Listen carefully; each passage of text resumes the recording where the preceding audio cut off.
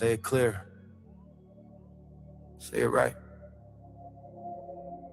Say our name.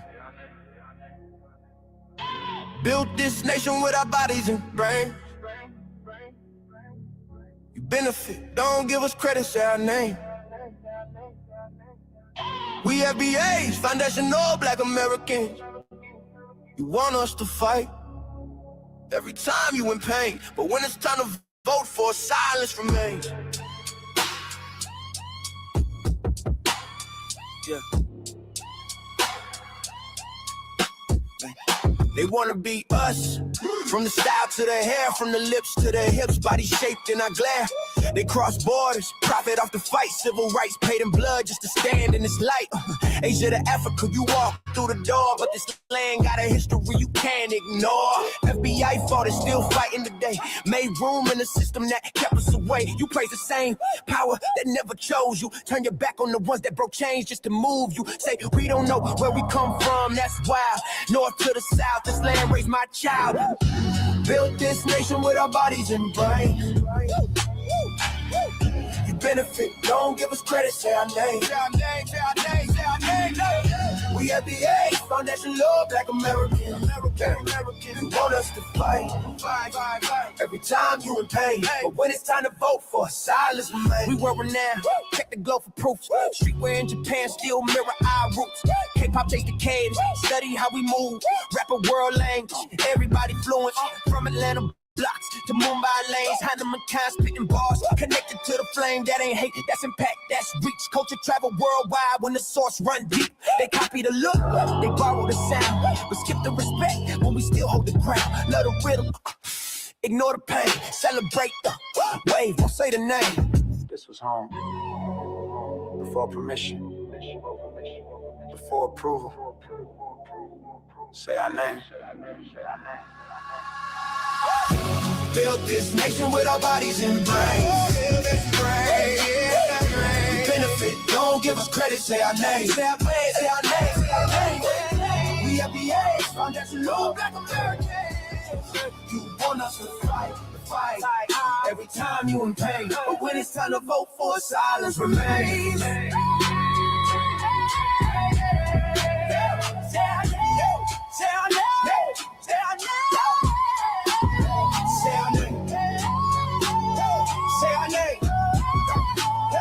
Say our name. Say our name. Don't need your respect.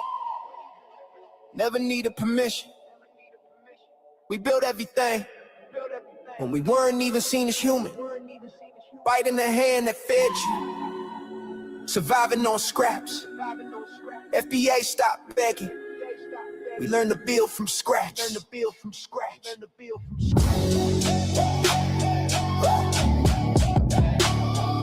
our name. Say our name.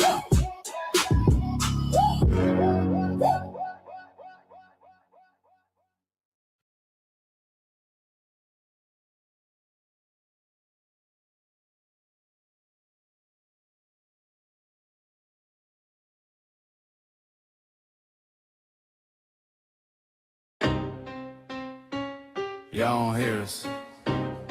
Pull up a seat and motherfucking listen.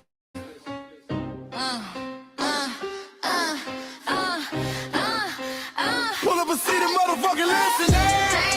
Pack your bag, time to go home. Talking crazy on our soil where our blood and bones grown. This our grind, we outside on it. While y'all fools on the outside looking, y'all show no respect to Black America, so leave. Hey. Y'all don't get it, so it's time to go home. Get the hell up out of America, take your digits, make it just fly on. Y'all don't get it, so it's time to go home. Get the hell up out of America, take your digits, make it just fly on. You landed on the tarmac, fresh off the boat. Talking about y'all building nothing, man, you choking on the note. My ancestors the reason that this country even breathes. Picked the cotton, built the White House, planted the seed. Jim Crow laws, redlined the map, we was the target. You think that struggle's a costume, man, you can't mark it. We fought the wars, we bled the blood, we died for our future's chance. And you come here and give our legacy a side eye while throwing shade on the guard. While you benefit from doors we kicked down with our last breath. Now you spit on the architects who stared down death. Disrespectful, That's disrespectful, ungrateful, a slap in the face to only people who gave a fuck. So let me show your ungrateful ass to the right place. Pack your bags, time to go home. Talking crazy on our soil where our blood and bones grown. This our ground and we outside on it. Why y'all fools on the outside looking? Y'all show no respect to Black America, so leave. Y'all don't get it, so it's time to go home. Get the hell up out of America, take your duties and just fly home. Y'all don't get it, so it's time to go home. Get the hell up out of America, take your duties and just fly home. Passport, the visa, the privilege to be here. Cause my grandma did march for y'all, so disappear from our land. You cosplaying our pain. Think it's a trend you can borrow, but you ain't inherit the ghosts of our sorrow. We the foundation, the bedrock, the soil, and the root. You not no branch on our tree, and unproductive people always cosplaying me. Talking about we ain't do nothing, you lost your mind. We built this from nothing, time after time. From the beginning to now, we been the backbone and muscle. Why you look down on the struggle and cause a whole tussle? That energy's foul with disgust and it's whack. So let's make it clear, there's no turning back. This land is paid for in full. In blood, sweat, and tears, and dreams deferred. You don't get to come into a house we built from the dirt and telling Black America y'all ain't worth nothing. That's a violation. Facts. Pack your bags, time to go home. It's our soil on our soil where our blood and bones grown. Show respect, this our ground. Y'all just tenants on a leash. Or get the step. Show no respect to Black America, so leave. Don't get it, so it's time to go home. Get the hell up out of America, taking your duties, I can just fly home. Don't get it, so it's time to go home. Get the hell up out of America, taking your duties, I can just fly home. Yeah, fly little birdies. Fly on back to where you came from. This ain't for you.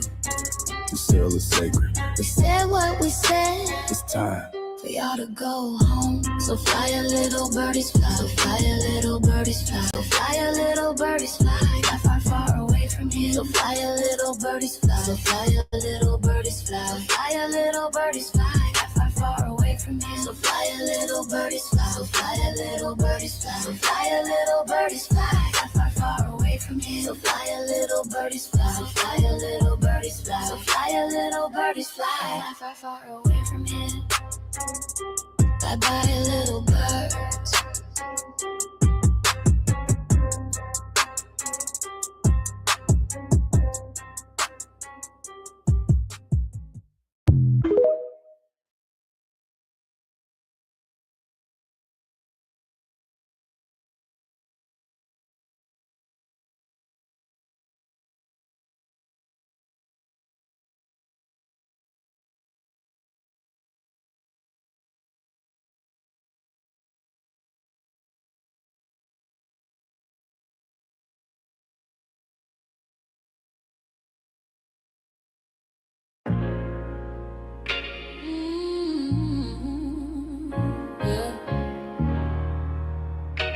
They thought we forgot, but we never forget. This one's for the rules. We built this land from dust and tears, 400 years, and we still here. They write new rules, but they don't see. Every freedom they got came off you and me. We planted seeds, they took the bloom. We lit the flame, they left the room. But we back now, no disguise. The spirit's woke, we realize. All we want is what we earn. That sweat and blood, yeah, that table turn. You can't buy culture, can't fake that fight. This is our day, this is our ride. We happy. Say it loud, say it strong. We the heartbeat that's been here all along. Foundation of Black Americans, stand tall. We ain't begging for nothing, we built that all. Born from pain and grace, you can see the truth written in our face. We the soul, the sound, to fight the flame. Foundational Black Americans, say our name. They love our rhythm, but they dodge our blues. Use our voice when it fits their news. They take our sound but not our scars. We the backbone, we the stars. Now the veil is gone, the mask is clear. We see the game, we know what's here. No more silence, no more lies. We lift that flag and watch it rise. Rise up, rise up. We the ones that made this nation breathe. Our flames are power. Our roots are trees. We know worlds. It's rhythm and grace now, and now we're reclaiming our rightful place. Can't copy courage, can't still pay. You can't inherit soul by changing names. Our story ain't done, it's the revival. We guard the gate, it's about survival. We FBA, say it proud, say it loud. The world dances on what we vow. Foundational Black Americans. Still we stand, still we fight, still we demand. Every block, every song, we've been right here all along. The soul of a people strong and free. Foundational Black Americans.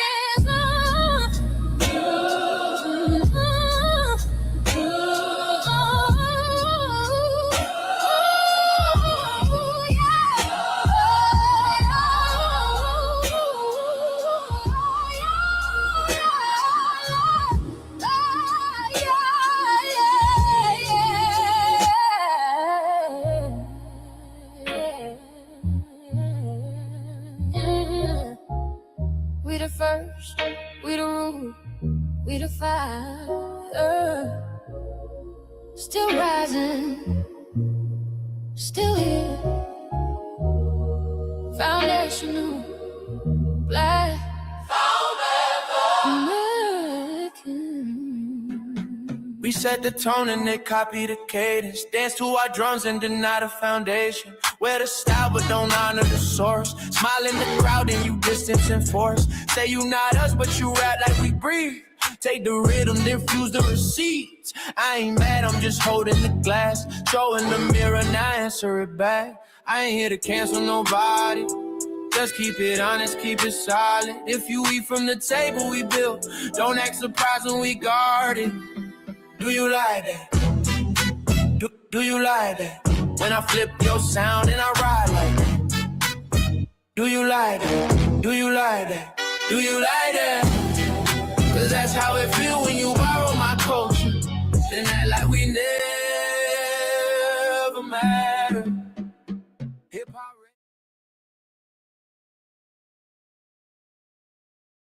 Mike Larry. Now this shit here, it's what see it is. We're not fighting your battles. We're not carrying your fear. We're not lending our history to people who erased us while we were here. Just cause you born here, don't make you FBA. That makes you a citizen, learn the difference today. This is lineage, not a look you can wear. Not a costume you borrow when it benefits you there. You used our culture like an access card, backstage pass, a straight facade, but now the mirror's in your face. No disguise, and you're uncomfortable looking truth in the eyes. We didn't leave our land to beg for a chance. We stayed, we fought, we took every advance. That's the separation, that's the line you crossed. We paid the price, you learned the cost. You waving your flag on our soil, but fighting not to go back home. Waving your flag on our soil, building comfort on a foundation you didn't own. We waving our flag, red, black, and gold. Stood our ground, never sold. You waving your flag on our soil, but scared to build what you claim you love. Our humor, our style, the way we move, the smoothness, the sound, the things we prove. Music we birth, language we shape, innovation forged under constant escape. Warrior spirit means stay and defend, not flee your land and rewrite the end. You call it success, but don't confuse the two. Ease came after what we went through. You abandoned your land and called it strategy. You waved that flag loud, but won't return to build your legacy. That contradiction tells the story for you.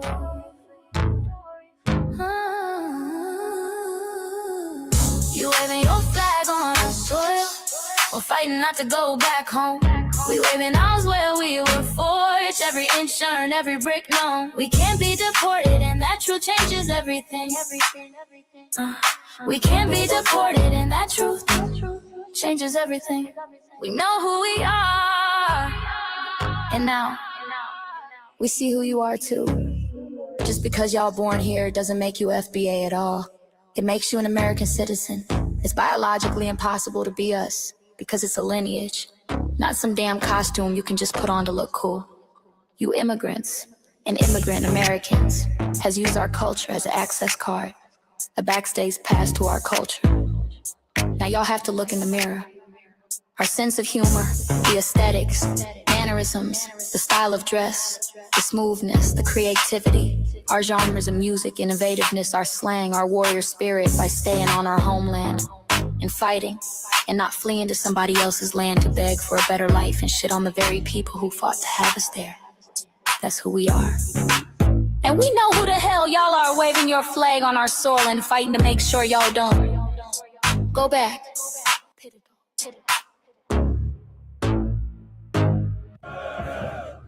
You can't leech off our culture anymore. Beat it!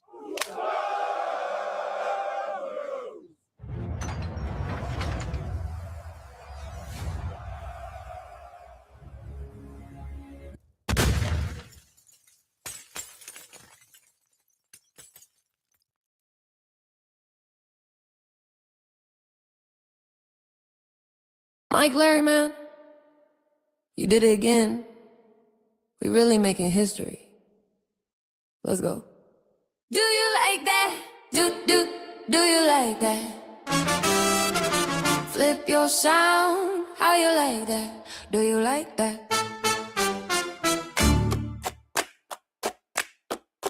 Do you like that? Say it loud, don't walk it back. Do you like that? Do you like that? You grew up mimicking us, now y'all switch it up. Turn the carbon copy, y'all ain't black, what the fuck? It's funny y'all connecting to our culture like it's Wi-Fi. Surfing on our waves of our culture, no more agua. Telling my culture for all these years. Look how time flies, all these colonizers in disguise. Y'all hate, y'all still hate us outside. Study dope, vampires, it's the blood of our guilt. They copy the flavor, sip the juice, love the results, hate the truth. Who? Do you like that?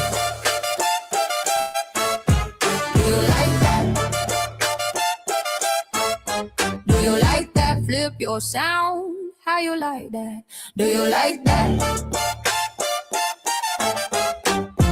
Democratic shields, talking points, the road they fill. Fish and chips, agent on the mic, judging FBA, but ain't you half white? Talking like you one of us, we need a proof face. The agent type with a prune face, like 50 and Jim, it's a cold game. Throwing stones cause we build our own lane. I'm joking, kinda, but I mean it. Smile calm, pressure intact. Y'all proud where y'all from, where they flag, beat they drum. But when it's us, tone switch fast. Same pride, but it's too much. FBA pride, lineage solid. You can't put this on, can't try it on. Built here, stayed and fought, that's the difference. That's the car. Do you like that? Do you like that? Say it clear, don't twist the facts. Do you like that? Yeah. Do you like that? Do you like that? Point made. No edit. No care.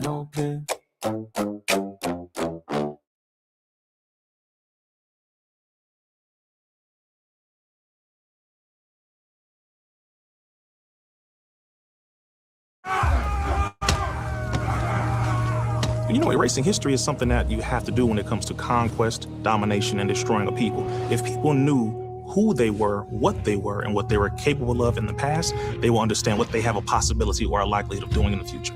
Foundation of Black Americans, we've always had a culture of resistance. We cultivated a culture of resistance on this land, and we've been resisting ever since we've encountered European domination. But nothing was really popping in Europe until the transatlantic slave trade, and that's where they amassed a lot of wealth. One thing that I think is unique about our culture as far as how we resist, how we fight back, is just the environment we were put in from day one. Being only 13% of the population, the white supremacists were very meticulous about keeping that population at a certain amount. There was never a period when we did not resist the encroachment of the white man. They have a natural behavior of authority no matter where they go. That's why they'll step up in front of us in the line at the store. We're not important. They don't even see us. We've never been able to excel. We've never been able to relax. We've never been able to just be, which means that existence is resistance. It must be something in our DNA, our historical background, to when something doesn't sit right with us, especially spiritually, in our souls and in our spirit, we just say no. We live resistance. You know, from the moment we're born, we're in resistance. And it's handed down generation to generation. And so I think that cultural resistance is actually in our DNA, in our epigenetics, and then it blossoms out into the culture. So there's almost nothing in America that we do, from song to dance to politics to the way we talk, the way we dress, having coded languages considered to be slang today. Everything about Black American culture is a form of resistance. Of course, they want to always downplay our contributions to the global tapestry because they continue to act like our number one export in this country is not Black innovation. Everyone understands that our resistance has been the cornerstone of what foundational Black Americans have always done. We are the life that breathes everything into this nation. The further back you go, the further Black you go. It's just simple like that, brother.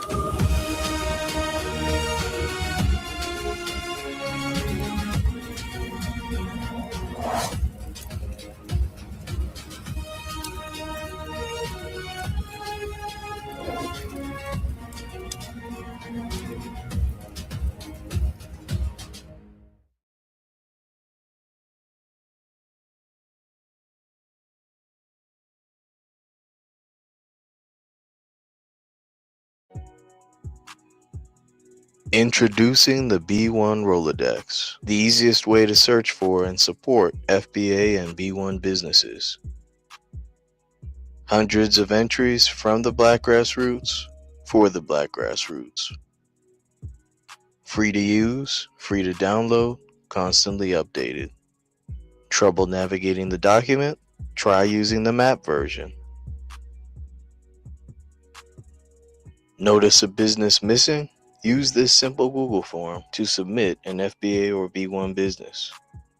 Also submit anti-Black businesses, which are now being collected in that last tab.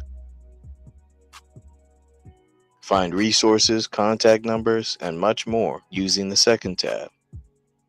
All the info you need to start practicing group economics today. Go to blacktruthunited.com. That's blacktruthunited.com. Greetings, Black family. Greetings, and thank y'all for tuning in to another episode of the Frontline Black News. I'm your host, Chan Krummer. We're joined with the other host, Lady Che, which is like in and out of sleep. And we should be joined here shortly with our West Coast correspondent, Shabaka San Corey. Hopefully his laptop didn't conk out on him.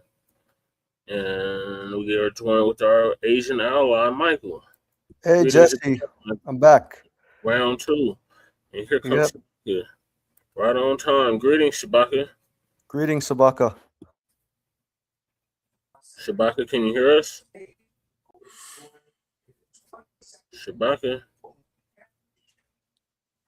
Anybody?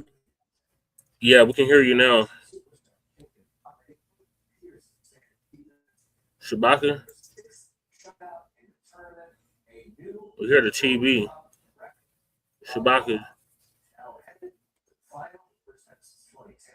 Shabaka, can you hear me? Yeah, can you hear me? Yeah, we can hear the TV in the background. Oh, okay. Hold on. Oh, put it on here. Shit. Okay, and on this, on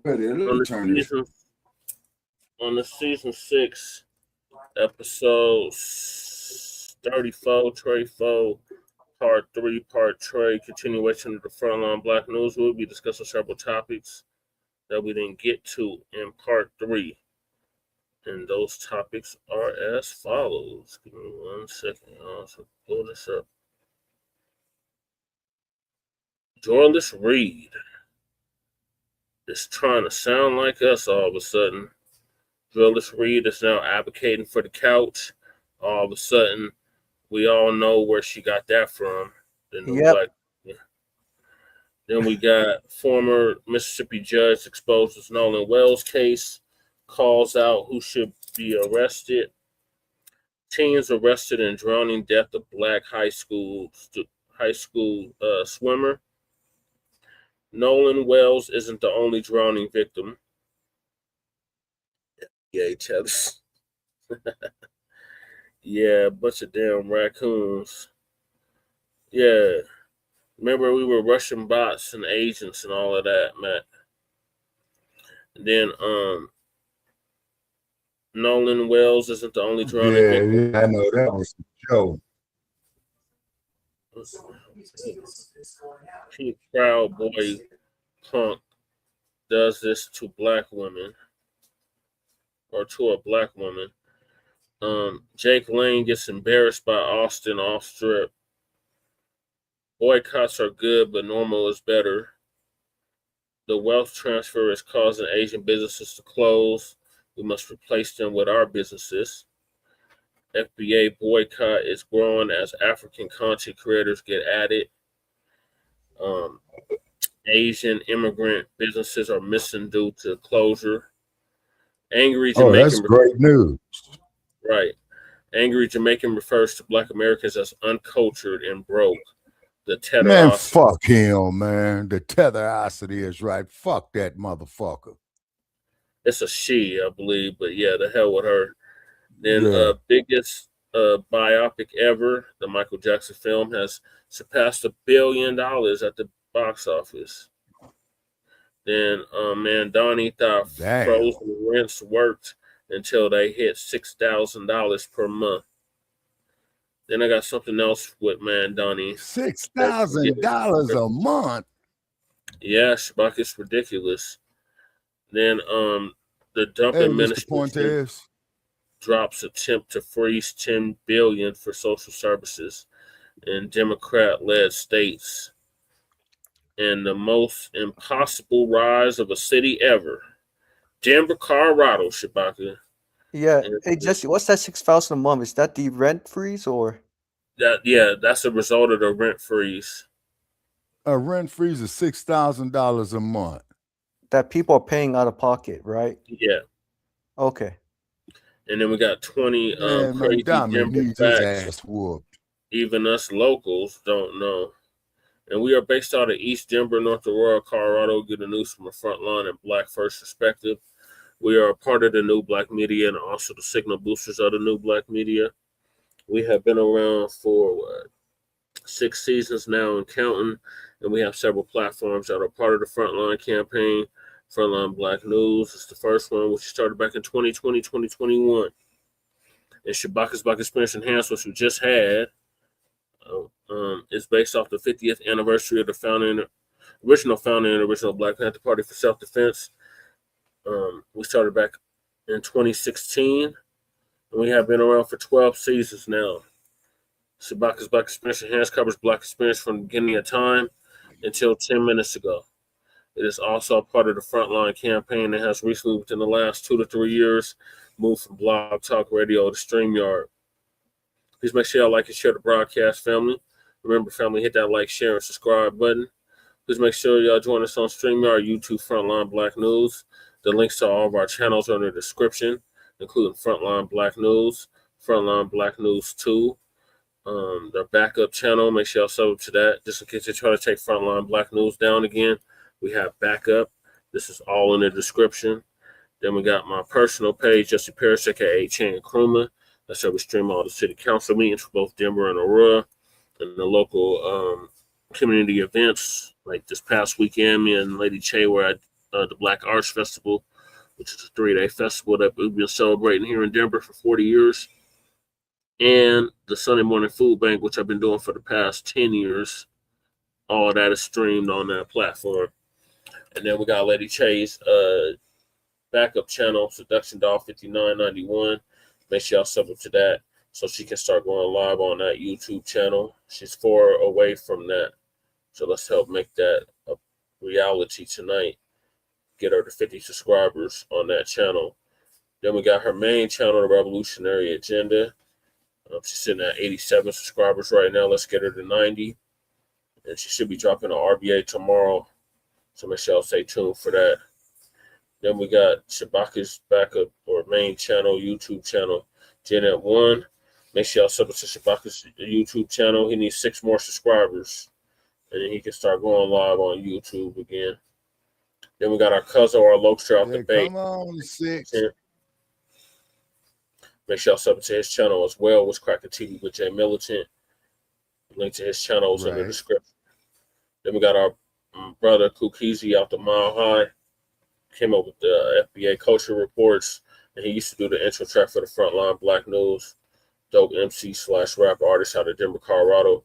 Make sure y'all check him out, Kukizi 5100. Then we got our brother Breeze, my brother from another mother, Breeze Omega, who's originally from Hempstead, Long Island, but is now in Leesburg, Virginia. Make sure y'all sub to his channel as well, Breeze Omega on YouTube. Then we got our brother Church of Black Power, who's originally from Watts, California, the Jordan Downs, and is now in Houston, Texas. Make sure y'all sub to his channel as well, Church of Black Power on YouTube. Then we got our brother Torian Rain Reloaded. Make sure y'all sub to his channel as well. And then we got Black Alpha Network, who was just live, Afro Elite, our brother Out the Shy, our sister ZZ, Rance, our brother Jay Dizzle, out the PMW, with Liberated Minded Media and Necker Cat. Make sure y'all sub to him as well. Our sister Vicky Dillard, who outside of ourselves is the only new Black media content creator out here in Colorado. And anybody else that's a part of the new Black media, Lisa Cabrera, Great Black Shark. I'll be naming people all night, but that's just like some honorable mentions right there. And last but certainly not least, we got our brother Black Truth United, who came up with the B1 Rolodex, which you can see from on the screen, which is on the screen. I just played the ad for, which is a modern day green book for FBA and B1 businesses alike. And the link to the Rolodex is in the description. The link to submit your business to the Rolodex is in the description. And the link to the newly formed FBA threat database is also in the description. Then we got the Reparations Freedmen Party merch, Freedmen Reparations Party merch. Shout out to Church for putting that together. The link to that is also in the description. Then we got Council the Congressional Black Caucus and create a foundational Black American Caucus. That change.org petition link is also in the description. Make sure y'all sign it if you haven't already. And then we got Michael's not GoFundMe, but Move On petition. Congresswoman Nikema Williams to force her to introduce, and she's out of Georgia, by the way, to introduce and fully fund the Anti-Black Hate Crimes Act now. And the link to that is also in the description. Then we got our sister Brooke out of New York, Brooklyn to be exact. Where Brooklyn at? Shout out to BK, my grandparents' hometown. And the link to Sister Brooke's channel is in the description, her backup channel, and the link to the Even Melanin, which is her own personal products that she sells, is in the description. Then we got the RDAS Act, the Reparations for Descendants of American Slaves Act, the change.org petition is the link to that is also in the description. Then we got Lady Chase, GoFundMe, donate to that if you haven't already. Then we got our brother Joshua Fox, who put hands and feet all over that racist white supremacist Chet the Bussy, Chet the Builder, Dalton Etherly. And the link to that GoFundMe is in the description. Make sure y'all donate to that if you haven't already. Then we got Stop Netflix from releasing the damaging docuseries about Michael Jackson. Shout out to Dr. Randy Short for putting that together. The link to that is also in the description. Then we got myself, as you can tell from the background. I know it's kind of dark, but you can see from the background that I'm a candidate on the ballot for Colorado House State House of Representatives for House District 8. And the link to my website is in the description. And up until recently, that has been a historically Black district. and I want to keep it that way. And we got copyright disclaimer under Section 107 of the Copyright Act of 1976. Allowances made for fair use for purposes such as criticism, comment, news reporting, teaching, scholarship, education, and research. And I do not own the rights to the music. And if you don't understand racism, white supremacy, what it is and how it works, everything else that you think, that you think you understand will only confuse you. In all 9 or 10 areas of human and people activity, and that's economics. Okay, Shabak is back.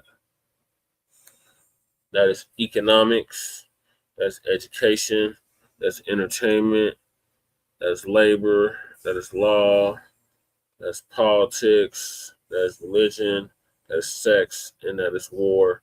And some say health and nutrition. In all 9 or 10 areas of human and people activity, and that was by Mr. Neely Fuller Jr., who transitioned exactly a year ago at the age of 95, ProduceJustice.com. And when you, a black person, are captured by any race soldier, by any race soldier, you must never fuss, fight, or flee. Comply and defend yourself in court, also by Mr. Neely Fuller Jr., ProduceJustice.com.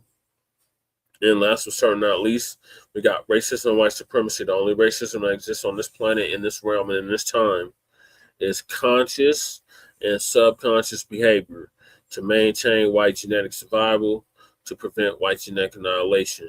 And that was by the late, great master teacher, Dr. Francis Cress Welsing, warrior scholar, Dr. Francis Cress Welsing, who transitioned exactly 10 years ago at the age of 80 and would have been 90 as of 3 months ago.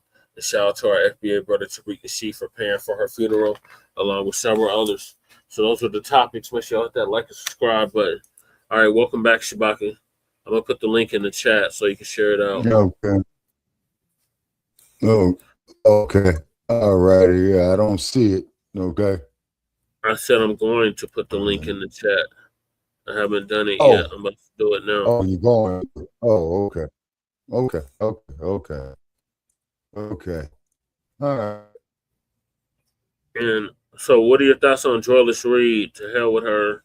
She can eat shit and die for all I care. The hell with her, man. Yeah, you know what I'm saying? Yeah, the hell with her. I'm starting to put her in the Tim Scott category. Yeah, on the Democrat side. Yep. Yeah, Joyless Reid, unfortunately it's a little too late to apologize. The only thing she can do right now, if she really, really cares about FBAs, is advocate for limited space, cash paying reparations, and definitely she definitely cannot use Haiti as a way to sidetrack FBA's lineage claims. Right. Yeah, so with her, with Joyless Reid, I would be cautious, but it's a start, but she can't be embraced fully yet. Right. All right. So, okay, Shabaka's back. I keep kicking Shabaka out. Welcome back, Shabaka. Shabaka, can you hear us? Shabaka. Okay. All right, now we got a dead carrier out here. Okay. Can you hear me, Shabaka? Yes. Can you hear me, Shabaka? Okay, ladies and gentlemen, we were suggested to come back in. They've been playing Shabaka, some I'm right games here. with us today. Shabaka. And it's 94 degrees out here in this desert. Shabaka. We've had higher temperatures and still got our podcast out. So we're waiting for Jesse to come back on in. Shabaka, I'm still here. And the B1 Black Rolodex, is for black businesses throughout the nation. There's Jesse. Shabaka, I'm still here. You might have to go out and come back in because you can't hear me. No, I hear you loud and clear now. Oh, okay. All right, what are your thoughts on Joyless Reid? In other words, that's it. Man, to hell with Joyless Reid, man. I'm starting to put her ass off in the same category, man, with the rest of these incompetent we got Matt individuals. 285 in the building. Hey, Mac 285, how you be? How you be? Your greetings there to the San Francisco Bay Area. Also, too, we Yes, got that is a Mr. beautiful thing, Fuentes. Cardenas. Shout out to the new Black media. He said it makes me proud to know there are so many Black media channels out here. Oh, yeah, most definitely. So, therefore, we pretty much in the Black community, for all practical purposes, man, pretty much have our, as you say, Brother Che, the new Black media. Yep. Yeah, you say, and I'm going to continue to crumb bomb on these no good bastards out here, these tethers, these house Negroes, the Nabiscos. You know what I'm saying? Is because Don't forget they, the I mean, man, OTBs. Don't forget the OTBs. Don't forget the and the racist OT. Latinos and the racist Oh yeah, them Asians too. Yeah, and the $5 them too. pretendians. Yeah, all that, man, because everybody wants our motherfucking rhythm, but don't nobody want our blues. Right. Yep. Exactly. And yeah, you see, and it can't work like that. You know what I'm saying? Yep. Introducing the B1 Right. Especially in the comment when I mentioned that when they are crying about FBAs becoming independent and free from them, Asian Hispanics are shedding tears and regretting we all are participating in. Sorry, finish your thought, Michael. And Oh then I'm yeah. gonna move to the Oh first yeah. topic. Regretting for treating them terrible. This is a learning lesson for Asian Hispanics because FBAs have always treated them with respect and dignity, with open arms. So I say to FBAs, congratulations and keep up the good work for lineage-based Caspian reparations. Mm-hmm. Yes. Absolutely. All right, so Uncle Phil's gonna give us an update on Joyless Reid all of a sudden advocating for the couch. Mm-hmm. And we all know where she got that from. Yeah. Yeah, exactly. And I'm sharing a link here, the YouTube link out in the process, to see how my because they computer's shadow running. banning us, so make sure y'all let's share see. this broadcast out because they definitely shadow banning us today. They were shadow banning us on Shabaka's. Oh, yeah, without a doubt.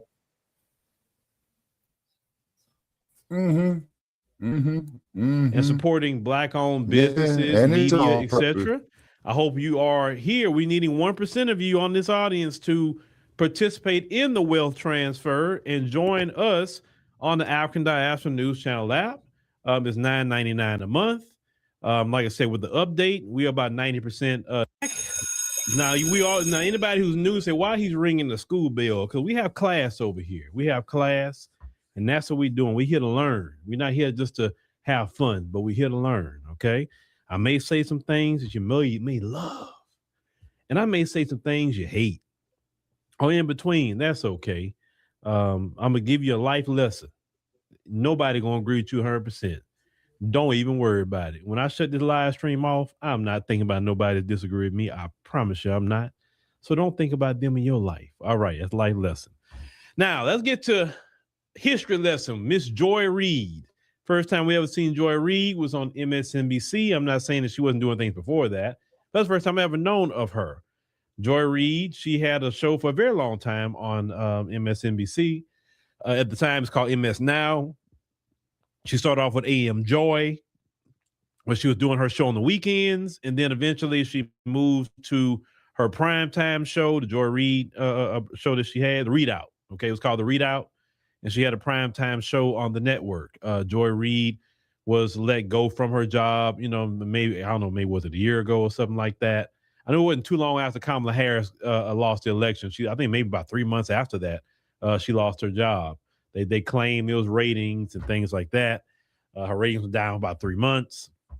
I mean, I think that was kind of brutal. 3 months. I mean, shoot, you gave it a little longer. But anyway, so Joy has been doing her own platform, and she's been saying some interesting things. But so I want to start off tonight. The first video was when she was with another lady. I think, was it? I've got that lady's name. You'll see it on the screen. And I want to point out how Joy Reid was reporting on us, right? The grassroots, FBAs. I want to start there first. And then we're going to get to another video after that of her talking points slowly changing after she's been let go and then the current video. So let's go ahead and start off with the first video of Joy. And shout out to Joy Reid. Data point says that over 90% of Black women will vote for Democrats. And so now we have a whole campaign getting several campaigns, by the way. We have identified at least 5 existing campaigns that are focused on getting Black people to do only one thing, not vote for the Democrats. And can you name one of those 5 campaigns? I mean, we put up from the report that you're saying that there's a conversation about reparations that has to do with it. There's a criminal justice conversation. Yes. There's an immigration. Go on. Mm-hmm. Reparations, immigration, reparations, immigration, and anything that has to do with the criminal justice system. So the reason that the targeting of Kamala around being a cop is important is because anything that hinges on criminal justice becomes a divisive issue and is being used as a weapon right now. Are there real issues? Absolutely. I want to make sure that people don't dismiss the fact that there are some real issues that we're talking about. I think you had Cory Booker on here talking about police brutality. These are key, important issues to our community. We ain't gonna do shit about it. In the previous election in 2016, Black Lives Matter was targeted because of their campaign that was focused on police brutality. Right. It's still existing. It's still happening right now. It's just that we're not seeing a way to handle this and do a counter narrative. Very quickly, we're out of time. But how can people tell the difference between the real, genuine thing of Black Lives Matter and the ones that are just designed to make you not vote? How do you even tell? So you can tell right away by the language that they use most of the time. But if you see anyone who says basically tangibles or you're not getting our vote without us getting something back, you should start to pause and take a better look at what they're saying. Better look at those accounts and seeing what they're saying. All right, ladies and gentlemen, now this was on national television saying that if you want something or you're not going to vote unless you get something, that's somebody you got to watch. That was not the real people, ladies and gentlemen. Okay, fine. So we wanted to start off with that point right there. And see, the thing is, Joy, when you step into this arena, see, the receipts are very long here. They're very, very long. See, you don't have the mainstream media covering for you, and even they couldn't cover for none of y'all no more because the receipts are just too long. Now, let's fast forward.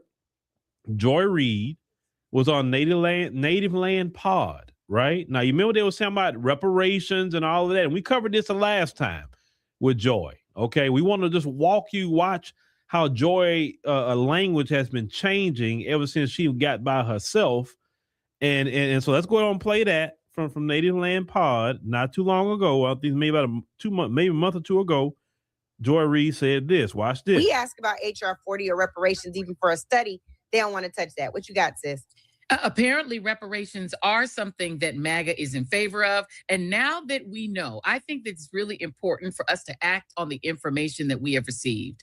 Now that we know that a president can, without Congress, without going back to Congress, because who knew? There's a fund that Congress has pre-appropriated. What it do, family? What it do? Can y'all hear me? Staffer that sits there and hear settlements that the government needs to make, so they don't have to keep going back to Congress every time.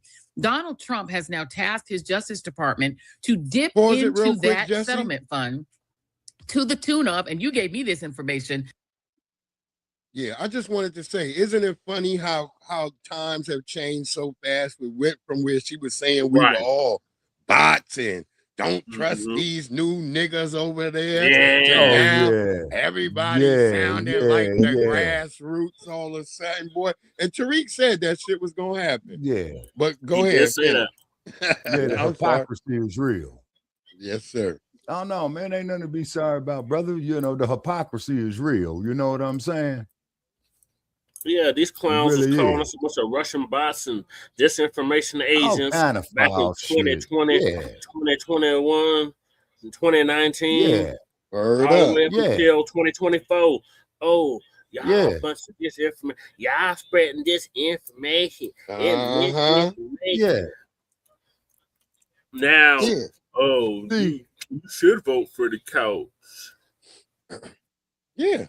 They see the couch as a valuable. Is a hypocrite, man. Yeah, they see the couch now as valuable. When we said that from the jump, the couch is a valuable place. Everybody was saying that's wrong.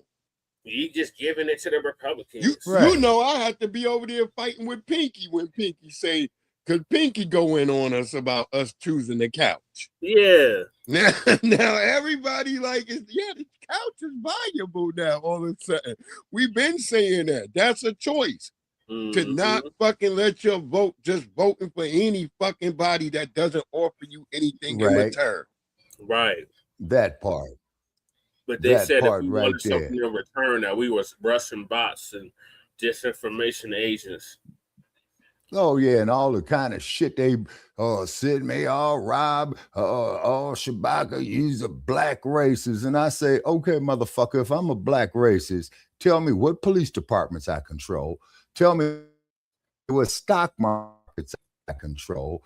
Tell me what major retail supermarkets that I control and what major banks that I control. And when your brain dead ass can't answer neither one of them questions, man, then shut the fuck up, man. You know what I'm saying? Right. Yeah, and then then they freeze and they have nothing to we're in no position. Yeah. But because we're in no position to be racist. You know, just because we say we dissatisfied and don't dig you goddamn Nabiscos, man, that ain't racism. Them is facts. Facts, right. And speaking about it too, right? And I want to add as well that a racist is someone who chases the victims, right? And I know it sounds a little crazy what I said, right? When I mean racist, meaning the white supremacists are more likely. Well, see, that's my point, Mac 285. Mm-hmm. Right. Yeah, that there was my point right there, Mac 285. You see? You know, and we don't control no military, man. We don't control no means of production and distribution of goods and services. We damn sure don't control no banking system. We damn sure don't control no fucking stock markets. So we are not in no position economically, socially, politically to implement any type of racism. Right. And then you also see the shit that I get on my like page from these Nabisco cowboys talking shit. You know, I'd have come to Las Vegas and kick your ass, Shabaka. Motherfucker, you ain't gonna come out here and do shit. And you better have your life insurance in order too. We have people come on this platform and say that shit. They didn't come on the panel and say it, but they also want to add. They come on say it in the chat. Yeah. Mm-hmm. Yeah, exactly. We don't know control what I'm saying, all non-levels of activities. They control all the non-levels of activity that people have to move about in life, and it's them that you have to come across. It's them and their cohorts.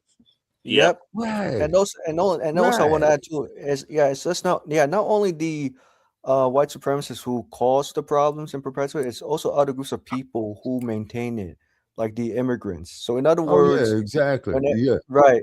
And this is just before the boycott. When FBAs have dined at immigrant businesses in the past, it's always FBAs dealing with racist immigrant owners when FBAs dine there. Other than that, most immigrants leave FBAs alone until FBAs enter immigrant businesses, which I've noticed from observation. Yeah, I've been hearing this weird thing about people boycotting black people. Ain't that what y'all already been doing? You don't come into black businesses. I don't go in black businesses and see a bunch of Nabiscos unless maybe they some come to our barbecue. festivals and they won't patronize our festivals. So why the hell are you there? Exactly, with a damn rainbow shirt on. Exactly. With a damn rainbow shirt on. Yeah, that part, in pink panties and lavender shoes and shit. You know what I'm saying? Yeah, you know, motherfucker be having a 5 o'clock shadow worse than me, man, wearing pink shoes, a damn dress and shit. I mean, man, this is fucked up in California. Because you know, like I said, those like Brad's, Becky's, you know, they can't stay away from FBA's barbecue events because they know that you guys make the best of barbecue and season the food. You know, very we well. make the best everything. We actually season our food. Right. And then unfortunately, the Brad's, Becky's end up calling the cops. And rinse the food, We make their food better than them. We can do their food better than them. Exactly. That's why I say just go to some of these white barbecues. Ain't no seasoning on the ribs. Ain't no seasoning on the damn chicken. It's just been, they like, yeah, I like that flavor of the smoke. Nigga, you can't taste no smoke. You just taste the dry piece of chicken, nigga. What the hell is you talking about? Oh, and by the way, you know how we got processed? You know how we got processed with America? Because after LaToya left domestic work, Brad's like, hey, Becky, can you take over the kitchen? And Becky's like, no, Brad, I'm not gonna cook for you. And Brad gets so upset and bangs the table hard. And what's Becky's solution? I'm gonna make processed food. Yeah. You come out with with Mighty Man or whatever the hell that shit is, where they was putting it in the goddamn microwave TV dinners. That's what they came out with. Yeah, that's what white women brought into the world. TV goddamn dinner. That was after World War II. Yeah, after World War II, all that shit came and it was. And then they said, well, let's get the Weber grill out there too. So the white man could throw one steak on the goddamn burnt up coal and burn his damn steak, and he's sitting up in there thinking he's living life. Like, nigga. Right. Come on. All right, let's get back to Joyless Reid with her cheddar ass. Go ahead, family. Yeah.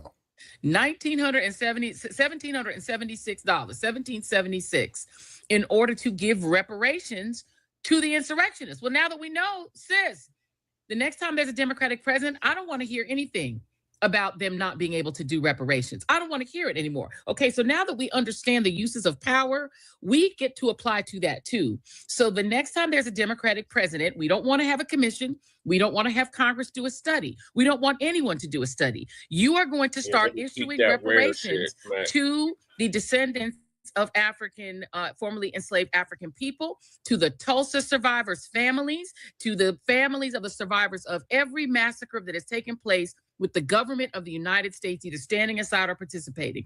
Because now we know that we can do reparations. So guess what, Papi and Mommy Chulo?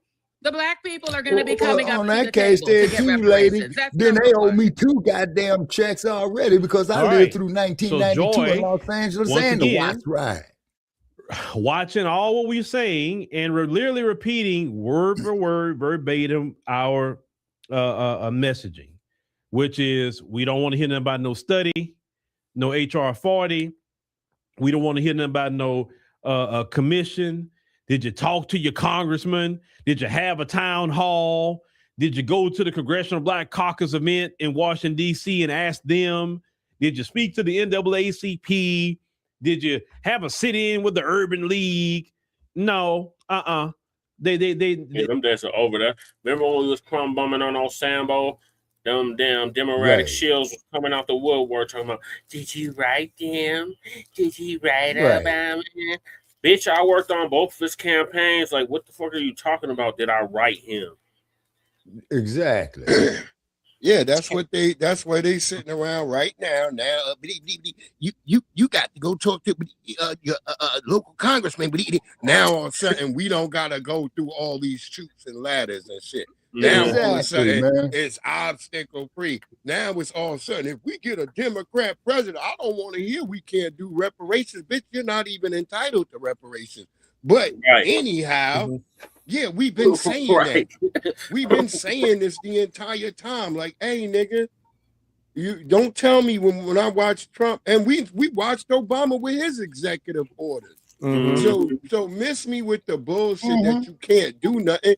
There hadn't been any political will to do anything. Exactly. Yeah, political will, especially when it comes to American freedom. That part. Right. And then I had some damn Nabisco gonna sit up there and tell me, well, we white folks deserve reparations too for our people dying in the Civil War. I said, look, fool, let me tell you something, Trick. Abraham Lincoln had stated that he had no problem with the white race being the dominant society in the United States of America. Now, this motherfucker said this here, what's that, 1860 or 1861, I believe, Che? Yeah. Okay.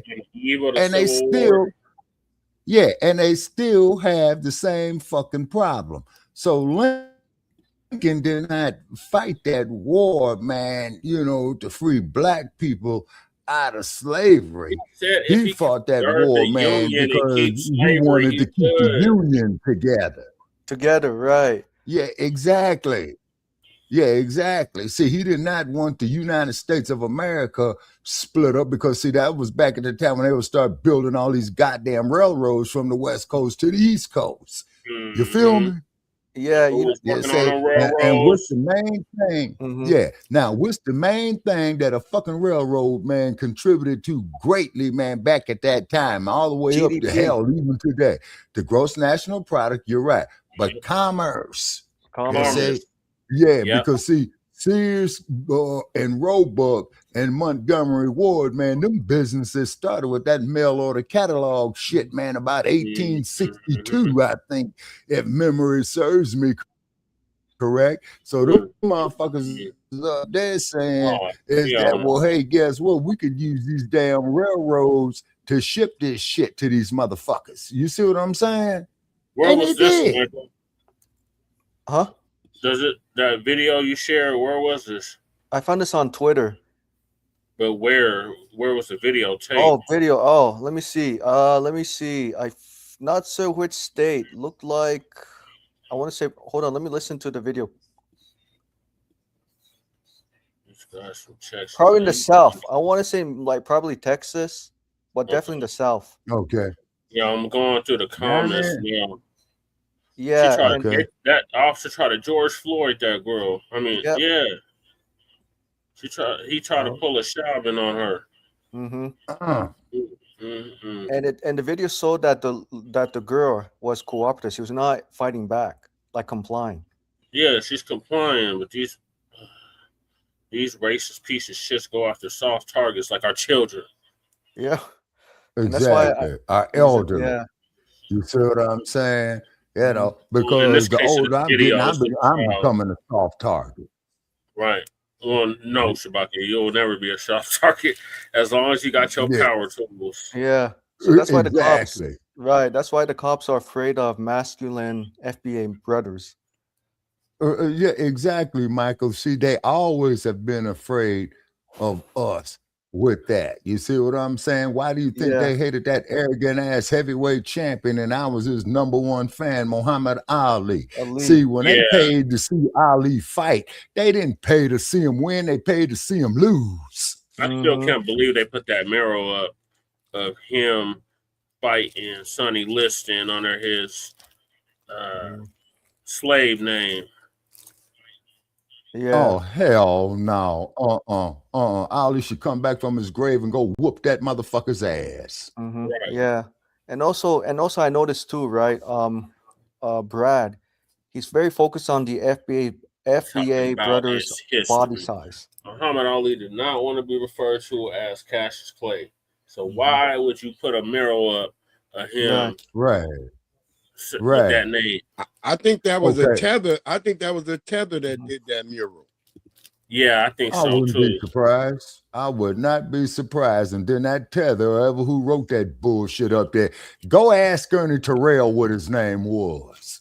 Right. Whenever you see like some compromising statue or mural, just trust it's a tether. Yeah. Oh yeah. Oh yeah. Oh yeah.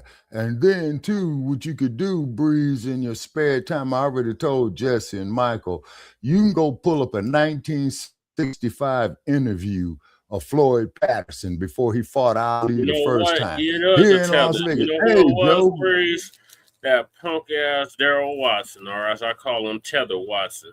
Yeah. My council member. He's a tether. We got Black Joe and in Floyd the building. Hey, Joe. Okay, now keep in mind that I pulled up an old clip from ABC News before Patterson fought Ali, right? Patterson says, I'm going to take the heavyweight championship for Cassius Clay for the American people. And Ali went there and whooped that boy's ass royally, man. Joe Blackson is right. We got to stay strapped. I've been telling people that for the longest. Like, I'm in a carry state, even though we got them trying to do weird shit out here in Virginia right now. That damn scam burger. Yeah. Yeah. And the fact that we had a nigga who was from Bangladesh was the nigga who sponsored that bill. That's the most diabolical shit ever. Man. Wow. Oh man. A nigga coming Joe, from Bangladesh. You know what I'm saying? And then yeah, you seen Bangladesh? Bangladesh that's is a a toilet. hellhole. It's a toilet. Hey, Breeze, that Bangladesh man, you talking that about place the is state over. assembly, right? Yeah, the motherfucking state I know assembly. him. He went to my high school. Yeah, fucking Falls Church. Bangladeshian motherfucker. Yeah, he Yeah. from Falls Church. Yep, and he made a racist comment in the past. Yep. Yep. I know exactly. I'm gonna be talking about him tonight or today on my show. Him, Phyllis Randall, all the scumbags we got out here in Virginia. Okay. Right. Like Joe said, Sugar Ray Leonard's to go. He has a devastating No, Sugar, I'm done. No. Okay, now when I say that there, I'm talking about in the heavyweight division as far as Ali is concerned. Oh, okay. And then keep in by the mind, way, Ali got a lot of his style Sugar from Ray the was original Sugar Ray. was a middleweight. Yeah, that's true. Right. Yeah, I'm talking about you talking about Robinson or Leonard. No, I said Leonard, Sugar Ray Leonard was he was a middleweight. No, he started out as welterweight, and what happens, Joe, often the lighter weights other than heavyweight, these guys will go from lightweight, man, to middleweight. Yeah, that's where Sugar Ray finished at. He finished at middleweight. Yeah. You say he never made it to heavyweight. Man, you know, them dudes there.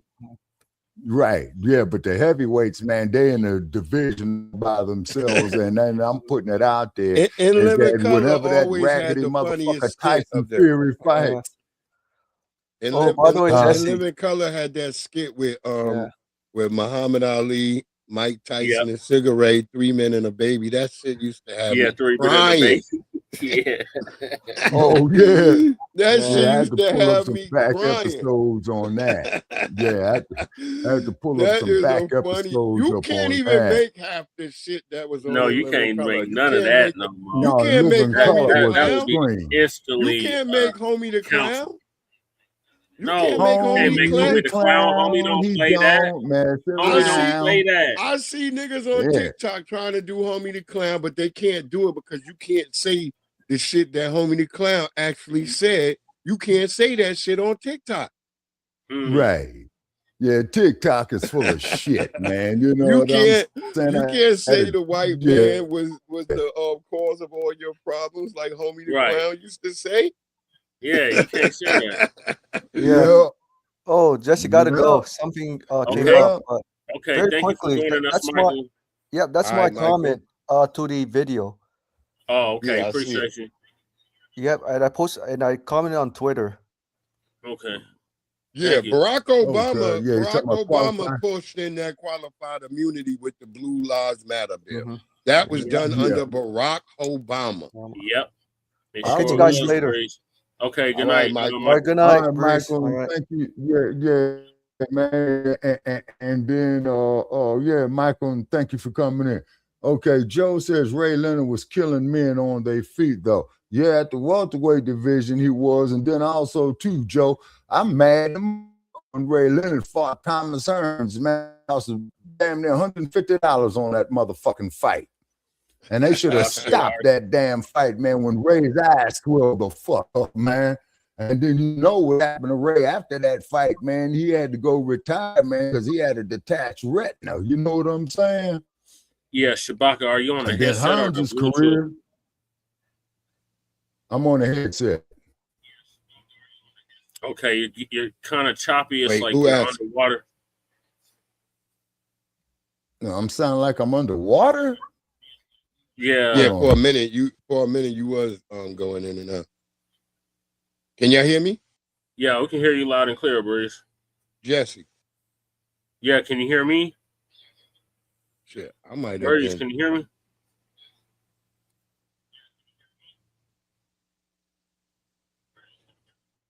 Yeah, that's true, Joe.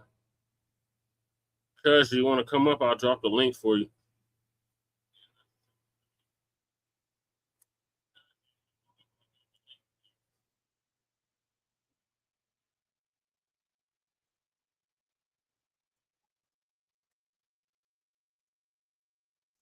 That damn StreamYard on this punk ass shit again. Welcome back, Breeze.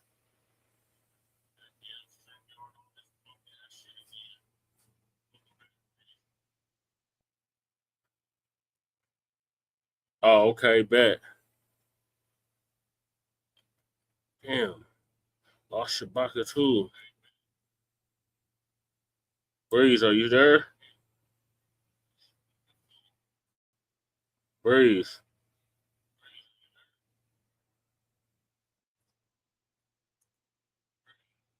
StreamYard. Stop your bullshit. Can you hear me? Can you hear me now? Yeah, I can hear you loud and clear. All right. Yeah, they doing sneaky shit on me where I'm looking like I'm still here, but I'm not. Yeah. We don't own none of these platforms, so Yeah, they all on bullshit.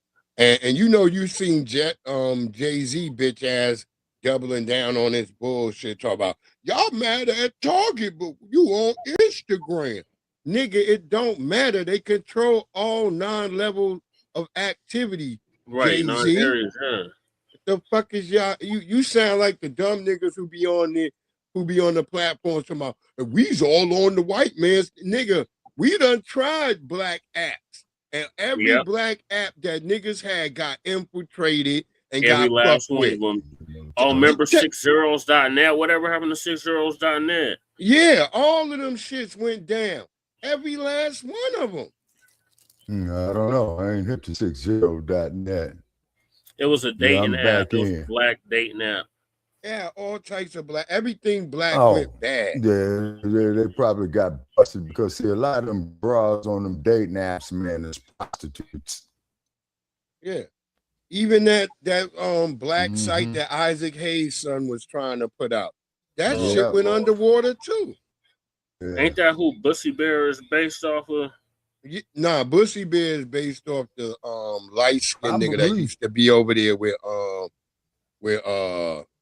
what's the white guy in them? Okay, Mike, can you hear me, Che?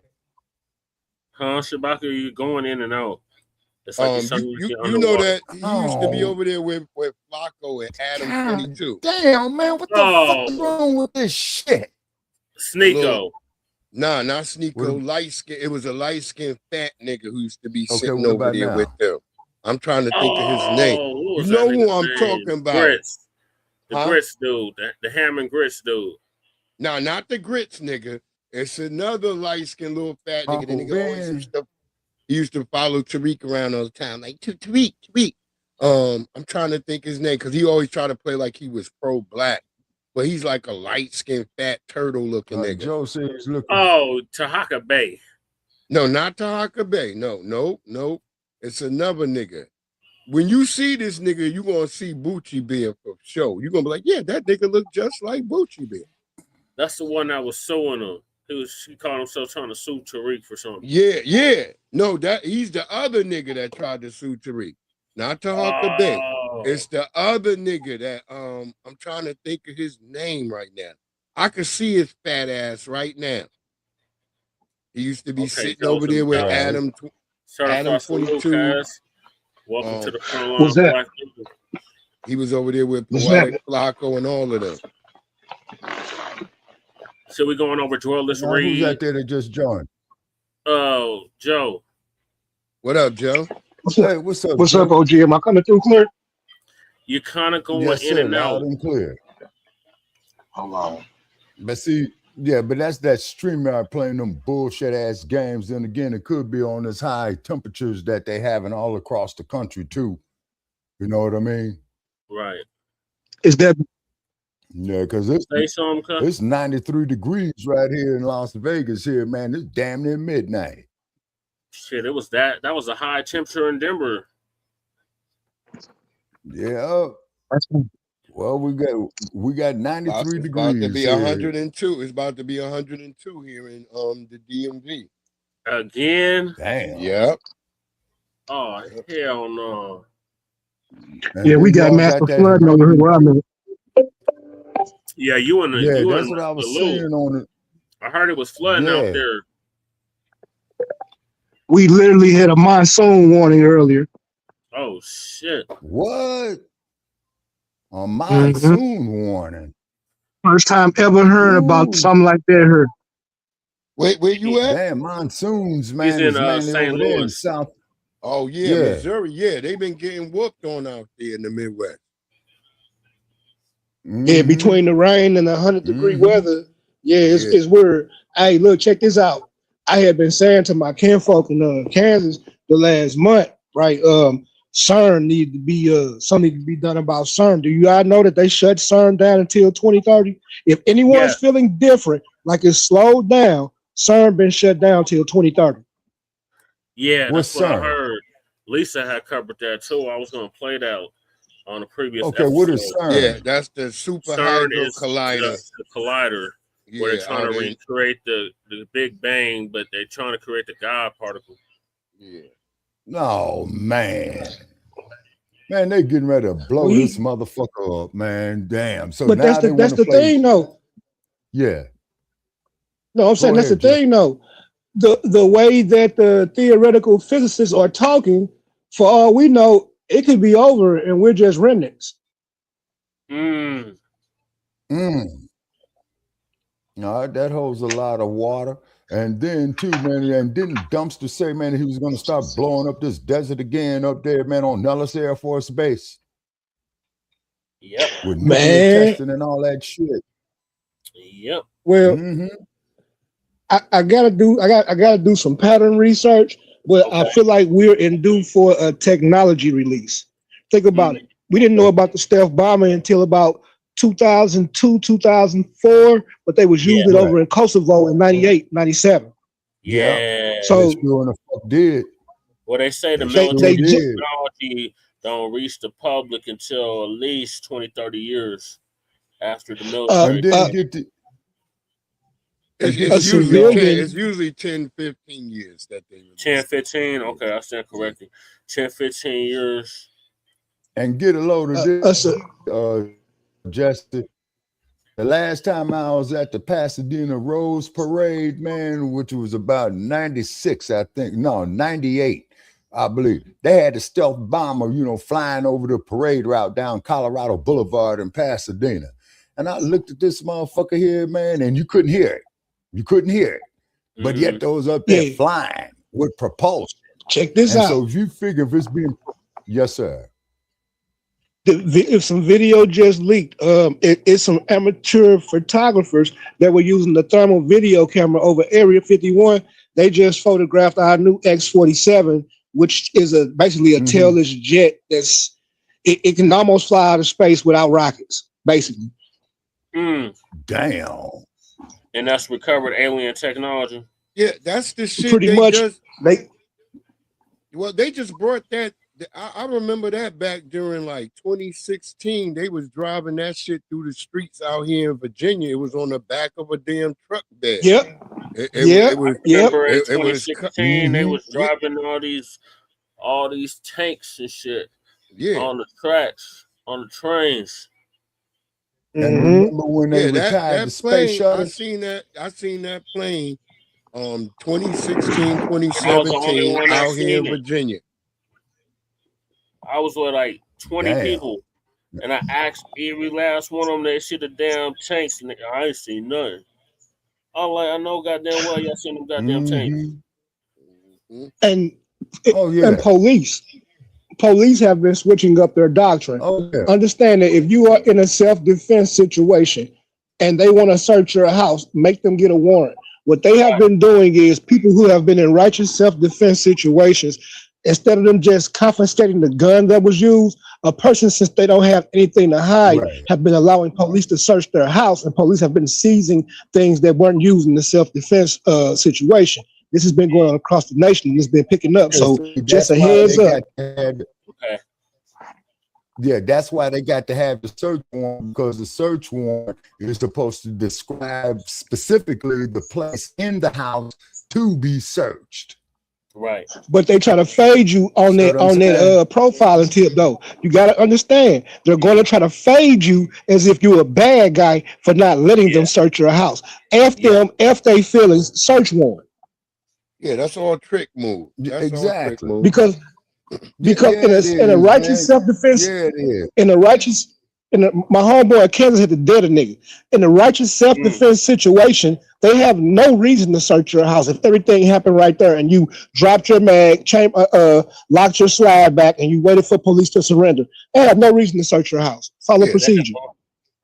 Remember, as Nearly Fuller Jr. said, we really particularly don't have no damn rights. So yeah, we have to actually look at that. Yeah, but that's also the Simpson case. Johnny Cochran came up dead. It's as You if see what I'm Dred saying? Scott Because never Johnny got Cochran, man, overturned. getting a whole Johnny Cochran got a whole lot of brothers and sisters, man, off on trumped up charges. Yeah, he did. Geronimo Pratt was one of them. too. He did. Cochran did take a lot of cases pro bono.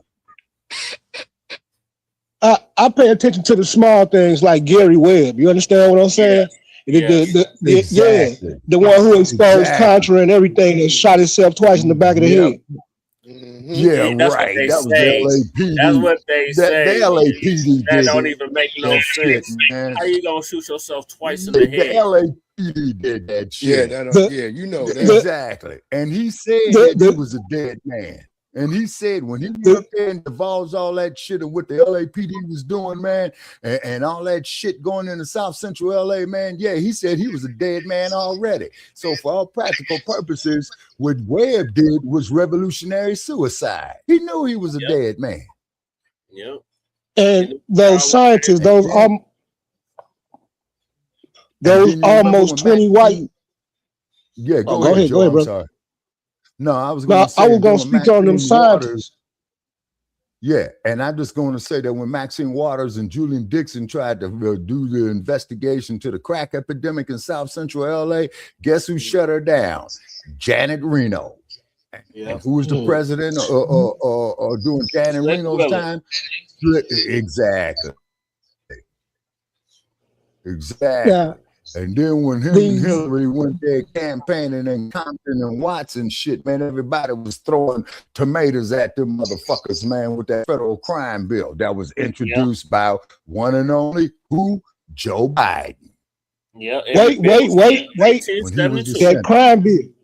Let's stay on that crime bill. Let's stay on that crime bill because Negroes got wrapped up in that Epstein stuff about them white kids. Them white kids ain't our business. Our business is that Contra thing that Israel and Epstein funded, that funded the politicians, that funded the war on crime, that funded the 90s crime bill. Basically, Israel funded that bill against us. Yeah, exactly. Epstein was paying off a gang of politicians in the 90s, $30,000 at a time, $6,000 at a time. Him and Israel paid for the drug planes that ran Contra.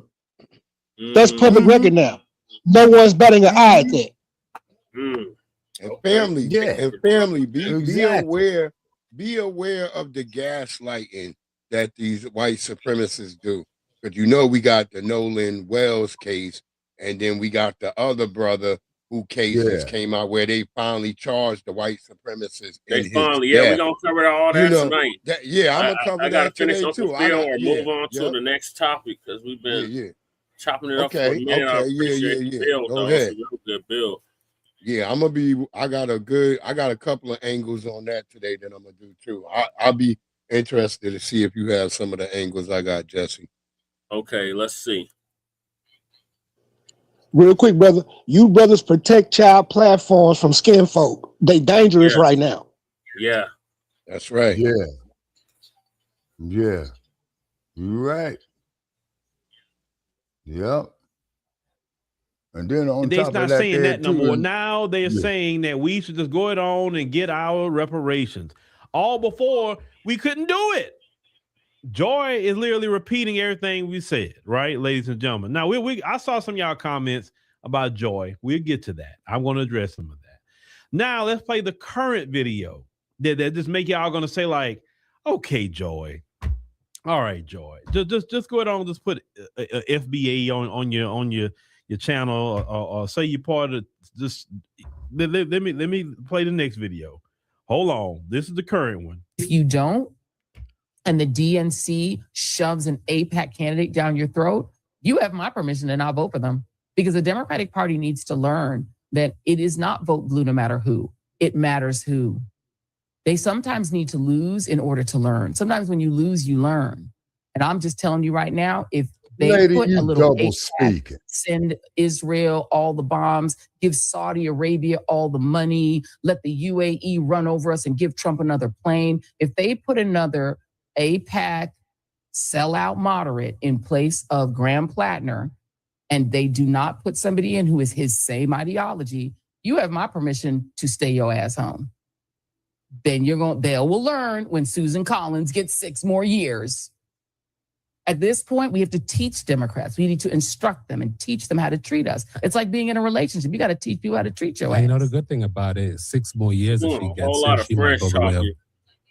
Mitch McConnell. She'll be glitching and freezing. Exactly. I mean, just ripping off our fucking She's shit. retired Just too. But ripping you know off what? our Leave her style. in there. If they Isn't she older than Mitch McConnell? Probably. I mean, at this point, they're all old. They're all 100 years old. But the reality is we're going to focus Now on the you races care about where how the old people they get are? to choose the ideology of what they want. People didn't pick Graham Platter because of his stupid tattoos. They picked him because of his ideology. Well, Joy Reid is now Yeah, that advocating motherfucker got that caught y'all up. gonna go and vote. When you hold on, let's start this over again with Joy Reid. That Hold was on. great. You You don't? got the side effects. And the DNC shoves an APAC candidate down your throat. You have my permission to not vote for them. Because the Democratic Party needs to learn that it is not vote blue no matter who. It matters who. Oh God. Okay. Damn. Joy. And here's the thing. That bitch lying Joy like been shit. repeating everything we all Right. been saying for Yep. years. This isn't like something You new. can see it in We've her been face. She repeating was this for lying. years. Yeah. So nobody can even say that we haven't been talking about this. Oh, you know, what's that I got dude? Jesse in my left Yo, ear and Lick talking Tariq in about my me, right ear. that lawyer Tariq dude, on now? Yeah, on TikTok. old school cat. Oh, that's dangerous. What you telling them? You did like, okay, are you gonna say that now? Well, Are they you gonna say banned this me is off of dangerous what TikTok. Joy Reid is saying? Oh, all of a sudden, oh yeah, that's the right way to go. Yeah, Yeah, they don't Shabaka. give us. We know we're not voting. Yeah, them What happened to motherfuckers that? banned That's my dangerous. ass from TikTok. Oh, y'all sound like MAGA. Yeah, you can't say certain Y'all gonna shit say it on about Joy TikTok. now? She sounds like MAGA. Yep. I'm trying to figure that part out. Is she working for Trump? Is she getting paid by Trump? That's another thing. You getting paid by Probably. Trump. I'm still waiting on my Trump checks. I ain't got it. Right. I ain't got Yeah, a single dime from where Trump my or Trump- nobody. Yeah, where my Trump check? You supposed to have at least got 2 by now. These people got some nerve. Y'all sit up here and demonize us, and then you want to come up and try to start repeating the talking points like you didn't say nothing. No. All of y'all, let me tell you something. When they doing that, you go in them comment sections and you tell them, hey, man, you can't be saying this. We don't even take you serious at this point because you demonized everybody who was saying this. Mm-hmm. You didn't even come out. And let me tell you how bad this looked. Joy, this is the proper way you switch into that talking point. Joy, I'm gonna teach you something. I know y'all been in these universities in or whatever, but I'm gonna teach you something. Joy, you have to prostrate yourself before the people. Joy, you have to admit all your sins and unrighteousness, which you said on these platforms. Okay. And you have to say, yes, at one point in time, I did say people who said this were Russian bots. Yes, I did say they were part of disinformation campaigns. Yes, I did say this, and a third. You But the still white can't folks come made from me that, say it. It was bitch. on the teleprompter. I mean, I really didn't believe that, but I in a way, I wasn't sure, but it was the white folks. But anyway, I said it anyway. That shit, And sorry, you know what? Phil. I was wrong. And you know what? What y'all said in all along, y'all was right. And so I even see it now. I couldn't see it before, but now I see it now. She can't and do so that. I agree with y'all. Yes, reparations. Yes, the couch. Yes, tangibles. Yes, I agree with all that. See, Joy, you can't just not talk about your things you've done against the people and just think you're gonna jump in talking like the people. That's not gonna work, sis. You gotta prostrate yourself before the people. You have to get a little belt to behind a little bit from the people. And maybe if they see you genuine, maybe they'll slowly, and I say slowly, may start listening to you. But you can't go from Russian bots on X, formerly known as Twitter, to now, yeah, don't vote for them. You can't do that, sis. All you Democrat shills, y'all was cussing us out, calling us all kind of names. And you, no. We cannot let them do that. One person on here earlier was saying they're trying to infiltrate. They're not infiltrating anything because we got receipts on everything. You can't infiltrate because you say, no. You gonna have to come out here and admit all what you did here publicly. And then people got a choice if they'll even listen to you. I'm telling you what they're doing. Them streaming numbers are down. Those ratings are down on the networks. And they say, shoot, man, how do we get these streaming numbers up? How do we get these ratings up? How do we get black people voting for Democrats again? Because this isn't working. Yeah. Yes. Okay, just make I know sure. we hate to do it, but we're going to have to adopt those talking points. But we're going to have to do it in a vague way. We're going to have to say, well, if they don't do nothing for us, we're not going to vote, but we still don't promise them anything for that vote. Don't promise them, because we still have to stick to the Moynihan report, which is don't promise black people anything. We have to continue doing benign neglect. So y'all can't even come to us like that. No. We got to have a tangible before we even vote. Well, get us in and we'll do it. Hell no. Because we did that before. And y'all, listen, Biden ruined that for y'all. Real quick. Biden ruined it. You know how he ruined it? Well, look, get us in and we'll do it. Go ahead, Breeze. Make it quick, though. Yeah, I'll make it real quick. Uncle Phil was wrong with that right there where he uses the Moynihan report. The Moynihan report, that's only one of the endings they say to it. Give the black people benign neglect. But he also says in the report, either fix the problem or benign neglect. That's what he says. He doesn't say benign neglect is the only solution. He actually opts for going ahead and resolving with reparations. That's in the Moynihan report. So we're not off when we said we could have had our reparations back then. Yeah, he was saying in the report, you can fix all the problems with and he uses a statement with the most patriotic people in America. You can fix this problem by solving these situations, which was Jim Crow, redlining, reparations, all that. That was in the report. Yeah. So he doesn't just give benign neglect as a solution. He tells you, like, this is what y'all asking me. It's either fix said problems or either we go with benign neglect. The Democrats chose benign neglect. Yep. For the last 60 years. Yep. So there we go. And them was the motherfuckers that brought you the Ku Klux Klan. Yeah, but truth be told, both of them parties betrayed us. That's why they don't mean us no good. And let's not always mix up the whole the Democrats was the Ku Klux Klan, because the Democrats are the Republicans who are now the Democrats. That's what they do. Each side switches over every 10 or 20 years. They'll switch sides. Remember, there was a couple of years ago, they had all these so-called blue dog Democrats, but they all turned out to be Republicans. Yeah, blue MAGA. Yeah, remember that. People forget that. This is what they do. The Tea Party, all of that shit is the same thing.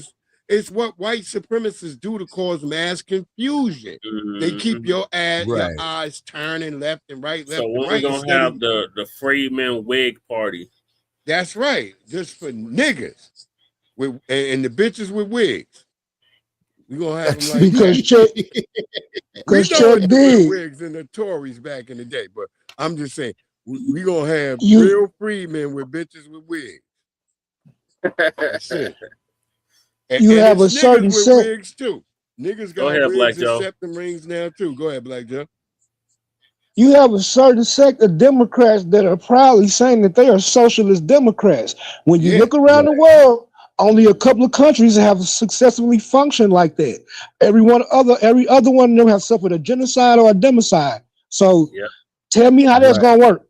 Yeah, all the isms are portions of racism, which is white supremacy. So all of it's destined to fail because it's all the same damn thing. Communism, capitalism, socialism, all of it. It's the same old bullshit. It's like Bob Marley said, ism schism. Yeah. And then too, Che, I told you about that woman, man, that cussed me out telling me that I don't know what the fuck I was talking about when I was crumb bumming on Karl Marx. And I said Karl Marx was a goddamn white supremacist, you ignorant bitch. Yes, you know what I'm saying? Yeah, he said we were too dumb to understand socialism. But OG. Yeah. You gotta understand, me and you have talked about this, that Marxist movement is pretty much the LGBTQ feminist movement. Yep. There you go. And you know what, Joe? I'm glad you brought that up, man, because you know a lot of the Hollywood actors, man, is coming out. Denzel Washington, Angela Bassett. Then there was one recently I saw up here today, man, saying that they ain't with that alphabetized ass agenda. You know what I'm saying? But keep in mind that Denzel, and keep in mind that Angela Bassett. Yeah, and Angela Bassett and Denzel Washington, they're established in Hollywood. And what I mean by that, they're established in Hollywood. They already pay their dues. So what they do, they sit back and wait on Hollywood to come to them as opposed to them having to go back to Hollywood. You see what I mean? Yep, Miss Andrew Prince. You're right, Joe. The man haters. Man, Miss Andrews, Yeah, you got to hold that. And the cold part about these black woman man haters, they go out there in bed once with a white boy and wonder why they getting murdered and dismembered. Oh my God. I watched the whole thing. I watched about that shit. And then they was begging for black men to help. Yeah, I got a story about it. Exactly. I kind of talked about it the other night, but I got a story about this tetherbed wench who she got unalived after going on one date with this white guy. You know, chopped her up. Right. Yeah. You know, so they don't seem to get this shit. That's why I said I'm so grateful for delineation. I'm really grateful because we've been needing that for like years. Yes. And I got into it with Mr. Bobby and them today on Oh, you were on there? Yeah. Damn, I know I should have tapped in. I got into it with Mr. Bobby and Mr. Gary because I was like, this whole we gotta just save our energy for just the white supremacists. No, we gotta get rid of the henchmen. You can't clean the house if you're gonna leave the roaches behind. Right. You can't clean the motherfucking house, nigga. You got to you got to move all the furniture. You got to spray behind everything. That's how I was taught to clean up. My mama every week, every Sunday, nigga, move all the goddamn furniture. Everything around the house got to be moved around. You got to spray behind it, sweep behind it, cleaning it all up. If you don't do that, you have not cleaned your house. Yep. Exactly. See, you know what I'm saying? See, my only qualm with their movement is they actually get the men that they want, that make the money and do all this and that are self-serving. But when they get these men, they do these men in. And the men that they actually want, they don't get, they can't do in, so they turn to just man hate. That's not men's fault. Men pretty much know who they qualify for. This new age delusion where we got 500-pound women in bathing suits thinking they cute is diabolical, man. It never was this. They made that shit makes me want to vomit. They made the mammy finally something. Remember, Neely Fuller Jr. said they would turn us into monstrosities. So all the shit that black people tried to stay away from, it's here now. You got the big old fat mammies. You got bitches walking around with goddamn bonnets on their head.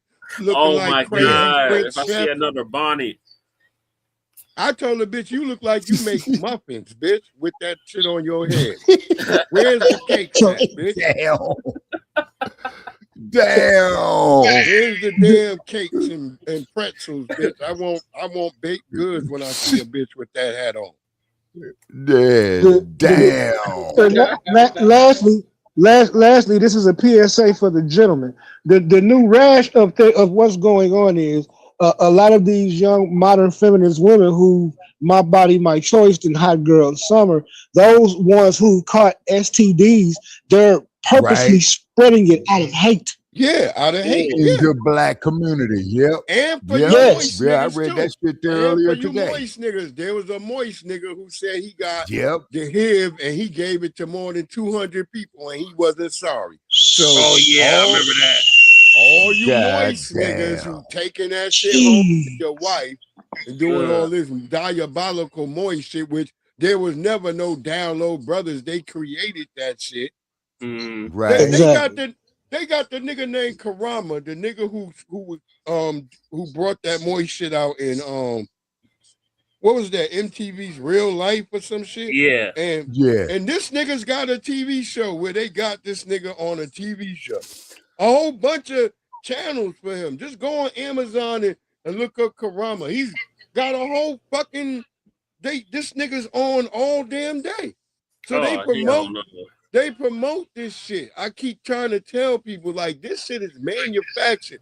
That's why we need Like to when we see RuPaul. niggas. Yeah. Yeah, like when they bring niggas to us. Yeah. RuPaul, Oh man, don't even mention that motherfucker, man. He's out here in Las Vegas, man. The funny RuPaul's shit is drag RuPaul queen used hour. to keep That it. shit What ridiculous. RuPaul used to keep it 100 till they finally gave that nigga some money. Once the nigga gave money, he became a goddamn full-on bussy entrepreneur. Before RuPaul used to resist it, he would be a man on the side, and then he was RuPaul. But he was a man when he was out being a man. Now he's just a moist, bombastic, babuic blood nigga. That's what you gotta watch for this nigga. Yeah. He bites your pussy and turn you into a vampire, a bush fire. See the gentleman bringing up that the gentleman bringing up that punk, right? Check dig. I be trying to explain to these black women that the lingo that they're using is LGBT lingo. That clock it shit. Right. It came from him. Exactly. Yeah, clock it is LGBTQ shit. I know that. So when I say it, look, I was messing with my daughters. I was like, clock it, girl. My daughter said that is gay. And I started laughing because I just wanted to see what my daughter's response was when I did that shit. I was like, clock it, sis. She's like, Dad, you don't do that. That's for gay people. And I started laughing because I'm sitting like, I already know. But I wanted to see if my kids, if it was true. And my kids responded to me like, that's gay. And you know, my daughters don't have a problem with calling shit gay. They be like, oh, that's gay as hell. And breathe. And that's why it's very important that the black father be in the household raising the children, which you said right there. But that's the issue, OG. That's the issue. When they realize that they can weaponize the government against the black man, it's either obey me or deal with the law, pretty much. But that's why they choose certain men with certain records to turn around and complain about them. I know too many brothers out of my hood, man. They got different baby mamas. And every time they into it, I either call the law or I call your parole officer, and he comes into compliance. Grown men who don't have to answer to the state like that, they don't like. The biggest thing they're saying right now is they don't like men who know their worth. There you go. Yeah. There you go. And then a whole lot of them sisters wind up there kitty cat bumping, if you know what I mean. Yeah. That's why when women were coming to me talking about, oh, well, Breeze, you know, you a single father. I'm like, no, I'm just a father doing what I got to do. My wife just passed away. That don't make me a single father. Oh, man. You know, like I'm just a nigga Breeze, still. I'm sorry to hear that. Still I know that the pain, business, brother. Yeah, I know but the reason why I speak about that stuff, that you just described. I advocate like this for the young men because these diseases are literally mutating in our land. Yeah, they are. Yeah, they are. They are. Exactly. That's exactly what they're doing. I told people, I said, niggas nowadays fuck like there's no AIDS. Right. Like motherfuckers fucking like there's Preach. no But AIDS. you got shit out there worse than AIDS. No, I'm saying, yeah, Right. but nigga, AIDS and all that complicated together, nigga, this is terrible. This is diabolical. You gotta warn your kids. Like I said, people were like, damn, Breeze, you ain't no grandfather yet. I'm like, no, because my kids have listened to me. For one, they very clear about they don't want no disease. Two, they want to be with a man that's gonna be with them. They don't want. I already told them. I said, if the nigga not with you, then y'all not together. That's just it. Yeah, you gotta be like how I used to be with your mama. Pretty much. And me and your people knew me and your mama. They was like, people would see me, be like, where your shadow at? And there my wife would pop out from behind me. And niggas like, there she is. Okay, now I'm comfortable. Niggas like, yo, because niggas like, Breeze, I don't know what I can say around you because your shadow could be behind you. Reporting live from Myers Club, Fight Plus News, I'm John Ava. Let's go. Sorry, I gotta move on to the next next topic. Go ahead. For a minute. So this former judge is gonna reveal the truth about the that Nolan brother. Yep, that brother. Wells case. He been making waves. He needs to be arrested. So Hype Plus all the News motherfucking Nabiscos need to be hooked and booked. Following the latest surrounding the mysterious death of Nolan Wells, a black teen in Mississippi whose body would be found washed ashore after his friends allegedly would leave him on a remote island, a former Mississippi judge is now speaking up and highlighting some key issues he sees with the case. According to former judge, now attorney Carlos Moore, who served in a municipal court in Mississippi for a little over 6 years, someone should have been arrested by now for several different reasons. Moore, who would end up being pushed from the bench after previously speaking out against racial discrimination on social media while serving as a judge, would take to his Facebook page on Friday night for over 30 minutes to air out questionable behavior he sees with how local officials are handling the case from the inside. It's time out for playing games. It's time to know the truth from someone well-versed in it that has actual experience. That chin strap beard is diabolical. The black robe, and I've presided over these trials, or preliminary hearings, arraignments, and initial appearances.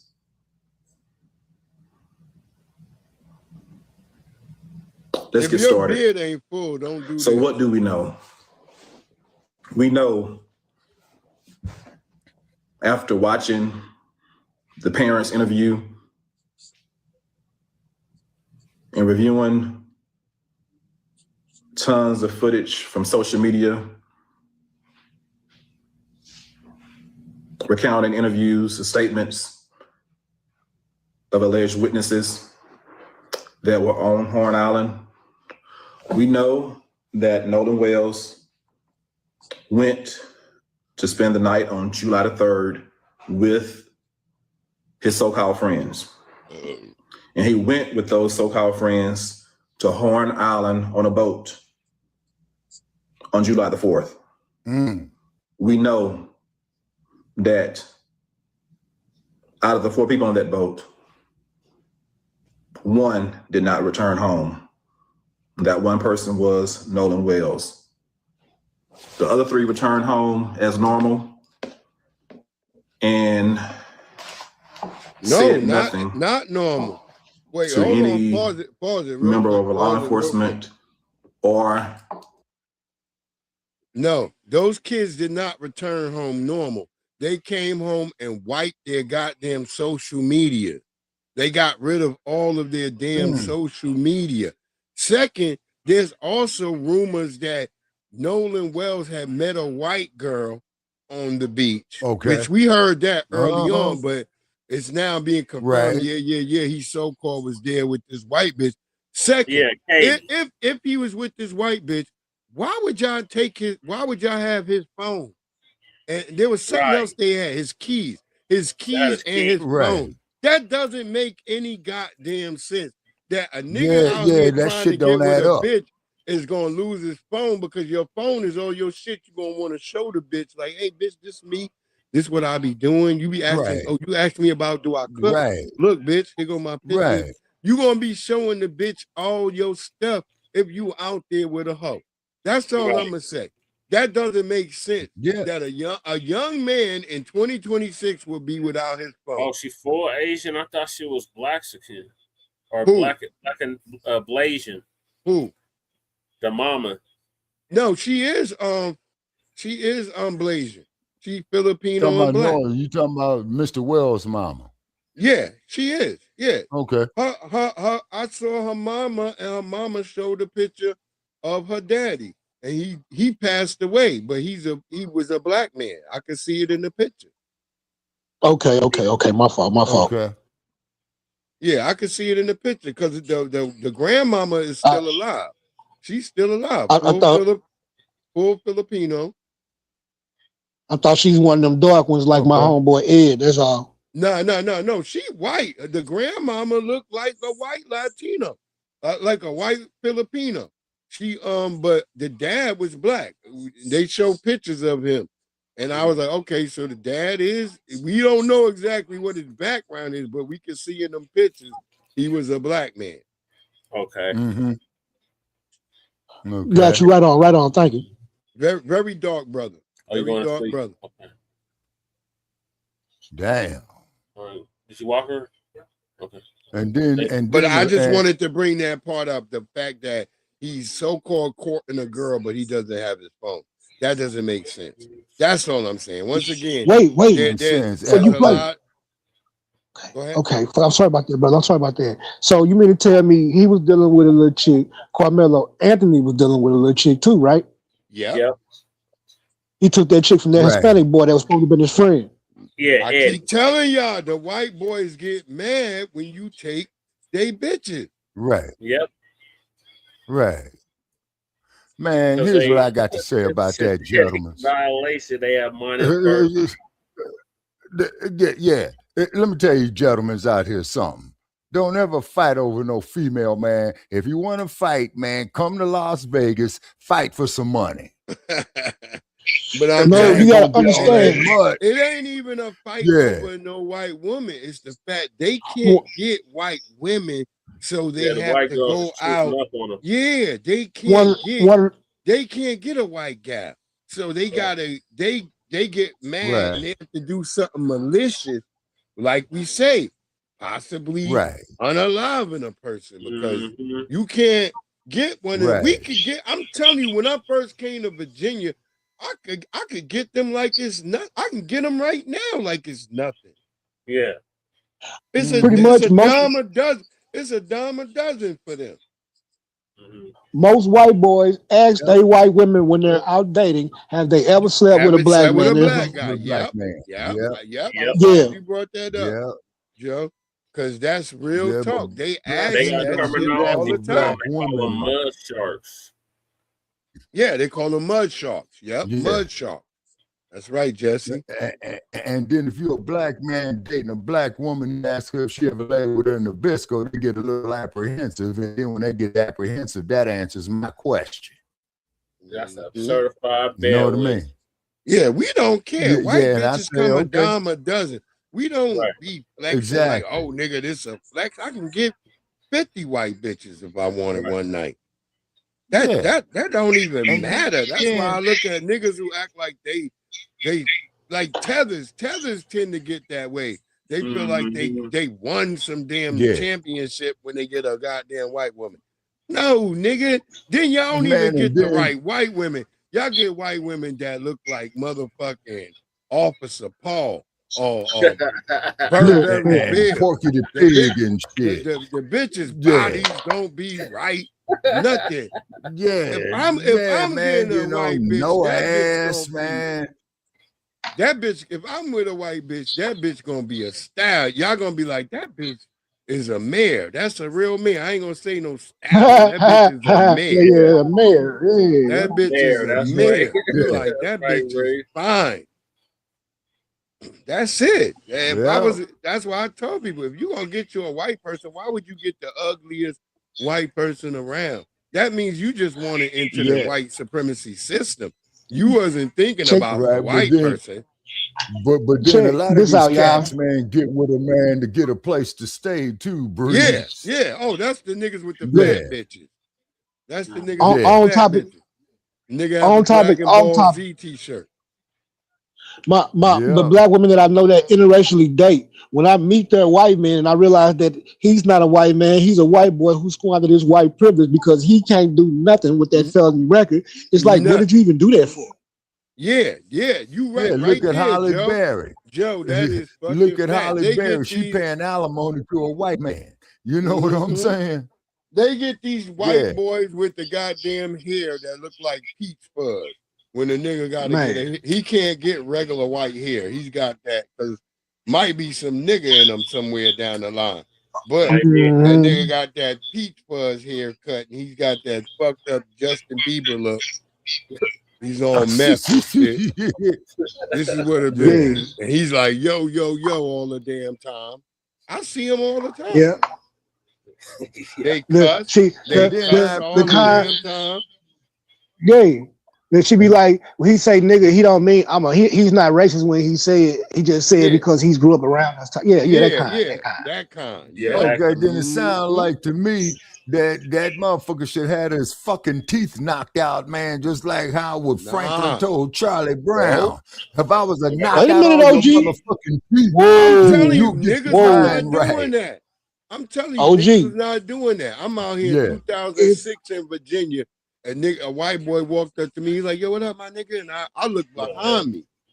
I look behind me like when he said that, because and then he had his hand out like with a dap. And I'm looking like, who are you talking to? He's like, who, my boy? I'm looking at him like, I'm not your nigga. I was like, hold on, where you get this from?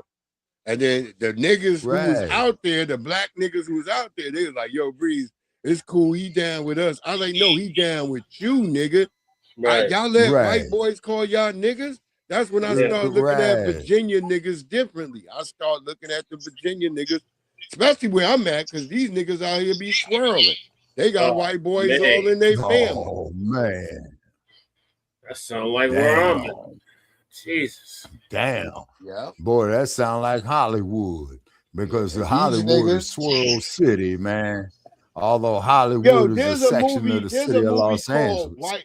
There's a movie called White Boys. If niggas could ever watch that movie, because it's hard to watch. You can't never really get it because they keep it kind of hidden. But there's a movie called White Boys that I always prescribe to all the younger males who follow me, who be asking me about movies. I always prescribe to them, go watch White Boys. And when they watch that shit, they be like, Breeze. They be like, man, I had to pay for that shit. I be like, I know, nigga, because they don't let you barely watch that. They was like, man, they was like, yo, it was worth every fucking penny I spent to watch it. Because now what was the crux of this film? It's about white boys wanting to be like black people. It's about a white boy. Yeah, they're wiggers. They're wiggers. They're wiggers. They're a bunch of wiggers. They listen to hip hop. The other white people in town, they live out like in a shitty ass white town. And all the white people be shitting on them. And then there's one FBA brother that moves in. And then the brother, he's like, wait, y'all want to go to Chicago? Because they're like, yeah, take us out, because they in Indiana. And then they want to go to Chicago. Okay, so they want to go to the Chi. Yeah, they want to go get some weight. They want to go get right some across weight. the street from Chicago. They want to go they want to go get some weight, and they figure the brother, because he's black, he gotta know somebody. And he like, yeah, I do know my cousin, but the niggas, it's dangerous. And they not listening to him, and they steal the brother's information and find his cousin and go out there to meet him without the brother. Yeah. And they almost get killed. They almost get beat. They get beat the fuck up, almost killed. Yeah. And the brother gotta save him in the air. It's the brother like, man, I told y'all not to come out here. What the fuck is wrong with y'all? And that's when it's like, you know these cats, man? And he's like, yeah. He's like, they from my school. He's like, get these goddamn Nabiscos out of here. And it's funny because that, other than church, that's the only time I heard Nabiscos. It was that movie. I was going to ask Church about that. Like, Church, did you watch White Boy? Because the way the niggas say, get these motherfucking Nabiscos out of here. I start thinking in church. I'm like, this is in the damn movie. They calling them Nabiscos. And I'm starting to holler. A message to the FBA gentlemen. Understand, gentlemen, the bed wench and the white boy may have squandered, and the white girl, they may have squandered their white privilege within society. The bed wench may have squandered her privilege within society by being a triple minority, possibly, right? But you have to remember one thing, gentlemen, they have not squandered their privilege against you. Hey, there you go. That's for damn sure. They got $1 million about worth that. of whiteness that they can buy back into the system. So they all right. They got $1 billion of whiteness. Yeah, I'm with you, Jesse. I think it's $1 billion now. It used to be $1 million. It's not a now fucking I feel trillion. like it's $1 billion. It's not a worth of trillion. whiteness. Yeah. Yeah. Look, it's not a fucking trillion. I'm gonna punch Tariq in the face. He about to go to Japan now too. Nigga, we gotta hurry up and go to Japan. This nigga heading to Japan. I told niggas, I was like, yeah, niggas act like black people don't be going to Japan. And my nigga sitting here heading to Japan too. I'm like, yeah, that's what I'm trying to get this shit right now. Cause I'm like, we going to Japan. Right. Yeah, the cost of living is high in the motherfucker over there. It's better to be in an Airbnb, Tariq. That's what we staying in when we go over there. It's like an Airbnb. It's not like a hotel. It's like an old Japanese house. Right. Well, yeah, Airbnbs is cool, man, because when I was out there on the road, man, you know what I'm saying? I stayed at a couple of Airbnbs, but, you know, you kind of like want to feel the people out in case they don't want to be one of them Freddy Krueger motherfuckers and you sleeping there and they want to come chop your ass up and have you for dinner and shit.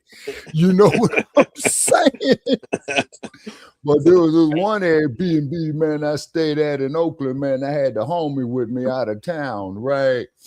So he said, let's go get an Airbnb in Oakland. So we up there in Oakland Hills, and we're looking right directly over there at San Francisco. I told you about this, Che, where I was reading this old article from the Harper's Weekly, and they saying the San Francisco, the Barbary Coast, drunks, prostitutes, pimps, opium dens, you name it, they claim it. You know what I'm saying? You know, and I looked right across the bed and I said, homie, that motherfucker right there, San Francisco's what you're looking at right now, man. This is what this motherfucker was like back in 1876 when motherfuckers was bum rushing that gold. You see what I'm saying? And them motherfuckers put on a serious bum rush. Hell, Frederick Douglass, after he beat the shit out of Nabisco that hit him with that whip, he stowed away on the ship, man, and he sailed all around the world with him working the ship, man. But then when he got to Frisco Bay, he disembarked that from that motherfucker and started his newspaper out there. You know? All right, I yeah, gotta finish. He showed it. Okay. Now, to the Coast Guard until at least 11 p.m. at night on July the 4th. We know that at least one of the so-called friends was found with the phone of Nolan Wells.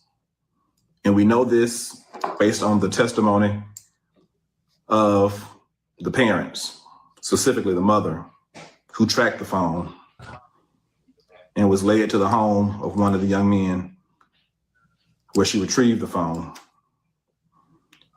We also know that based on the mother's testimony that Snapchat, there were no Snapchats from the day, which was very odd for her son. We also know that text messages were deleted. We know that when she was tracking the phone, Life 360 said the phone was one place and Snapchat said it was another place. We know that the boy that had the phone did not voluntarily turn it over or call first. He had to be found through their own investigation. We know that based on witnesses' account, the so-called friends were seen on July the 5th, that Sunday, having breakfast together like nothing had happened. They were not out there searching for their so-called friend. We know that the so-called friends deleted their social media, deactivated their accounts, and scrubbed it clean if the allegations are correct. We know that the young men or the young man that had the car at his house did not willingly turn over the keys. At first, he said that he did not have the keys. He didn't know where they were. Then he, after being pressed by the father, he finally turned over the keys. This is all very suspicious activity. We know that based on an audio recording and some video that Nolan Wells can be heard saying, "Give me my freaking keys." Excuse me, "Give me my freaking phone." And there's been two different versions. Some say he said, "Give me my freaking phone," or some say he said, "Give me my ML phone." Regardless, he was asking or demanding his phone. Someone had his phone who did not have permission to have his phone. So the first thing I see, the simplest thing I see, is who had his phone and why? And was that theft of the phone? Sometimes we look at the largest case, we try to get to murder, but the person that took his phone committed a crime right there. There are witnesses to who took that phone.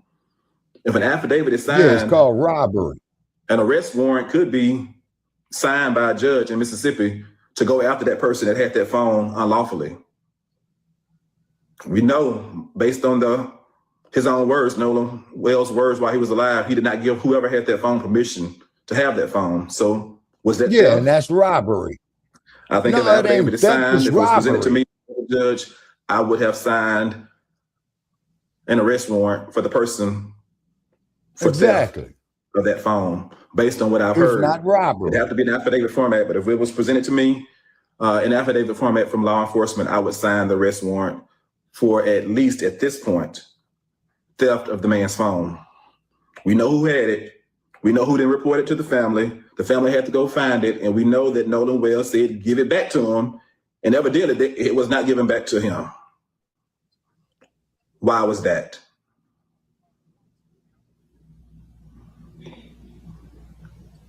Well, all of the other things I've stated, you piece it together. Is there enough right now for arrest warrants for murder? That is the good question. I do know at this point, at least suspicion. There should have been search warrants signed by a judge. Evidence should have been presented to a judge by now. We are nearly 7 days after July the 4th, when he was first reported missing.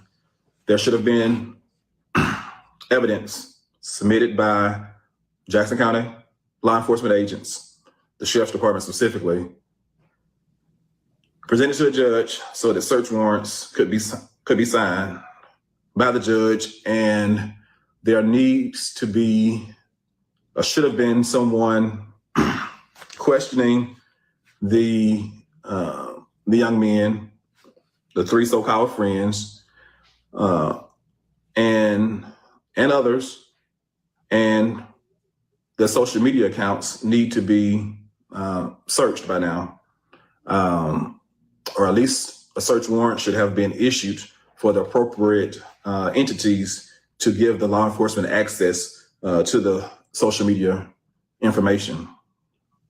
That should have been done by now. I'm not telling you what I imagine. I'm telling you what the process usually is when you're trying to do a thorough investigation. And based on what's revealed from a thorough investigation, I do believe once the evidence is secured, it's going to lead, and it should lead, to the arrest of one or more individuals for the murder of Nolan Wells. All of the actions are very suspicious, and right now they lead one to believe that one or more persons could have been involved with the death of Nolan Wells. Right now, we have a lot of unsworn testimony, but once that is put into affidavit format and there is corroborating evidence through social media, computers, or otherwise, I believe that at that point, there will be enough evidence for a judge to sign an arrest warrant. I think critical evidence that's missing right now are the results of the autopsy, the state's autopsy and the independent autopsy. That's going to be critical information. And that alone, or that in connection with what's already known, may be enough to lead to an arrest or arrest. Well, look, the woman who does the autopsies is already compromised out there. There should be an investigation about the underage drinking, who provided the alcohol. There's a white woman that those individuals could be immediately arrested based on if there was any sworn testimony presented to a judge. I believe a judge could immediately sign an arrest warrant for those who provided alcohol to underage individuals. There's a lot of people and a lot of potential crimes, some misdemeanors and felonies that people could be held accountable for. Was there any boating while intoxicated? Who was the captain of the boat? And what did he allow on his boat? If there were any illegal drugs possessed by anyone, drugs are still illegal in Mississippi, at least they were when I was on the bench. Drug possession, drug use, selling of drugs, dealing drugs, trafficking drugs. We've heard testimony, or allegations at least.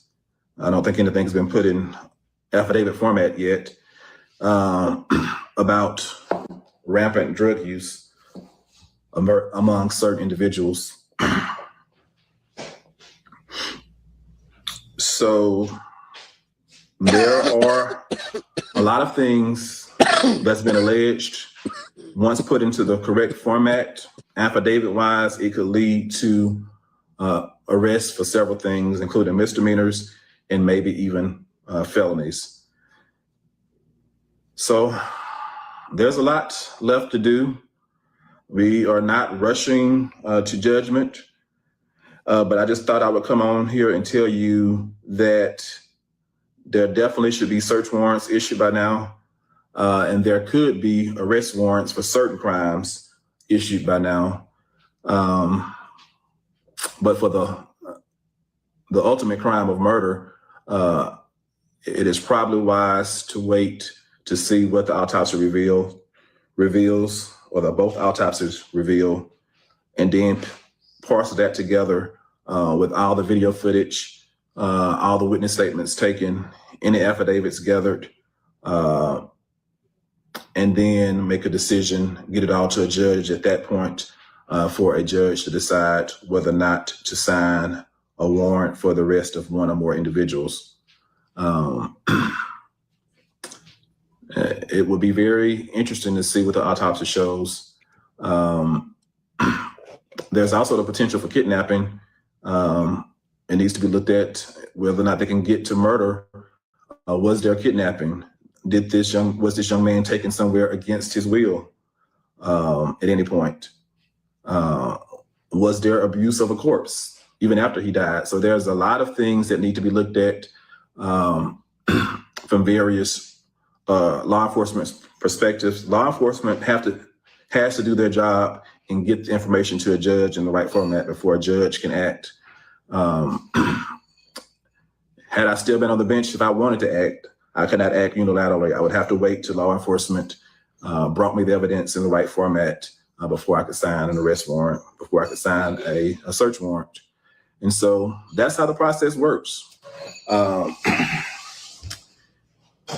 That's how the process works. And so I am happy to be a retired judge. I'm always going to shoot it to you straight with no chaser. Straight with no chaser. I will tell you the God honest truth. Hey, Val, I can tell you this Val one Hawkins thing. in the house. Oh, snap. I may have been born at night, Feminine energy in the building. but I was not born last night. And one thing about it, you cannot fool the informed. I've been on the inside. I know the process, and we will not sit quietly and allow this to be swept under the rug. I will call your hand. In other words, Your Honor, you saying this case stinks to high hell. I will call your hand. The judge is saying you're not going to play these people for a fool. The case stinks to high hell. You are not going to play these people for a fool. We know the process, and we know what you should be doing. And by God, I plan to make sure you do it, or we're going to call you out each and every time. There is a process. What I do know is that's the white niggas getting scared. Had the roles been reversed, by now there would likely have been already arrests made. What the fuck is all that? It would have taken all 6 days, 7 days, whatever amount of days it's going to take. Had the roles been reversed, that's the white niggas screaming. The wheels of justice spin quickly. That's Braves with the sound effects. Somebody would have been arrested for something. Oh, okay. By now. But since the roles are what they are, we are expected to be patient, and they're going to cross every T and they're going to dot every I in the investigation before they make a move. Because of the people that are potentially involved. Book them. That's the way the criminal justice system works, unfortunately. Hook them up. Hook them up, hook them up, You have hook access them to up, power. man. Go wake them motherfuckers up out the goddamn bed right now and cuff them. I ain't gonna lie, In some instances, if you're the right color, this nigga or not the right putting no hue, fire in me. This nigga making me you will get the tight. benefit of the doubt. Yeah. And regardless of all of that, This nigga not based on putting what a I've battery heard, in my back. not in affidavits. Yeah, not at all. He Yeah, making me feel like, God damn, nigga, another L. Yeah, it's okay. That's what I'm hearing from him is another L, nigga. He don't Damn. sound like the way I heard him on these. Look, I'm gonna have him on my. You gonna see how he was talking on my shit today, and you gonna be like, damn, this nigga had different energy. This the same nigga. I was snapping on his beard when I was on the thing when he was on the live on Dave Anderson. I kind of mixed it up with Dave Anderson this a whole little case, bit. this whole case ain't even putting a battery in my back because the family. Yeah, they already over there talking forgive, about they don't bullshit. see color. They apologize. Man, I done stepped back already. I'm being honest. Okay, with wait you. a minute. The brother's family who came up dead is saying this bullshit. Yeah, Yes. yeah. And I hell that's no. what today's show gonna be about because I'm gonna go on early a little bit because I got a lot of shit. Okay, what 'Cause time you coming on, Bree? The Wednesday slide. Huh? Okay. It's the Wednesday slide. Was it Yeah, Wednesday the Wednesday slide. You'll see it. 'Cause All I right, was be sure like, to shoot me I the was link. gonna go last night, but I was on too many people shit, modding and watching other people's stuff, and then I saw what other people, because other people was kind of covering some of the shit I'm covering, but I saw there were gaps. I was like, I got the gaps covered. So I was like, shit, because I've been Afro had covered it yesterday. He was Yeah. on it. mm-hmm. Yeah, man. This case stinks to high stinking ass hell. No, we got another case like this. Right. Yeah. Are you that familiar other with brother. the other case Yeah, that just? Yeah, I'm about to do that today. I'm gonna do that case today. I got a bunch of information. Okay, what's about that other case, today. y'all? Okay, so I think Jesse about to do it. What's right the other now. case? Yeah, I'm about to play it right now, Shabaki. Teens arrested in drowning death of Black high school swimmer. Yeah, see, this is why I like it. I should be different, Jesse. I don't So have we got this. another case like that. Yep. See, I like this shit. We don't be having the same shit. Teens have now been arrested for following a drowning this nigga. of I don't never have this nigga. a Black I don't like this nigga. 18-year-old. I want you to go to the picture full mass. This story. Yeah, I'm gonna play him and then I'm gonna play Professor, because Professor covered it too. Yeah, oh yeah, Professor Black Truth. He killed it. Has been underreported, in my opinion. I'm taking you to the suburbs near Dallas, Texas. 18-year-old Daniel Irving. Okay, Shabaka. You got 20 minutes left in you.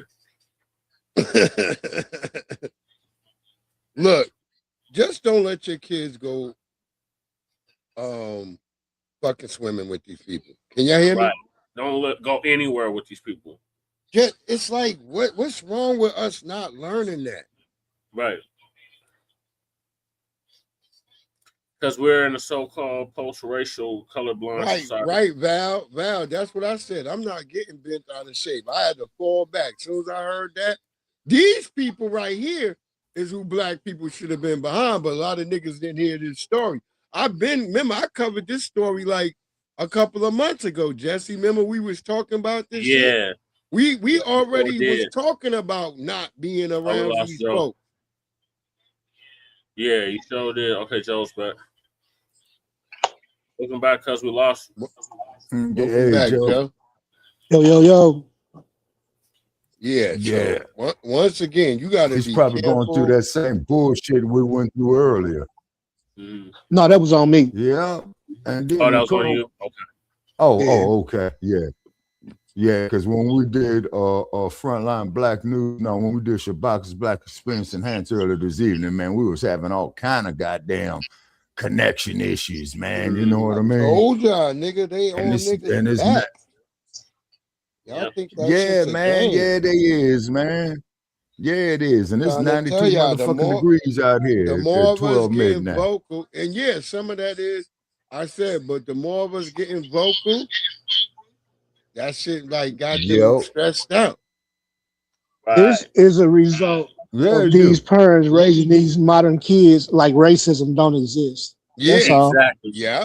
And the parents not telling them that it exists and how to properly move. Exactly. Right. Yeah, this is then when motherfuckers tell me I'm crazy because I lived through all this shit, Che. You know what I mean? Yeah. And you seen the shit on my wall, or Joe. You remember Jim Crow, or your parents was living at Jim Crow. Yeah, my parents remember the Jim Crow, but I came up during the Black empowerment era. You know what I'm saying? As a child there in the late 1960s. But I should have wished them sisters to bring them froze back again. Because I remember them sisters out there selling them Black Panther newspapers with them froze and the mini skirts on, man. And I'm saying, gee, I wonder what's up under all that. You know what I'm saying? Big hairy big hairy bushes. Lord.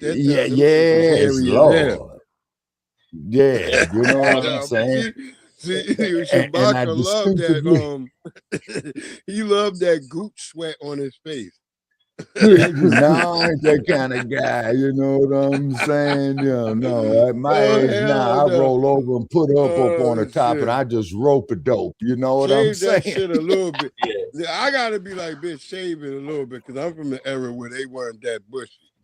So I ain't into no newborn. I ain't into no newborn vagina.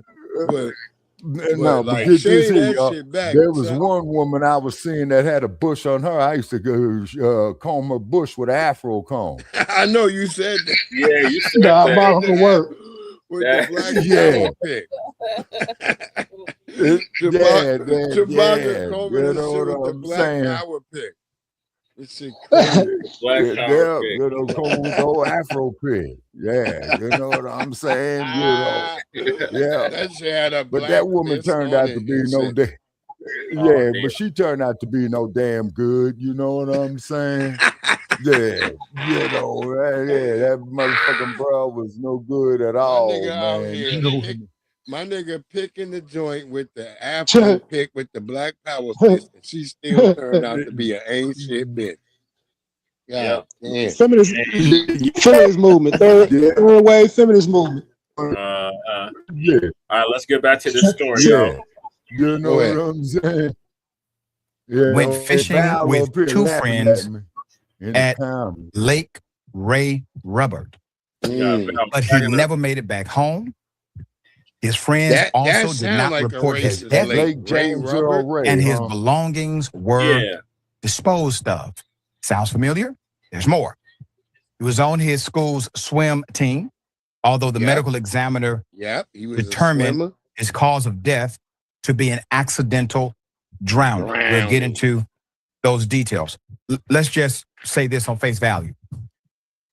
He's on the swim team, and the cause of death was considered to be accidental drowning, but he's on the swim team. There's no arrest.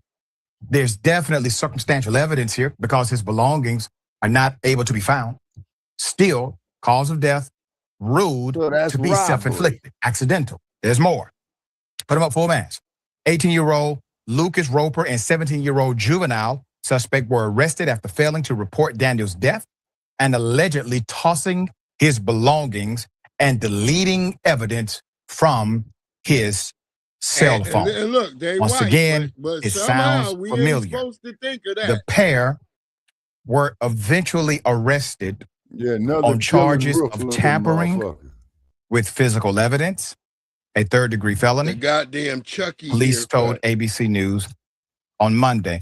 We're going to go to the arrest affidavit. According to the arrest affidavit, Irving visited Lake Ray Hubbard on the 14th of April with Roper and the 17-year-old juvenile on the day he went missing. The three jumped into the water from a railroad bridge near Miller Road, where Irving is believed to have drowned.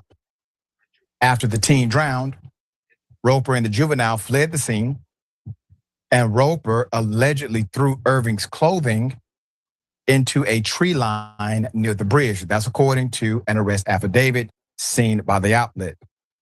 The juvenile also threw Irving's cell phone from the vehicle on Roper's orders. The affidavit alleges.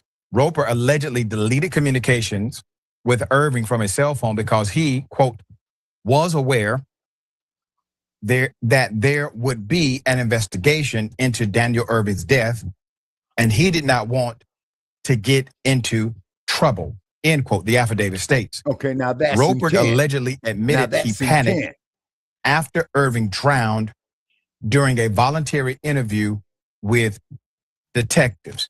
Now, keep in mind, everything that we're citing is based on the eyewitness testimony of individuals who would likely be the primary suspects in a murder, okay? Keep that in mind. There's a timeline to all of this.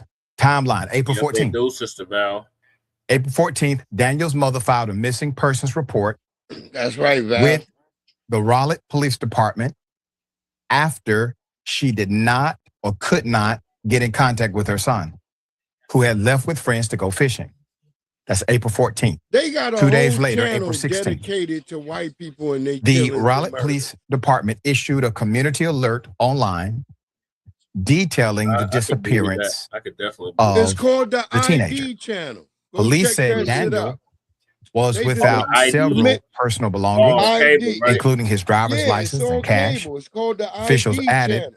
Yeah, I remember that this was suspicious Them motherfuckers just be and murdering uncommon all behavior damn day for on that Daniel, her, his family. Now, one day after that, April 17th, Daniel's body was recovered from the lake 4 days after he went missing. Okay, According so to that the means it was family, partially the police decomposed, department too, because did of not the handle water. this case with any investigatory urgency. They did not utilize the aggression and the, power, the might of their investigative ability in order to find their son. So Daniel's family asserts this was mishandled. Quote, the family believes the urgency they requested That's right, Val. was not met during the crucial or critical early stages of the investigation. End quote. Dominique Alexander, founder of the Next Generation Action Network, said in an open letter to the Dallas Police Department that has now taken over this investigation. Quote, in the time since, it's a wrap. The silence when and Crump lack got of involved, it was a communication wrap. have only deepened their worry that this case is not receiving the attention and diligence it demands. Before I continue, Lord, this the same dude that was on the Carmelo Anthony case. Yeah, who came to Carmelo shit in the beginning. Same nigga. Mm-hmm. That's what I'm saying. It's a wrap, man. This is not going to be no justice.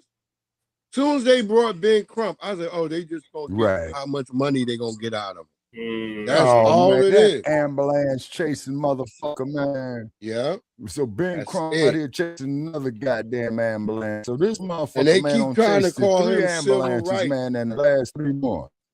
Yeah, he ain't no damn civil rights attorney. I went back to media, how they used to talk about him 3 years ago. They do not call him a civil rights attorney. Now, all of a sudden, all the media is introducing him as civil rights attorney. He's not a civil rights attorney. Right. He's a fake T-Moo Martin Luther King. He's like, I'm just hoping, we get the family some compensation, for what happened. Ambulance. It's like he's just out here ready to get paid again. And they're like, this type of nigga. Yeah. Because a lot of these cities and states, they have money set aside for this anyway, but their coffers going dry because racism is expensive. Contingency fund. Racism is expensive, and they all starting to lose their money. They trying to figure out how to get this. This is why they brought all the immigrants in.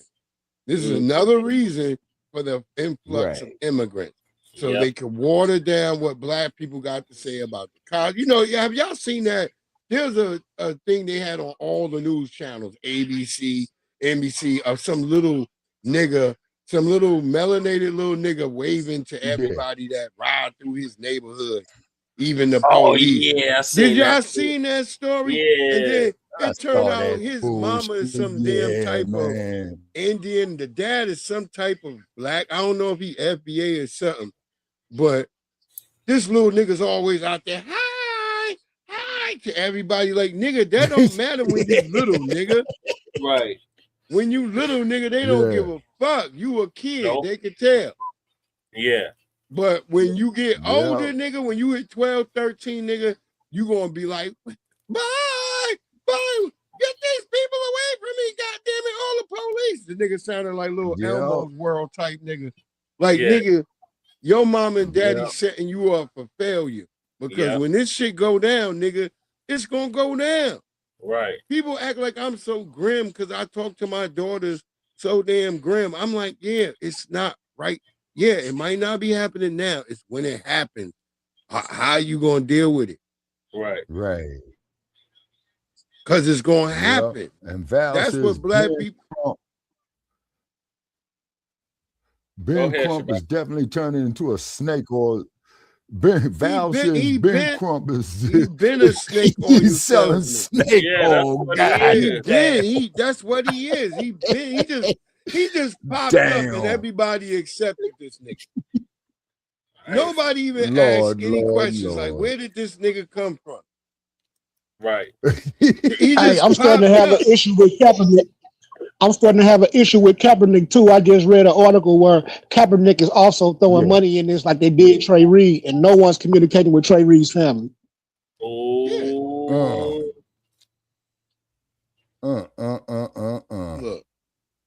what is Kaepernick? Mixed mulatto. A tragic mulatto, nigga. That's all you need to know, and you need to just you should be already expecting that. That's what I learned that after being out here in Swirlville. Yeah. You can't trust these niggas that got all these white folks in their family. Hold I was listening to a white supremacist talk about this too, and he was warning FBA. He said, "Hey, the mixed class is the mixed class. They not black. They not white. Don't get it twisted." Don't get it twisted. They used to be black back in the day. Now they all want to be all these other things and stuff, and it's like that's why it's a problem dealing with one of them. Hey, but they need to go see that movie called Imitation of Life. You heard me talk about that, Joe. Yeah, I know that movie. Talk about that, Jay. Yeah, yeah, that was some sad shit right there, man. Them motherfuckers need to go see that, and they will get a real wake up call. Goddamn wake up. Yeah, watch that, and then I dropped the Kaepernick. Wait, what did you say, Jesse? I dropped that. I said watch that, and then watch Goodbye, Uncle Tom. Oh yeah. Kaepernick link in the chat. Kaepernick link in the chat. Watching the movie, so let me hit that. Watch some more movies now. Yeah, and Val says that motherfucker damn snake oil salesman. Hell yeah. Shit, yeah. You know what I'm I just see this saying? on Twitter. I seen this on Twitter, yeah. What's that? That Kaepernick was stepping in on this Nolan Wells case. Yeah. Like he did the Trey Reid case. Yeah. So it sounds like to me with Kaepernick becoming conscious all of a sudden sound like wait till I play this shit that this Asian say. I want y'all to see how the Asians, they making Nolan, he's an Asian now. Yeah. Lord. wait till I play this shit today. Oh, y'all gonna be like, what the fuck? Boy. So is the Asian community gonna come out and rally behind him like they did what's his damn name that killed Philando Castile? Oh, that Yanez. Yanez. Yanez. Yeah. No, they gonna look, you're gonna see what I play. You're gonna be like, what the fuck is he talking about? Generally speaking, if somebody decides to destroy evidence, we would consider that in every jurisdiction to be evidence of a guilty conscience. That's how prosecutors would look at that case. You destroy evidence, you have a guilty conscience. Why would you destroy evidence if you did not have a guilty conscience? So destroying evidence can at times be utilized as the primary factor to get a conviction from somebody because they would not typically destroy evidence if they were not guilty of a crime. There's more. NBC Dallas-Fort Worth. NBC Dallas-Fort Worth also reports that, quote, Daniel's mother said the police said they were unable to ping her son's cell phone until after his body was recovered due to privacy laws. She and other family members questioned Let them go out and commit a goddamn what they crime, call man. a They're delay pulling everything out in that notifying goddamn the public cell phone. that he was missing. After Daniel's death, advocacy group said one of the people Daniel was with before he died came forward and told police that what happened was an accident. End quote. Quote, Daniel left home with somebody, went out there to Ray Hubbard Lake with somebody, but nobody called his mother, nor called 911, end quote, Alexander said.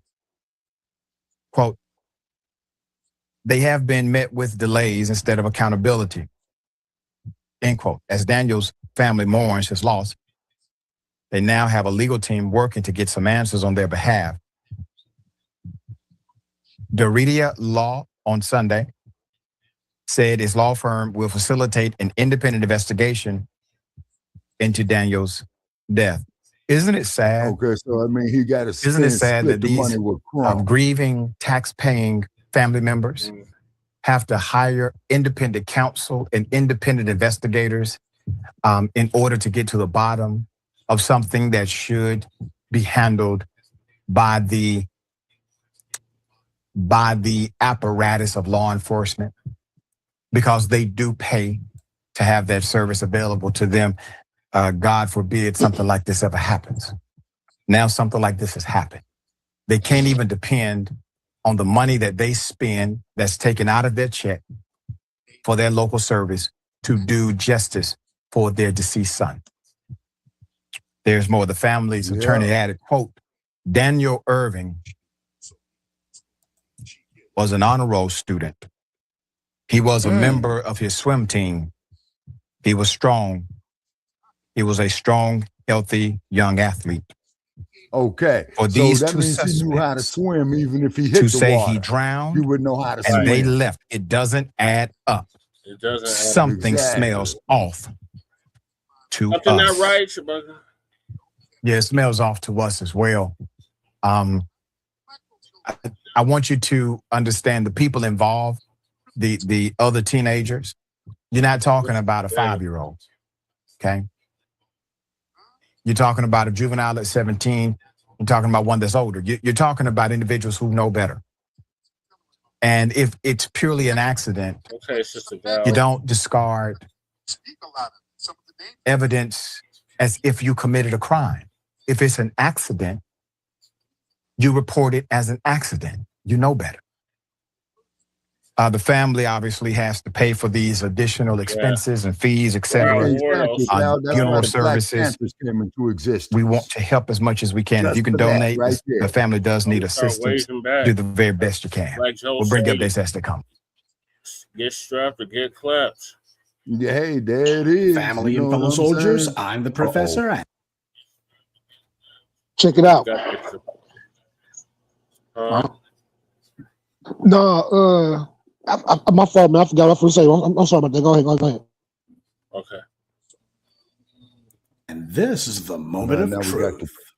The professor. By now, I'm sure you probably heard about the case of the young man who died under mysterious circumstances in what's been called a drowning.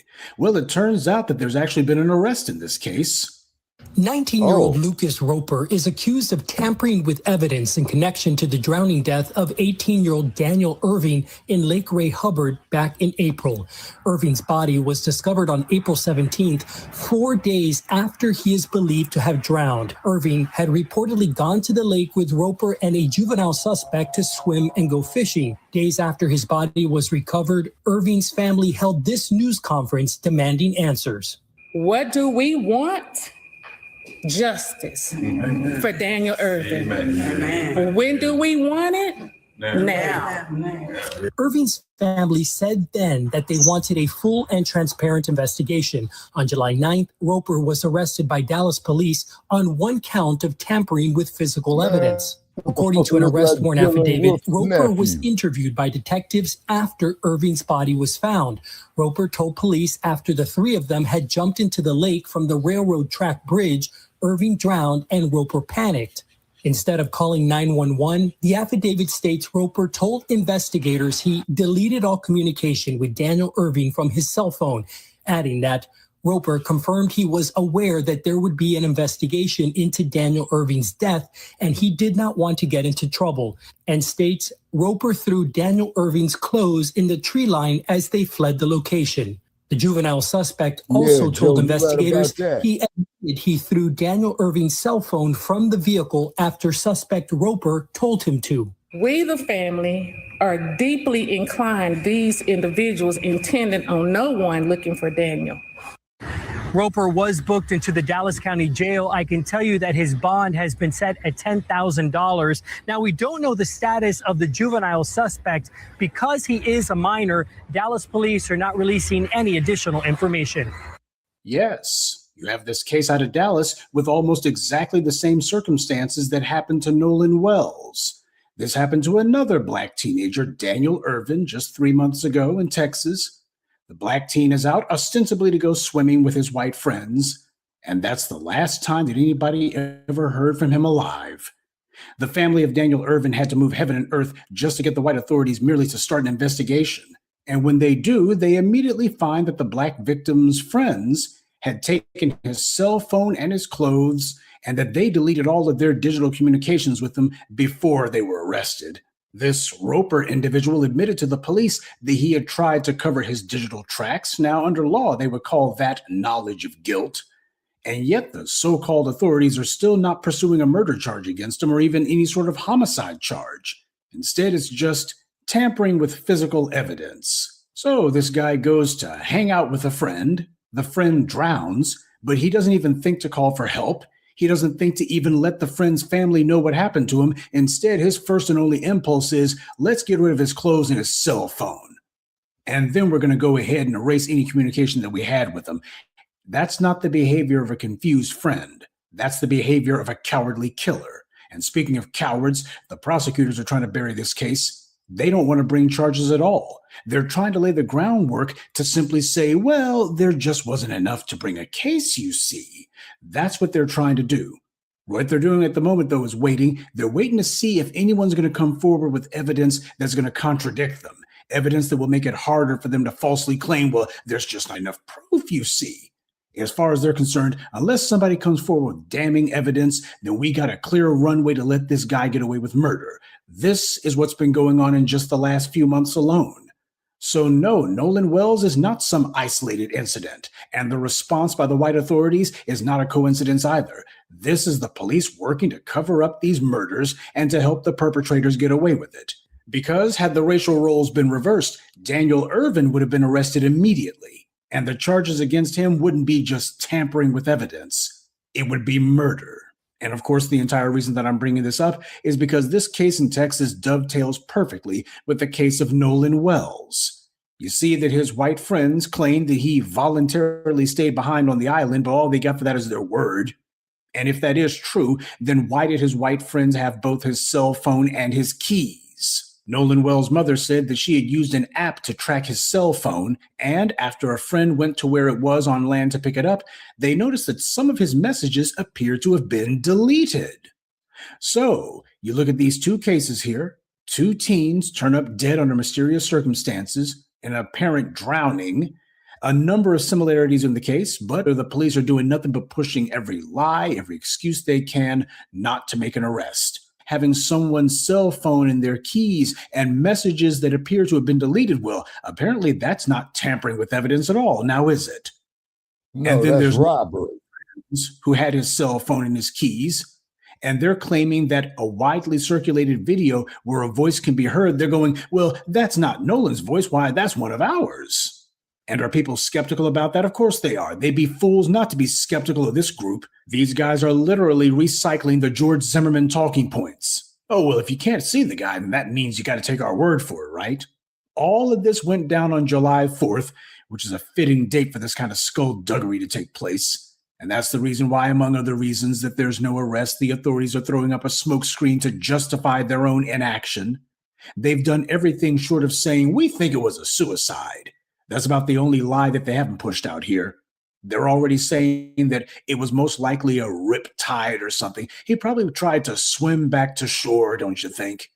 So in other words, they're sending up all kinds of BS trial balloons. All kinds you gonna have a riptide in a lake, man? They're trying to set the stage for when they blame the victim, because that's where they're determined to go. This is not an investigation, it's a whitewashing. Oh, they know exactly what it is that happened here, and they know exactly why it is that everybody's suspicious. As far as they're concerned, that's the point. This is about sending a racial message. Oh yeah, we know what the truth happens to be here, but we also know that we're the ones in charge. So this is our opportunity to show you that there's not going to be any justice if the white supremacists have anything to say about it. We're going to be blaming the victim, even though everyone knows it's a pack of lies. This is their way of trying to show their little old power.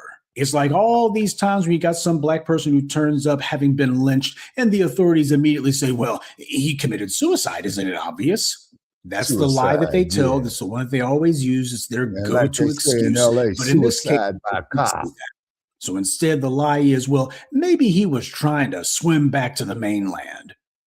They're not even conducting an investigation. They're just throwing up excuses, lies up front. And don't underestimate the desire by these racists to have a do-over of the attack on Carmelo Anthony. High school-aged males, football players, where you got one black person and a whole bunch of non-black people around him. And of course, you just need to take their word for it. Just go ahead and take their word for it. After all, they wouldn't lie. Certainly, if they harmed him, they wouldn't lie, right? As they see it, this incident with Nolan Wells, this one went the right way. So now the game is to preserve what they see as their little old victory and make sure that nobody winds up being prosecuted. Because if they allow the public to actually pressure them into actually doing their jobs and actually enforcing the law, well, they run the risk of this becoming another L. And speaking of people who take L's, we've seen a number of individuals who are only too eager to jump in front of the camera. Yeah, I'm talking about people like Mushmouth Crump. Yeah, this guy's never looked. There's some black person who's been harmed. This guy shows up because the white media feels that he's safe to put in front of the cameras. He's the kind of lame brain that they like to give airtime to, so they can hold him. This is the best legal mind that Black America has. Chuckle, chuckle.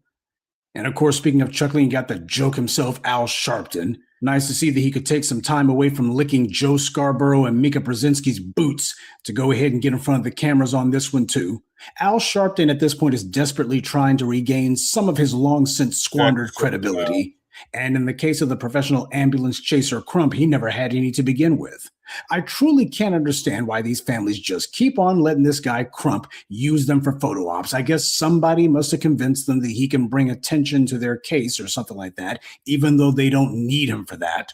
More likely, I think that they believe that if they see someone on white media TV networks, then what that means is, well, this guy must be important or he must be a good lawyer. Otherwise, he wouldn't be on TV. When the reality is, all it means is that this is a trusted cog in the machine of white supremacy. The family of Ahmaud Arbery managed to get justice in spite of Mushmouth Crump's involvement, certainly not because of him. Times like this, you see that the untalented 10th, the so-called smartest Negroes in the room, you know, the boule bootlicks who love to tell everybody that they're the leaders of Black America and that they're so smarter than everybody else. Interesting how times like this, these morons go missing. Should public pressure be enough to bring charges, and should the truth come out that Nolan Wells' death was indeed the result of his friends' actions, I have to wonder if our Negro bootlick lawyers, you know, the ones who were so eager to demonize Carmelo Anthony and to whitewash his railroading, I wonder if they're going to be running their mouths on this one. See, with Carmelo Anthony, they were so authoritative about what the particulars of the law were, even though they didn't have a single letter of the law to stand on. That was the entire point. It wasn't about law. They knew it. Oh, they were so against it because the law, you see, the law is very clear on this. Interesting, though, how none of these morons ever brings up the law with that level of certitude when the deceased is black, no matter how damning the evidence is or how obvious the crime. Suddenly, their ability to confidently say and predict, well, the law is just against them, you know, all of a sudden their ability to see the future is gone. Yeah, when the accused is not black, but the victim is, all of a sudden they can't say what the law would do. Well, we can't even actually be that hard about it. I mean, we can't put our foot down and say this is what it is. Because these scumbag shysters know that under white supremacy, it's never about the law. It's only about the skin color of the accused. If you're black, then you're guilty, period. But on the other hand, if you're white, you got the complexion for the protection. This fact is so well known and so well established that the bootlicks know it and they don't dare challenge it.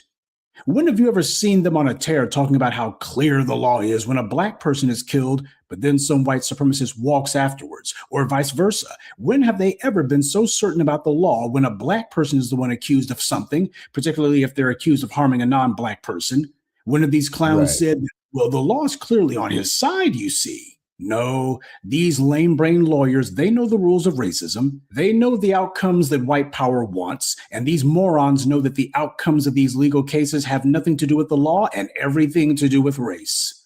So they'll carry water for the injustice system because they're hoping that some white TV producer or some person in the white media will notice their shameless butt kissing.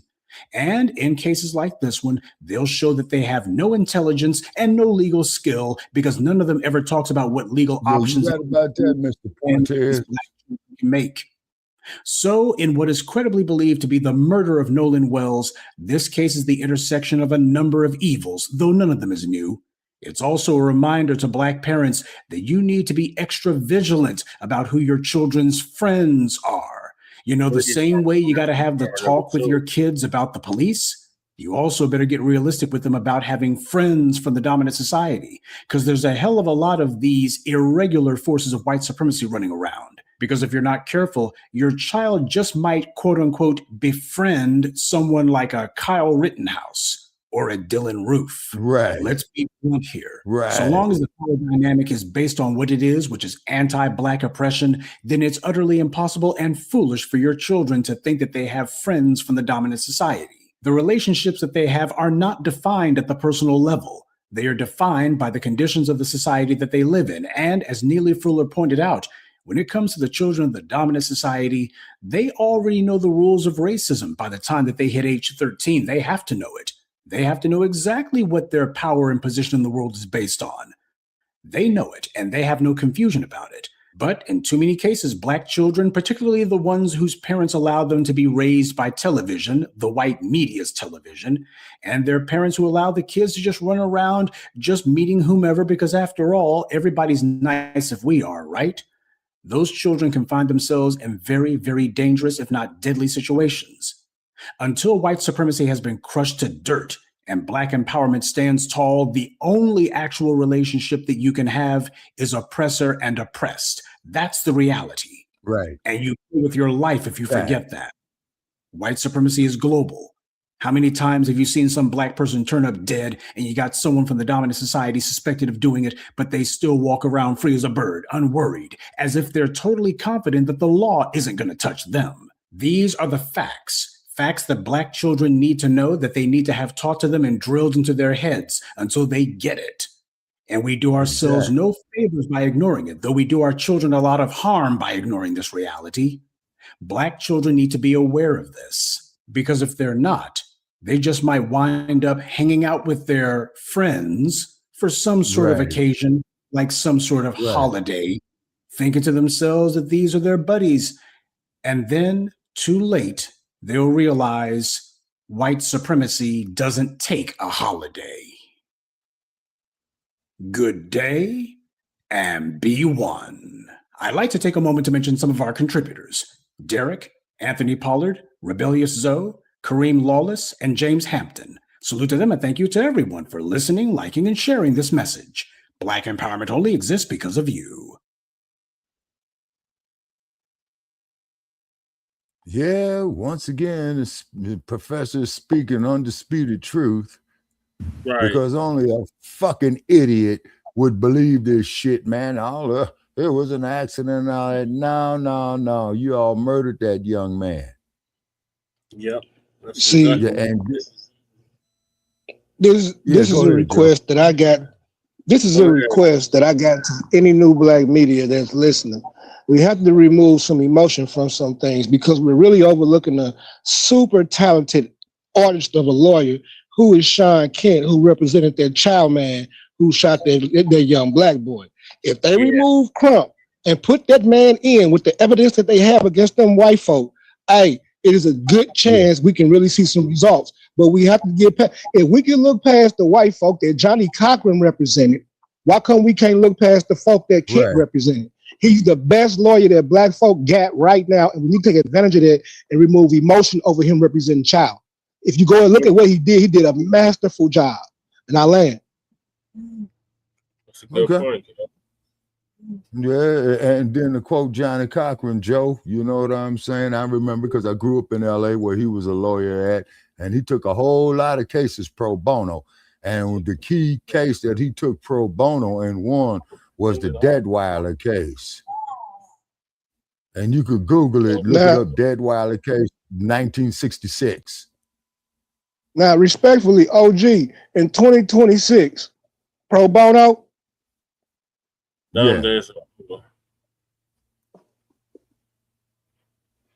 That's all. Okay, what was you saying, Joe? You said pro bono. In 2026, no one except for some sleaze bag like Crump is going to go pro bono. Right. Okay. Or sleaze merit.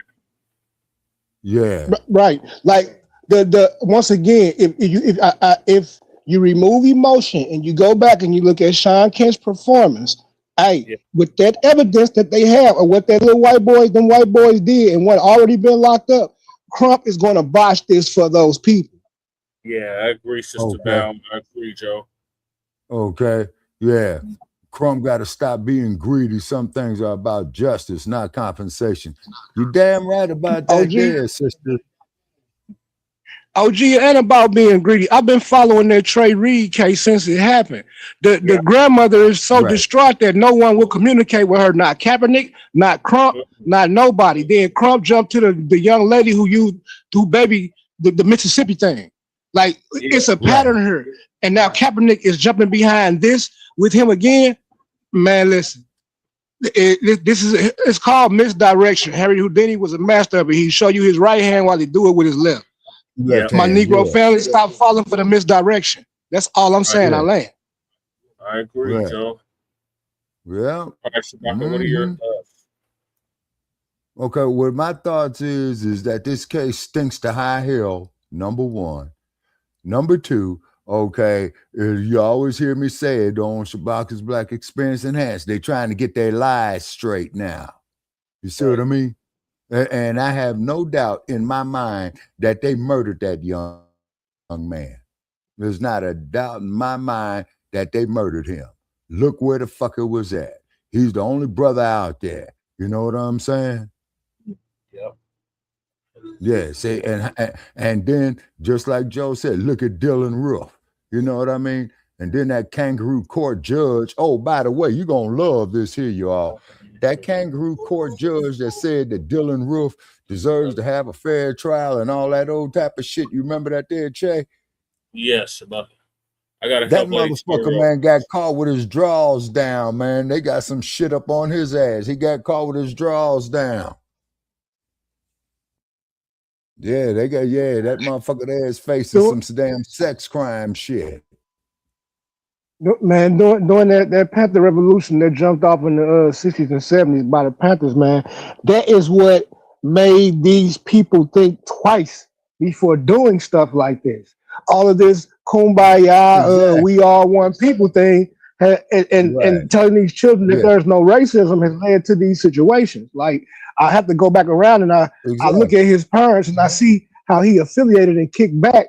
No, man, they didn't lower your guard prepare like him. You cannot lower your guard like that, man. Not in this day and times, man. You cannot lower your guard, man.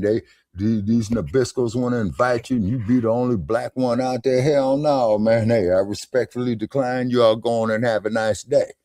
You see, because it only takes half a second to get killed.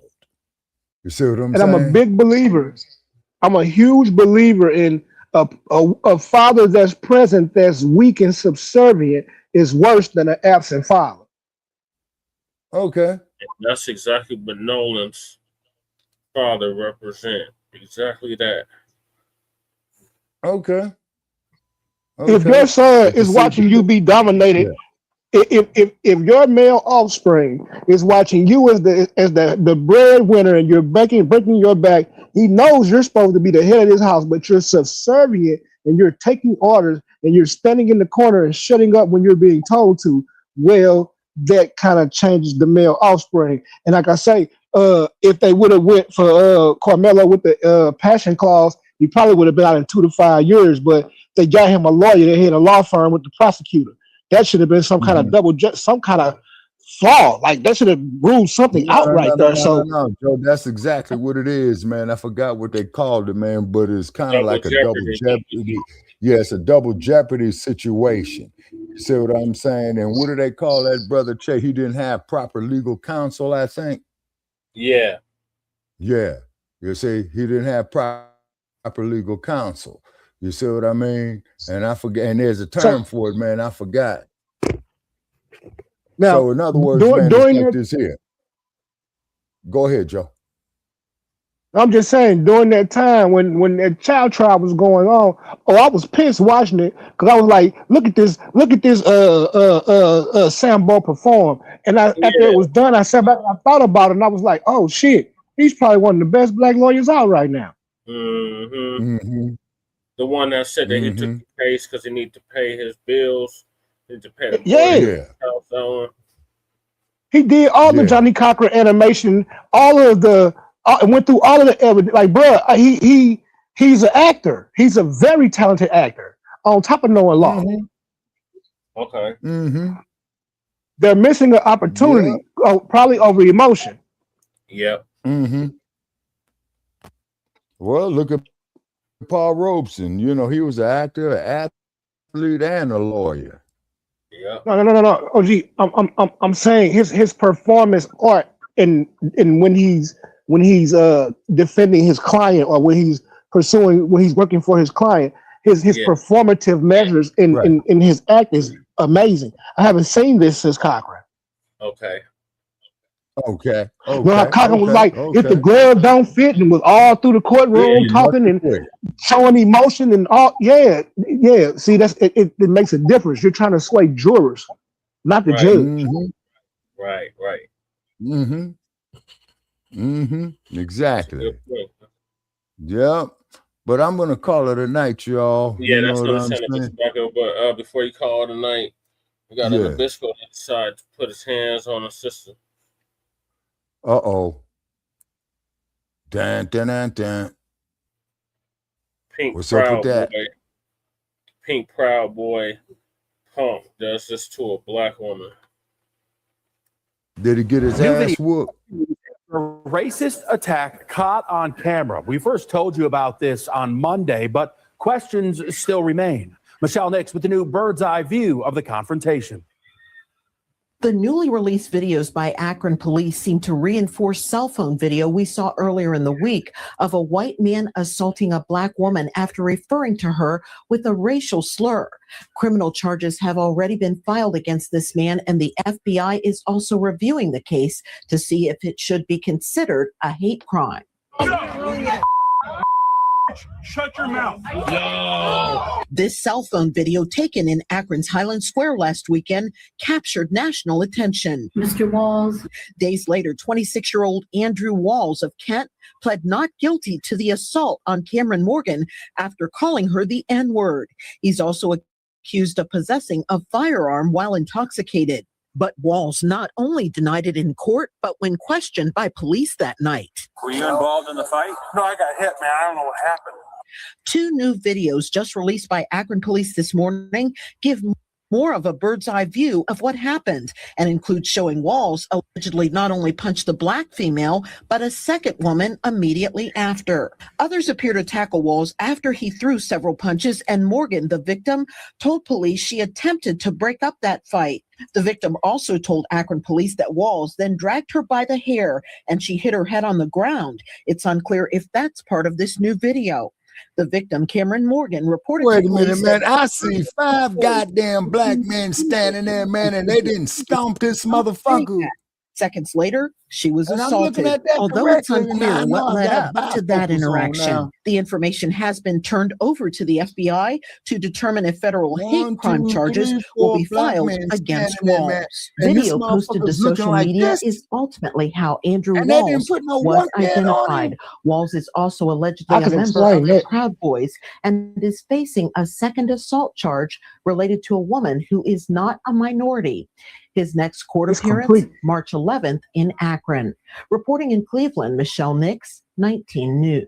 A Proud Boy who assaults a black woman and another woman doesn't get charged with a hate crime. Peace and blessings. Peace and blessings, all praises to the Most High. Although this story happened some years ago, it highlights once again the current climate that us people face in the wake of a lot of racist attitudes being brought to the forefront. And this man, as you heard him in the video, is going to say, well, I don't know what happened. I know I got hit. I wasn't involved. But the cowardly man not only hit one woman and then hit another woman and then drugged the woman by her hair after calling her a N-word female dog. And you can read his lips when you see that. But they mentioned that the FBI was looking into it and to see if he would be charged with a hate crime. He wasn't. And also, he was barely given an active sentence. I want you to take a listen to this video, which gives you some insight and details about his sentencing for this heinous act. I remember this video you see behind me, a man yelling racial slurs at a woman outside a bar and punching her in the face. Today, that man behind the violence back in court to find out his fate. Katie Wilson takes you inside the courtroom for his sentencing. Shut your mouth. It's a video that got a lot of attention on social media. A man assaulting a woman in a racist attack. All rise. But when Andrew Wells faced a judge to learn his punishment, his attorney said there's more to this story. As you see there, at first contact, Mr. Walls is standing flat-footed with his hands up talking to these individuals. His attorneys say another group threw the first punch and were also the first ones to make hateful comments about Walls and his friends. But the fight eventually escalated to this point, where Walls assaulted two women. One of them says it still haunts her to this day. For somebody to act like that and just project such hate on an individual, I just think there has to be accountability. Wells also addressed the court, apologizing, saying it won't happen again. It's been an eye-opener for me about my alcohol problem and clearly an anger problem. And I've been taking steps to make sure that I don't end up in a situation like this again. But for the judge, it wasn't enough. You should have known better. She called Walls' actions reprehensible, saying there's no place for racism, and sentenced him to 6 months in jail. A short time behind bars and plenty opportunity to get help to make sure this doesn't happen again. Reporting in Summit County, Katie Wilson, 19 News. Now, only 6 months in jail, which with good behavior could be only less than 3 months, for punching two women, calling them racial slurs, and having a firearm while intoxicated. That is the white privilege that we think about. And if you look at that judge actually looks like she's a minority, whether she's Spanish, Indian, or, and she's a woman. But if you listen to the way that she talks to him, and I'm going to play you a little bit of her sentencing words, she is just coddling him. Like she hates to give him any time. But also, she's going to give you some insight about what this man says started it. And basically, he's a punk, as some people call it. Just listen. Background information that will give me more factual knowledge of what occurred on the date of the incident. But I'm also looking to see if there's any self-introspection from the person who's guilty of the offense. So today was the first time I did get an opportunity of seeing those videos. I do appreciate the fact that I did see them. I'm looking for something that allows me to see whether the person is remorseful for what occurred and if they take full responsibility for their actions and are accountable for their actions. These are important factors to me when determining sentencing. And up until today, Mr. Wells, unfortunately and disappointingly, I could find none of those in the report. So during the time that you spoke with Mr. Sturmey, from the time of February up until the pre-sentence report was done, I think sometime in September, I found none of those factors, sir. And, even though you have said it today, I also want to state to these young women that I am very sorry, especially for you, Ms. Morgan, but also for Ms. Rosenfeld for what you had to endure that evening. I think I'm concerned, Mr. Walls, because I agree with your attorney, anything that may have been said to you or to your husband in a derogatory manner was wrong. Terribly wrong. Those words are harmful words and should never, ever be said. But you had a way that evening of escape. You had a way of getting your friends were trying to get you away. Instead of getting away, you continued with the fight. And that's the problem that I have with this, is that she had a duty to retreat. You should have known better. Your actions on that evening were egregious, they were reckless, they were wanton, and they were just mean-spirited. The use of racial and derogatory slurs is hurtful in and of themselves, but to use them along with violence is just reprehensible and should never be tolerated in our society. Of America toward Black people. And I just can't tolerate it in this court. So for that, I am so glad, Mr. Walls, that you are now looking at getting some help. All right, so I'm going to stop it right there because the only thing she did was give him a lecture with a whole bunch of big words and only sentenced him to 6 months in jail. As she mentioned, using racial slurs with violence is reprehensible. Well, give him a reprehensible sentence. And if you heard the judge say, well, I agree with your attorney, any word said to you or your husband, shouldn't have been said, but he had a way of escape. So what does that mean? A man and his husband, that means that they are punks. And so that's what punks do. They attack women, so this whole situation reeks of just evil. That's one word that the judge didn't mention, evil. She didn't mention any of that in her report. She glossed over the fact that those women were there. They had to deal with it. And she gave them a cookie cutter sentence. And that is why these incidents always happen. They occur because people who perpetrate this level of violence don't get the necessary punishment that they deserve. And so this happened once again a few years back. He's probably out being more racist, being more drunk. He showed no remorse up until then. Then he gave that little cookie cutter statement, which, the judge might as well fail for it because she only gave him, once again, 6 months, in which he should have been charged with a federal hate crime for using racial slurs and attacking a Black woman. So what are we to do when these bills don't work? What is the use of having that hate crime bill, which rarely gets used and, they rarely get sentenced that warrants or that their behavior warrants? Y'all let me know what y'all think about this in the comments. Y'all see the number 919-587-7782. Thank y'all for liking, watching, sharing, and subscribing to the channel. And as always, I pray you have peace and blessings. And as the scripture says, all things that are hidden shall be revealed, and those things done in secret shall be exposed on the mountaintop. Let's go, Rich. Let's go. Be watching Telehouse Publishing, making news coverage. Give you the truth before the fake news go mud in it. Before the jury decide and the judge discover it. You should tune in to Telehouse Publishing. Telehouse Publishing, making news coverage. The propaganda grammar don't believe none of it. Before the jury decide and the judge discover it. You should tune in to Telehouse Publishing.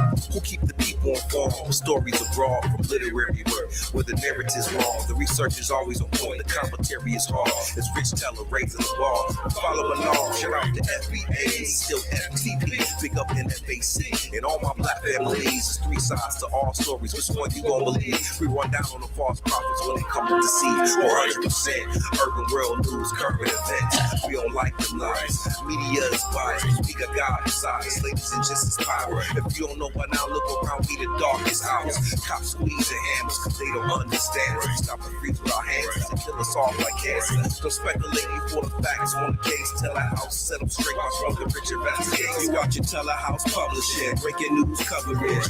Give you the truth before fake news go mud in it. Before the jury decide and the judge discover it. You should tune in to Telehouse Publishing. Telehouse Publishing, breaking news coverage. The propaganda grammar don't believe none of it. Before the jury decide and the judge discover it. You should tune in to Telehouse Publishing. Negroes have listened to the trickery and the lies and the false promises of the white man now for too long. And they're fed up. They become disenchanted. They become disillusioned. They become dissatisfied.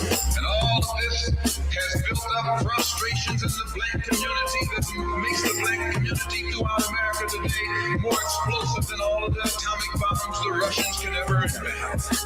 Telehouse Publishing, Telehouse, Telehouse Publishing, Telehouse, Telehouse Publishing, Telehouse, Telehouse Publishing, Telehouse.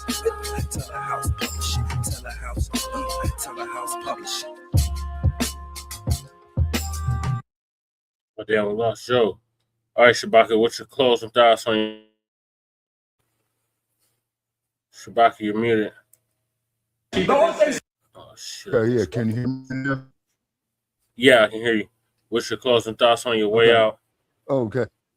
Oh, okay, my closing thoughts on my way out, man. That motherfucker that hit that woman, man, his ass should be walking a goddamn concrete on a no-belt hole. Yep. Straight out. Well, this is a few years You know back, what I'm so he's saying? probably back out on the streets. Okay. And then I saw 1, 2, 3, 4 black men standing around there and watched them hit that sister, man. You know, his ass should have been stomped into the fucking ground. That's the era we're in, Shabaka. People don't want to get involved.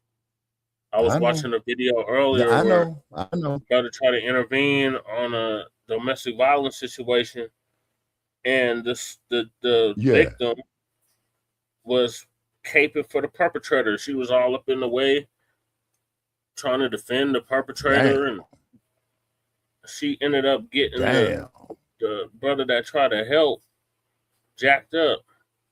Yeah. Oh man. Damn. Yeah. Woo, So it's like, man. Once again, you don't man. even want to intervene no on more. something like that, bro. Yeah, man, exactly. Man. You know what I'm saying? And like I say, man, like I said last night, man, I just don't know what to say. Right. And I know it's very rarely, man, when I have a loss of words, man. But this, man, It's bad. I mean, Most what's would rather happening? film something like that than actually get involved to try to break it up or intervene or something. No. Yeah. Yeah, the brother I was watching earlier, he was saying that the brothers don't want to intervene because, you know, they can end up losing their life or end up in jail or end up harmed. Yeah. And the bride is still going to be with the dude. Yeah, that is true, brother. That she was trying to defend her against. Yeah, that is true. You know, that is true. That is very, very true. But like I said, you know, I hope the sister's okay. You know what I'm saying? I hope they send this moist motherfucker up the river. You know what I'm saying? And whatnot. You know what I mean? But wow, yeah, this man. was some years back, Shabaka. This was like 2-3 years ago at least. Oh, okay. So this here is like about 2023, 2022. Okay, all righty. Okay. All right. So therefore, Brother Che, I'm gonna bid everybody a good night here from Sin City. It's 87 degrees now, and partly cloudy. Late with us. Yeah. All right. So I'll give you go ahead. Friday, Grand Rising. Okay. Yeah, definitely give me a call tomorrow. I'll be back home tomorrow. I'm at the dollhouse right now. I'm at Lady Chase. Okay, and then we thank everybody from coming in. Cool Keezy, you know what I'm saying? Other young man. Keezy didn't show up, but shout out to Keezy. But we We got Sister Val in here. We got Brother Cardenas. Yeah, and we had Breeze with us tonight, right? We have Breeze come through. Okay, yeah, shout out to Breeze, shout out to everybody. And then, ladies and gentlemen, if you got access to these videos that we're doing, please share them far and wide, because I got a weird feeling that we have Michael too. Oh yeah, and of course, always we thank Michael. You know, a great contributor, and share these videos far and wide, people, is because I got a weird feeling we're getting ready to crack this juggernaut, Brother Che. Oh yeah, we about to Yeah. And then follow up me on YouTube at GenUp1. You know what I'm saying? The link is definitely, in the description. Yeah, and please like and follow the page of Shabaka's Black Experience Enhanced on Facebook, and follow me on Stinky Bird at capital at Shabaka, capital EXP, Shabaka with the capital S, and Stinky Bird is Twitter. Okay, you know, and what have you. You know what I mean? Okay. All right, so therefore, ladies and gentlemen, I'm bidding everybody a good night from Sin City. Come on, 7-Eleven, clack, clack. I'm out. Okay, have a nice night. You too, sir. Yes, sir. Okay. Okay, so moving along, we got punk ass Jake Lane. He got embarrassed by a Republican by the name of Austin. So, Water God TV gonna give us an update on that. The only thing stopping me from slapping the shit out of you is like I know what Christianity is. No, it ain't threatening violence. I'm telling you the difference. The reason that black people were so successful in this country while y'all were beating us. Integration. What do you mean before integration? Yes, you guys had your own MLB teams, you had your own jazz clubs, your own hotels, your own bus. You know why we had to do that? A beautiful you know country. why we had to do that? Before you the know why we had to do that? Democrats Because smushed in with motherfuckers us. that look. Might have to drop a dime on them. Sure. You know what I'm saying? Stop. I don't like that shit. For sure, bro. I don't like that shit.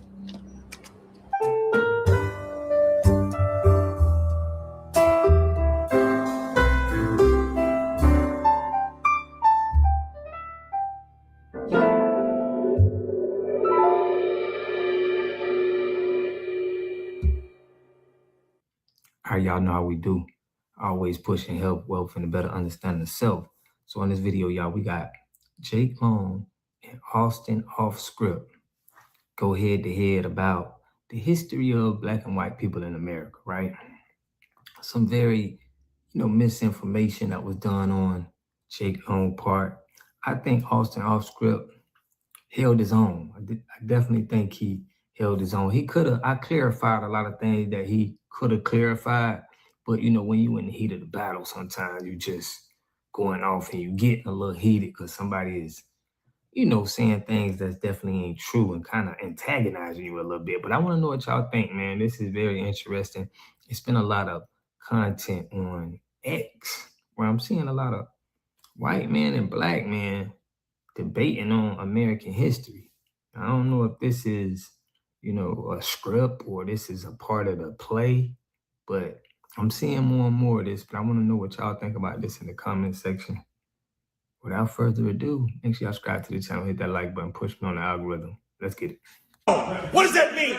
Yes. Jay, tell me what that means. Yes. Tell me what that means. What does it mean to be home? If I was born here, if my grandmother was born here, my dad was born here, I got most of the fucking generations my family was born here. Are you black or you Spanish? What are you? I don't know. I am black and born. Okay, you're black. Are you 100% black? What the fuck difference does it make? Well, I mean, that does make a difference. It don't make a fucking difference if you was born in this nation and you built this motherfucker. Black people are unassimilated. No, bullshit. All right, so there y'all see Jake Long asking him, is he 100% black? Now, y'all know in FBA, one of your parents, is here, is UFBA. If they trace their lineage back to 1870, you here. And the man obviously said that he traced his people was here from, his great-grandma, he explained that, his people go far back to being here. But Jake Long, right? Jake Long, if you look up his ethnicity, okay, it says that he's primarily Italian, American, and Jewish heritage. So he got a lot going on in there, all right? But really, he's really an immigrant, okay? If you go back on his family's line, he has immigrant background. But you gonna question a man when he say he black, knowing that we were the original people on this land, is crazy to me. If you were born in this country and you built this motherfucker, 80% of shit, what do you mean? That don't have shit to what I just said. Listen to what the fuck I just said. Our children. Who the fuck is murdering your children? Austin Metcalf, Reid, Zarewski, Henry Nowak. You want to talk about the white people commit more violence than anybody else in this world? What the fuck are you talking about? What the fuck are you talking about? All right, so there he go with the misinformation. So Jake Long is gonna say that, black people are so violent, they take out so much more of our people. He's naming Austin Metcalf, and we know that Jake is a plant. He's here to, give out misinformation and just to cause issues so people can point the finger on us. We seen him in LA with the sign, black people and black parents. But if you look up the stats on European death tolls, right? It says conflicts and regimes led by European nations and empires have resulted in some of the highest recorded death tolls in human history. So it's unmatched. You can't even say, you can't even put Black people or no other race of people in violence without the facts. And this is the facts. They had the most deaths, most violence than any other race if they want to just go by race. What the fuck are you talking about? You really want to sit? You want to? Hold on, fuck that. You want to sit here and talk about? You really want to talk about? Times more likely to assault me than the other way around. No, bullshit. You really want to talk about violence in this country? The bullshit that you just spewed. Y'all better get this shit on camera. Floyd. The bullshit Black you just. Lives Matter. Black Lives Matter. Come on, man. Jake, you know the only thing stopping me from slapping the shit out of you is the fact that I know what real Christianity is. Yeah, I'm with the brother on this one. I mean, we see Jake's integrity. He's going out in public criticizing Black parents, and now he's trying to give misinformation like Black people are the most violent and are the most, are responsible for the most recorded deaths in history, which is just false. But this is why we know he's a plant. He's here to keep the momentum on Black people so people can say, hey, and while other cultures can get away with doing the crazy things that they do, as you know, family side is when, someone takes out their whole family is done the most by Caucasian men. Shout out to Tim Tebow, who exposing this and saying that the problem is a lot of our powerful Caucasian men doing Caucasian things. The only thing stopping me from slapping the shit out of you is like I know what real Christianity is. No, it ain't threatening violence. I'm telling you the difference. The reason that Black people were so successful in this country while y'all were beating us. Integration. What do you mean before integration? Yes, you guys had your own MLB teams, you had your own jazz clubs, your own hotels, your own bus. You know why we had to do that? Beautiful you know why we had to do that? Before the Democrats smushed in with us.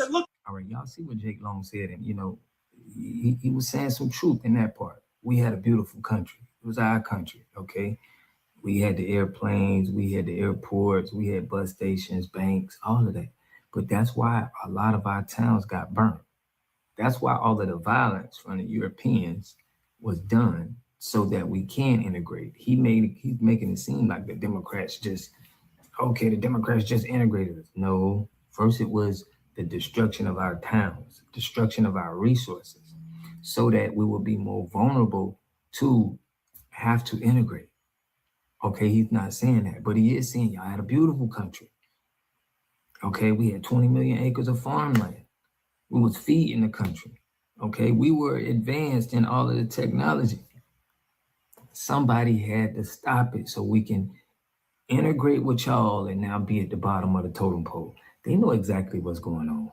Like you said, we were good enough to build this land, but we were good enough to be citizens. System, you had everything. The people that look like you, the sick fucks, the sick fucks that look like you.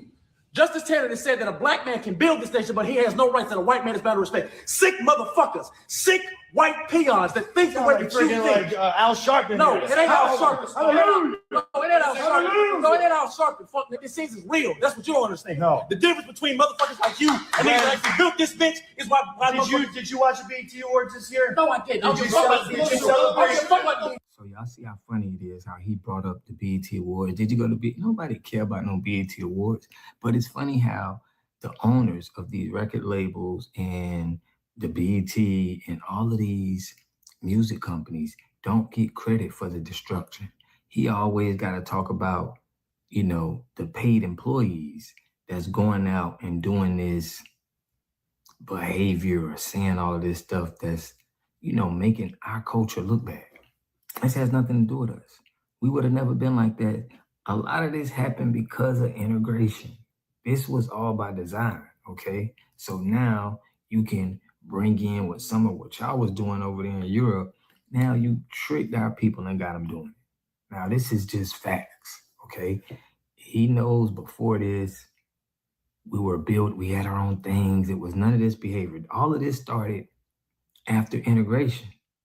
So are you going to blame the owner or are you going to blame the employee? You are a useless Molly Percocet. That's what you're the shit you're spewing. The shit you're spewing is exactly why motherfuckers don't like Republicans. The shit you're spewing is the shit you're spewing. This shit is ghetto, no, bro. It ain't. No. Shit is not. You're not. What do you think what you're spewing? Just because you dress up nice like white people doesn't mean you're not white people. Motherfucker, what are you talking about? Like white people? Look how you're speaking. Look at what you said. You said you are black people are not assimilated into white culture. They're not. You guys are violent. You glorify drug dealing. You glorify Why would we assimilate to a country that killed us? You're glorifying. Why would we assimilate to a country that saw us? This guy's not a Republican. He cannot Why be would we on assimilate to a country that killed us? You can't even get into the Patriot. For the record, this is why the Republican. This is why white folks like you make the Republicans. I'm a monkey. And that's why niggas like you got to talk to a 15-year-old. Because couldn't win no real one would ever give you no pussy. Right? True that. Hey, y'all see he had to get hood on that peck of wood, man. But shout out to him, man. Shout out to that brother for holding him down. But yeah, we know that Jake Long is a plant, man. He working for the he working for the higher up FBA business. Okay, now first it was just him standing on the Republican side. Now he's just going directly at black people every chance he get. So we know that it's a motive behind this. Okay, we're seeing more talks and more debates on, Caucasians trying to question our lineage here. Mm-hmm. This is a mixed man with Italian, American, and Jewish. And he's asking another brother, are you 100% when you ain't 100% nothing? So, man, I appreciate all y'all. Let me know what y'all think in the comment section, man. Shout out to everybody who been supporting the channel. Love and appreciate y'all. I'll catch y'all in the next video. A community must have three things to have a community in it. You must have a wholly independent economic structure that can provide goods, service, products, and things for your own people, and jobs and tax spaces for your own people. You should at least control 4 basic things. You should be trying to control water, food, medicine, and energy to be able to survive and compete. Here we got Mr. Pollock. He had a cornfield. He took advantage of a free water test from us, and this is what we found in this water. We found sulfur, we found hardness, and we solved these problems with an easy fix of 2 tanks. So get your free water test today. Stay blessed. Click the link below. Family and fellow soldiers. All right, so now we're going to switch gears and get to the boycott. So we got the Asian boycott blackout going on, and we also are basically boycotting all immigrant businesses. So Professor going to give us an update on that. And while we're doing this boycott, we should be doing what everybody else has been doing and supporting their own.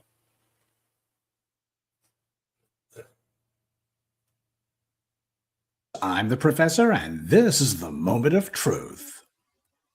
After the murderer Rick Chow was allowed to get away with killing a black child, black people were finally shaken awake from their usual apathy and slumber. We care about black children, be it 4 little girls burned to death in the 16th Street Baptist Church bombing, or Emmett Till, or Trayvon Martin, or Cyrus Belton. People understand that these incidents don't just drop out of the sky. They're the end result and the daily drumbeat of anti-black racism. And just as often as not, these crimes are practiced, carried out, and defended by people other than the white supremacists. Now, what's been going on is a lot of folks have been saying it's way past time that we made a movement out of boycotting racist businesses. And a lot of folks have been doing that, and this is good. But as I've said before, people can call it a boycott if they want. I don't want to get into the war of semantics, but what's needed is to establish a new normal. Because you see, that's what other groups do when it comes to black people. They don't say we got to boycott against black businesses. They just don't show it to black businesses, and they do everything that they can to run black businesses into the ground. Money is power. And power is not merely to be venerated, it also has to be jealously guarded. Power can't protect itself. It needs a defender. And that defender needs to understand that power does you no good when you give it away. Power is supposed to be held on to. That's how you strengthen yourself. People are counting on us to think that we're going to get angry, but eventually run back to whomever's abusing us, that we're going to go back to the old bad habit of continuing to give our power away as if we learned nothing. That's what people are counting on. They're also counting on black people not telling a friend to join them. Yes, there is strength in numbers, but what's another word for strength? Power. There is power in numbers. Anti-Black racism, whether it be physical, political, or economic, is a group sport. And so is Black empowerment. You make sure that when you call yourself disciplining your dollar and denying your power to people who hate you, make sure that you're not alone when you do so. Black people are the fuel for the culture and much of the economy. People like to pretend as if they don't know that, as if it's not true. And usually that's the case right up until Black folks smarten up enough to go ahead and cut these guys off. Then all of a sudden they're reminded. Black people are certainly the tastemakers. There's a hell of a lot of corporations and entire industries that depend on Black people to actually set the tone for everyone else, to get those economic engines primed, if you will. The economic vitality of America originates with us on so many levels because our cultural vitality is monetizable. People are angry, however, that they see Black people turning off the fuel for their engines. And that's what's got a lot of folks uptight, be it these anti-Black so-called convenience stores and gas stations and eateries in the places where you may live, or Tetherfest, previously known as Essence Fest. Everybody has known, even though they don't like to admit it, they've known the power that we got in our hands. When you got that dollar in your hands, you've got power. But what they didn't know was whether or not we would actually use it. You see, power can go in two directions. If you give it away, you're giving your power to someone else. But if you hold on to it, it's in your hands. If you hand it over to another Black person who's on code, now that power has been force multiplied. You simultaneously disempower the anti-Black racist and empower yourselves. The fervor that I've been seeing on this issue has been very heartening, and it's good to see, and we need more of it. It's all about Black people practicing how to give the appropriate response to anti-Black racism. When you look at, say, what's happening with soccer and the predictable racism for the European and Latinos, you see a number of people who are giving an inappropriate response. You've actually got grown men from South America and from Africa who in many cases will be crying and weeping in public because of all of these anti-Black racists acting like anti-Black racists. This is mental weakness that causes this kind of behavior. It's not just childish fragility of mind, but also someone who thinks that these anti-Black racists will be moved by your tears. Oh, you want to get some sympathy from them because that's what people really want. When a Black person's crying in front of the cameras, oh, these racists are so mean, what they're really saying is, please give me some sympathy. They want attention. That's what it's about.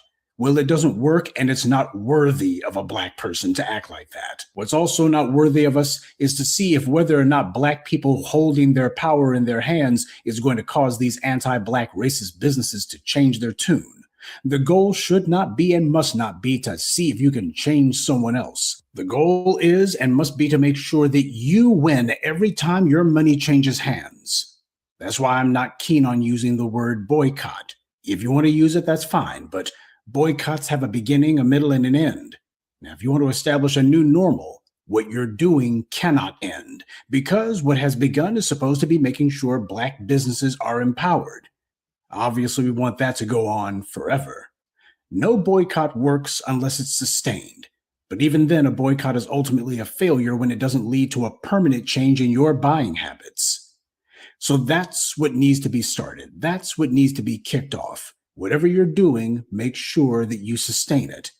Black people have made a subculture out of trying to please everybody else. Do you know what you call someone who doesn't think or act for themselves?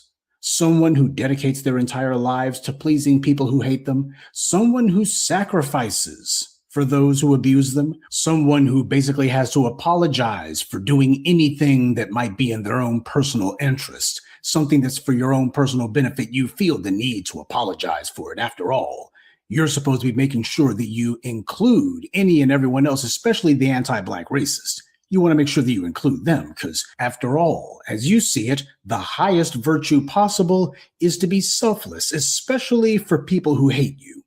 Or at least that's what you've been taught. Well, what do you call a person who decides to dedicate their lives to embodying that kind of a mentality? What do you call that person? You call them a slave. Because you see, everyone gets rich off of the slave except for the slave. Everybody benefits from what the slave builds except for the slave. The slave is totally irreplaceable and completely dispensable at the exact same time. That's the great paradox of the slave's life, or rather existence. That's something to keep in mind as you sustain this new, or rather old, economic direction. What you do has to be for yourself alone. This is not about trying to be performative. It's not about trying to show some gang of anti-Black racists that they're going to get the message. The one who needs to get the message is you. You're the one who actually needs to receive it and to follow it. If Black folks had gotten the message back in the 60s, we would not have given away our economic power so that we could integrate with the very KKK Klansmen and white supremacists who were oppressing us in the first place. And when white supremacy brought in a whole bunch of immigrants and then bootstrapped their economy so that they could leapfrog over Black people, we wouldn't have situations where Black children were being murdered in so-called convenience stores by those same immigrants. And then Black folks, after blowing off a little bit of steam, going right back and spending money with those exact same anti-Black race killers. We should never give any anti-Black racist of any stripe, pattern, or spot the ability to do something like that, let alone do it multiple times. Black people's constant need to be everybody's buddy and this psychopathic fixation that most Black people have with being liked by everyone, being approved of by everyone, that's suicidal. You can't please everyone, especially in a world that's based its entire economy and its entire ideology off of hating you. Everybody else understands that. Black folks, at least a critical mass of which, just waking up to it. Well, don't hit the snooze button now. And this financial and economic redirection that's taking place, don't let it be about anyone other than yourselves. This is not just about whether or not you're going to be punishing people for anti-Black racism. Even if the murder of Cyrus Belton hadn't happened, Black people would still need to make sure that they are empowering Black businesses. That would have to be the case regardless. So family, don't boycott. Be normal. Good day and be one. I'd like to take a moment to mention some of our contributors. Jacques Hargett, Coach Nate Nelson, Gary Marshall, Craig Simmons, and Krishan Spann. Salute to them and thank you to everyone for listening, liking, and sharing this message. Black empowerment only exists because of you. Thank you, Professor. So no boycott, just see normal. So this wealth transfer has these Asian. Well, the wealth transfer has been continuing, and I will tell you this: they thought that Black America was playing when we started the wealth transfer, and there's some people that's on the ground reporting on how a lot of these businesses are closing because a lot of you have decided to take the wealth out of their hands and put the wealth back into the Black community. So our dollars can circulate in our community. Let's go ahead and check this out. They love to act like boycotting or black out Asian businesses is not working. It's only a TikTok. People want their mouth. I'm going to flip my camera and I'm going to show you this restaurant. I was open like last week, if I'm not mistaken, closed down now. Let me show you. As you can see, FBA stand up. As you can see right here, this business is shut down. It's closed right here. So they love to act like this is only on TikTok. It's working, ladies and gentlemen. Like I said, the first restaurant, but the first business in the Black community should be the Asian restaurant. The food is no good anyway, to be honest with you. FBA stand. Like,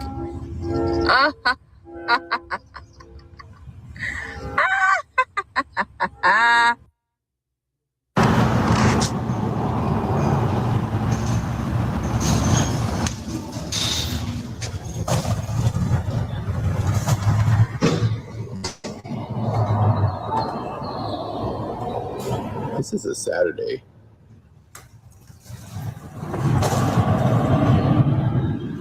See, they thought that Black America was playing.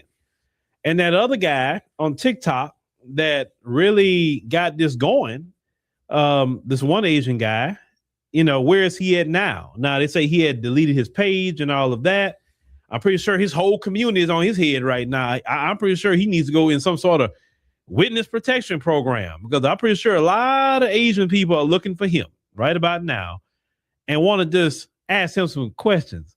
Why did you go and poke the bear with Black Americans? Why did you dare them to do this? Because now I'm suffering because of that. Well, see, here's the thing. It's been decades of disrespect. So really, with Rick Child and this gentleman that really told Black people what they're not going to do, they're going to come right back to them. And Black people say, oh, I'm going to show you better than I can tell you. And this is nationwide. See, they're not used to black people reacting this way. They used to us getting mad, having a little temper tantrum, and then we go right back to them in a week. They're not used to seeing their stores closing because their whole economy has been based on us. And once again, if your whole economy is based on us, why would you be stupid to go piss us off? Like, for instance, my whole economy, that what I do is based on us. That'd be so dumb for me to just go purposely, and I say purposely, treat black people, my people wrong, do my people wrong, and then expect them to keep coming back. That's not going to happen. Their whole livelihood has been built on us. They wasn't built in the white community. It was built in the black community. They sent their kids to colleges and all of that off of the black dollar. And the crazy part is now what they're reporting is that their kids don't want nothing to do with those businesses that they built. So they're not going to have many businesses like that but in the next 10, 15 years. Because the kids are like, nah, I got a job. I don't want to be in that restaurant. I don't want to be in that laundromat. I don't want to do all that. So you know what? Now, this is why I tell black people. Don't just say, okay, they're closing. Now what you do, this is what you do. You go and like that other nail shop they say, hey, they about to sell it or whatever. But black people need to go and say, hey, I want that shop. Hey, I want that beauty supply store that got closed down. Hey, I want that restaurant. And replace these businesses with black businesses. That's what make it a real wealth transfer.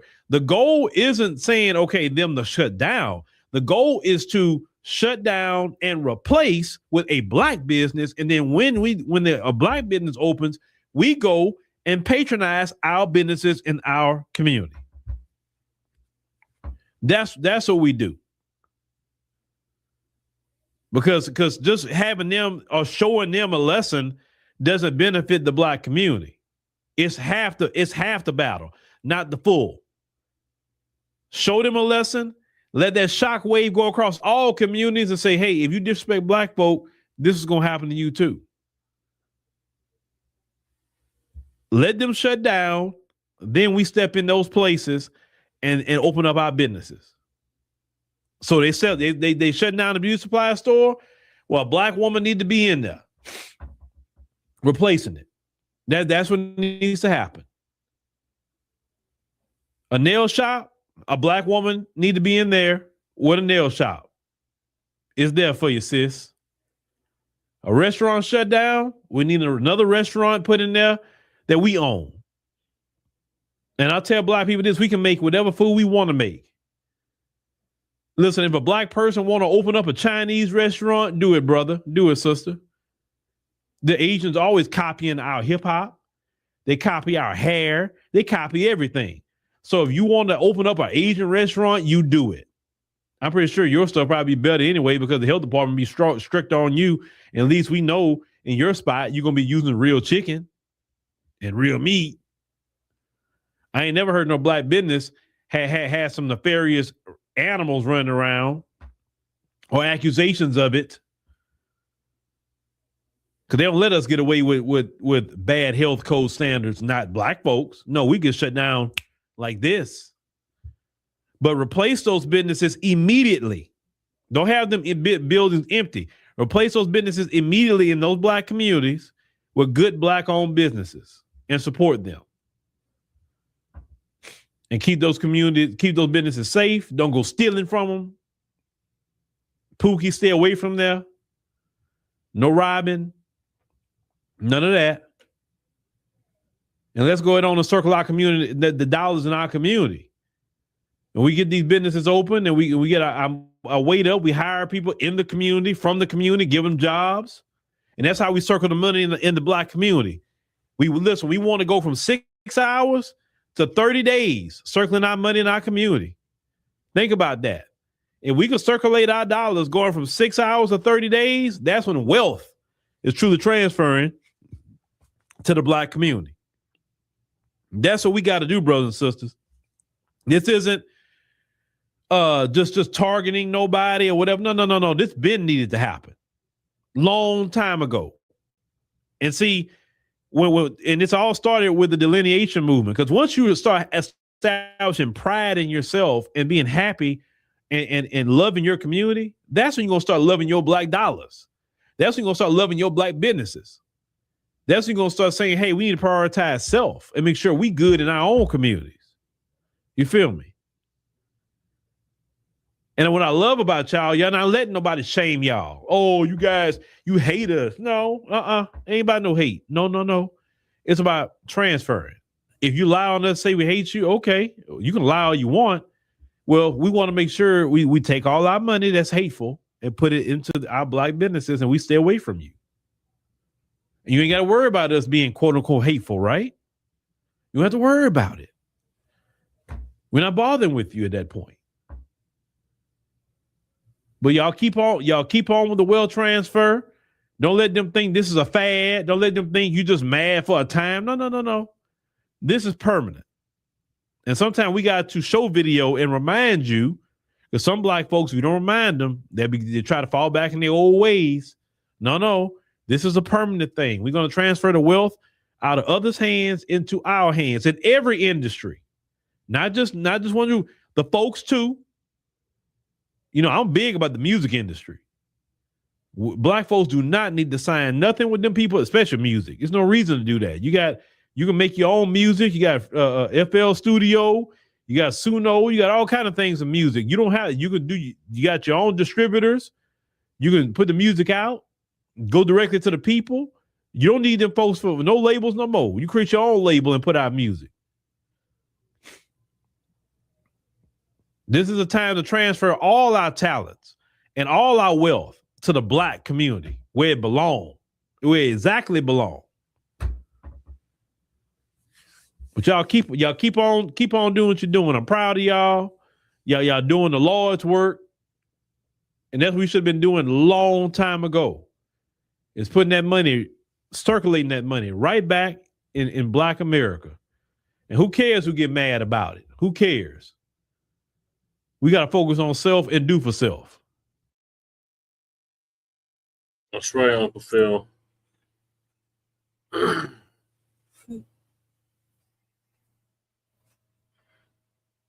do you want to say about the Asian fatigue, the Asian boycotts? So I do not agree that we should boycott the Asian people. I do believe Pause right there. What's your ethnicity? I am Haitian American. You're Haitian. American, yes. Yeah, so that's fine. If the Haitians don't want to join us in the boycott, they don't have to. But really, it's a Black American boycott, so you don't have to join us. Okay, well, yes, that's what I wanted to say. I wanted to say that the Caribbean as well as the Afrique, we are not boycotting the Asian people because you guys are the problematic one. You guys have an issue with every other ethnicity. You guys have an issue with the Asians. You have issue with the Haitians. You have issue with the Africans. I hear a dog crying out with for the Jamaican. Hold on, wait a second. Hold on a second. I hear a dog crying for the life in the background. Is what Trump said true? Are you guys cooking dogs over there? Your mother is cooking the dogs. Why is that dog screaming for his life? Your mother... Might have to drop a dime on them. Sure. You know what I'm saying? Stop. I don't like that shit. For sure, bro. I don't like that shit.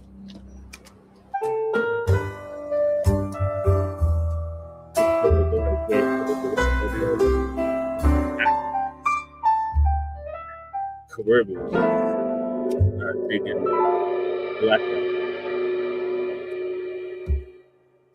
All right, y'all, we back with another video, man. Y'all know how we do.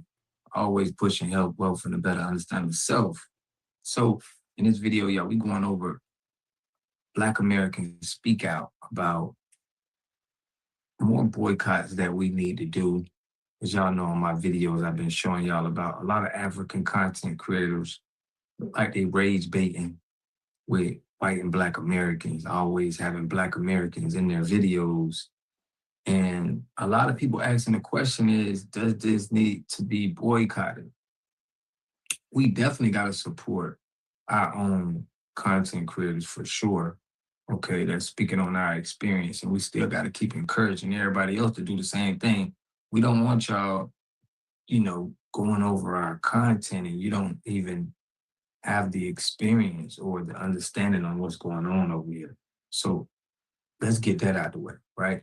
But the Asian boycott has been going well. The Arab store, the corner store, there's a lot that we trying to do, but really focusing on our businesses is the biggest key. But I'm gonna let y'all hear how some of the foundational Black Americans feel about who we need to boycott and how are they taking advantage of us, man. Make sure y'all subscribe to the channel, hit that like button, push from the algorithm. I greatly appreciate that. Let's get it. Hey, you guys, it's Miss Terry, no makeup on, age 59. I'm not thinking about none of that. Africans now saying that they're gonna collab with the Asians against Black Americans. I don't care what y'all do.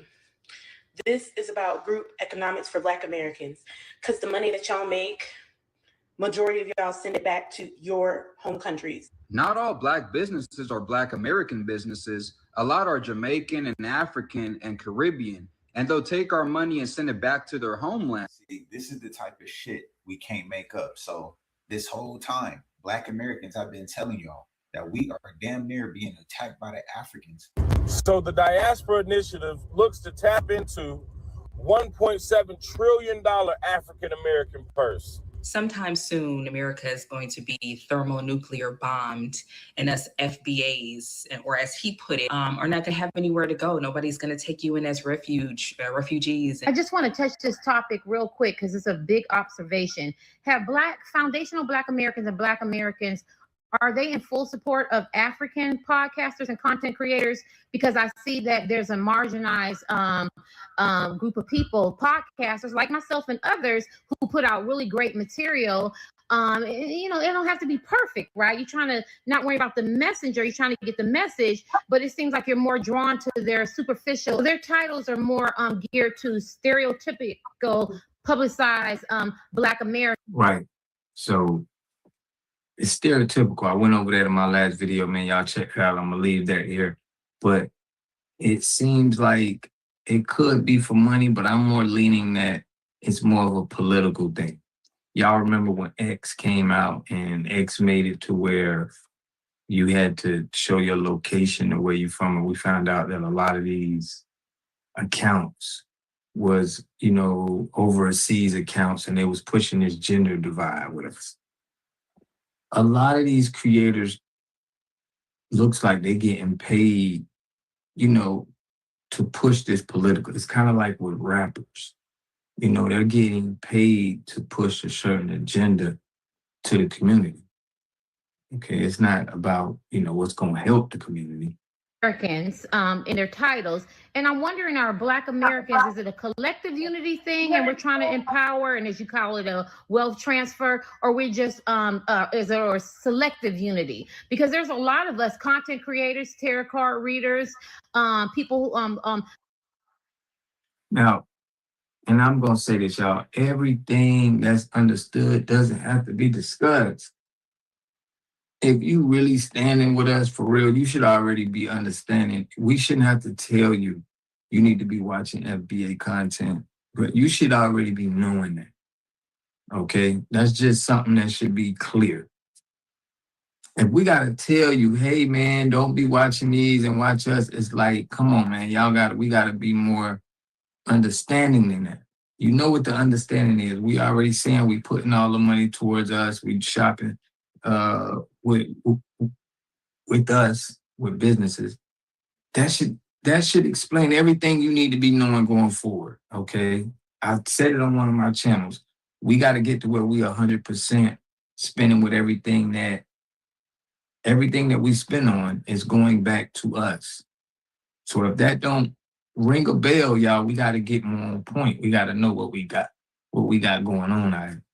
startup companies, you know, entrepreneurs, makeup online, you know, or a lot of different businesses who would like your support. But I notice Africans get a lot of love from Black Americans, and all you got to do is look at the numbers for content creators, and then all you got to do is go in the comments. right? There's a lot of Black Americans. So I know some other people may have noticed it and maybe nobody has it. Maybe I'm just hypersensitive to that. So I just realized that the foundational Black Americans and Black Americans give a lot of love to the Africans if we're trying to build wealth in our communities. And Black communities are spread all over America. And I hate to see just a limited. And shout out to that lady from she was from a Caribbean island who shouted me out, hit me with that message and was like, you know, she's not Black American, but she stands with Black American, and what they doing is standing up for themselves for people that's disrespecting and not paying homage, you know, to us. Now, we don't got no hate towards nobody. It's not, we don't dislike nobody. This is all about us. And I don't want people to take this as what we're trying to do. I'm trying to focus on us and taking it as it's a dislike for you. No, it's nothing. We got no problems with Africans, Haitians, Caribbeans, and any of that. They're trying to paint this narrative. We seeing a lot of this on social media where they're trying to act like we got this disdain for Caribbeans and Africans, which is not true. This has to do with us trying to rebuild our community. And if you respect that, you should respect that. Just like we respect if Jamaica's trying to rebuild their community, Haiti's trying to rebuild their community, and they're like, hey guys, we need to come together and we got to do that. That's perfectly fine.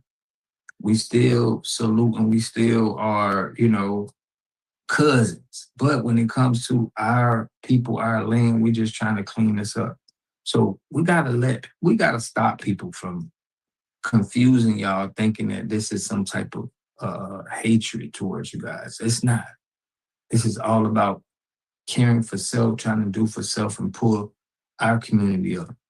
And you should respect that. If you don't respect that, then it's like, it's something going on with you. Few Black Americans be able to get the bag. We should be able to do like all the other communities, ethnic groups, and races where we have a significant representation of Black Americans making a substantial amount of money, especially since you're boycotting increments of different races and ethnic groups for reasons of not out of racism or hate, but out of empowering your own people, which what they do, which is valid. Isadora, how are you? Hello, how are you? I'm good. What do you want to say about the Asian fatigue, the Asian boycotts? So I do not agree that we should boycott the Asian people. I do believe Pause right there. What's your ethnicity? I am Haitian American. You're Haitian? American, yes. Yeah, so that's fine. If the Haitians don't want to join us in the boycott, they don't have to. But really, it's a Black American boycott, so you don't have to join us. Okay, well, yes, that's what I wanted to say. I wanted to say that the Caraïbes as well as the Afrique, we are not boycotting the Asian people because you guys are the problematic one. You guys have an issue with every other ethnicity. You guys have an issue with the Asians. You have issue with the Haitians. You have issue with the Africans. I hear a dog crying out with for the the Jamaican. Hold on, wait a minute. Wait a second. Hold on a second. I hear a dog crying for the life in the background. Is what Trump said true? Are you guys cooking dogs over there? Your mother is cooking the dogs. Why is that dog screaming for his life? Your mother. You came here to say that you don't want to join the boycott. This is why white America is sending a lot of you Haitians back home because you guys are disrespectful. We don't give a You guys fuck. are disrespectful. We do This not is give why a a lot fuck. of you Haitians You guys are being racist, sent and that home is why now. We are not supporting your boycott. Bitch, I didn't ask you to support. We're not asking for your support. You guys are the problematic one. You guys have an issue with every other ethnicity. Why is that dog screaming for his life? Yeah. Is what Trump said true? Are you guys cooking dogs over there? Isadora, how are you? Hello, how are you? I'm good. All right, so speaking on who we gotta boycott, we definitely, the Congressional Black Caucus, the NAACP, I'm gonna be dropping some more videos about them. Because you see Hakeem Jeffries at the Jay-Z concert, and he be talking about what other politicians be doing. And they at the golf course while government shut down. And this is why we say, man, all of these celebrities, all of them work together. Politicians, they all on one accord. To me, okay? I want to know what y'all think about this, but we still got a lot of stuff that we are boycotting, wealth transfer, and these politicians that claim that they about the community definitely got to boycott it. They're another leg of white supremacy. Now, we got to really make this, we got to have something where everybody can see all of the stuff that we are boycotting. But, you know, I'm a person as what's understood doesn't have to be always discussed in public because, you know, as we seen what a lot of people are trying to counter our moves. And if we got our moves just online and we speaking about it, it's just easier for them to, you know, counter them. So I want to know what y'all think in the comment section. Man, listen, it's been a lot. It's been busy. I wasn't able to go live last night. We're going to try it again tonight. Okay. We can get on the scoreboard. Definitely, I want to hear some of y'all talking points on what y'all think about all of this cosplaying on us and cosplaying on our, you know, even the content creators. A lot of South African content creators, but I mean, not even the content creators, but people from South Africa was just like, yeah, they do see a lot of Africans doing that, but they don't do that in South Africa. And it's crazy because I didn't find any South African YouTubers that was doing that. But Kenya and Uganda, and then I heard some stuff about on the internet with O'Shea Duke Jackson. They were saying like he started this, you know, from him being a content creator, and a lot of people have been calling him out in his country that he in, but we're going to touch on more of that, man. Make sure y'all subscribe to the channel, hit that like button, push me on the algorithm. I greatly appreciate that. Shabazz and all of my new members that just came aboard, I really appreciate y'all.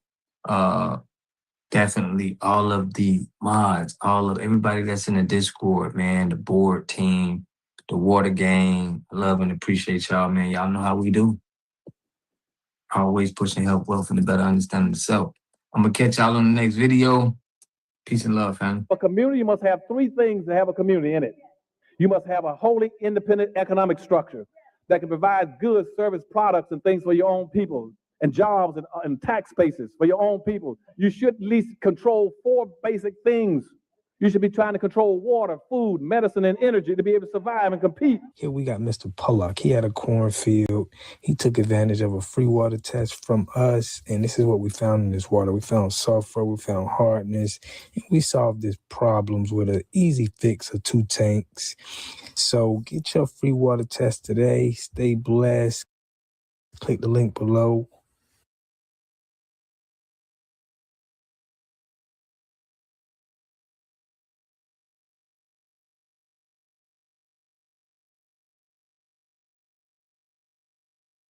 What's up, world? Let me tell you about this beard growth oil I got from 12 Tribe. Some more up-to-date videos that have been posted online about Asian shops either empty or they're closing in certain areas. And even the ones around me, you know, I notice there's not as many cars in the parking lot that I used to once see. So the word is spreading about the boycott. You can clearly tell it is. And see, there's a lot of Asians online putting videos out. They're shocked, I think, that we are even boycotting. In their minds, they didn't think we could do it. But I don't know why they think we can't do it. I mean, we were the ones that were the best at protesting up in here, and we already have a history of doing boycotts. So we are in the time of separation anyway. So a lot of these groups, once we step away from them, it's not going to be a temporary thing. It's going to be permanent.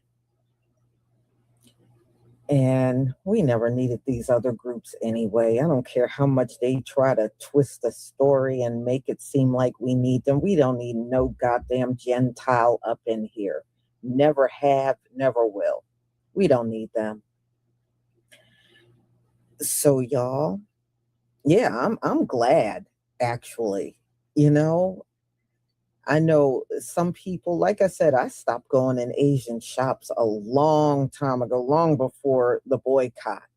And trust me, you can live without them.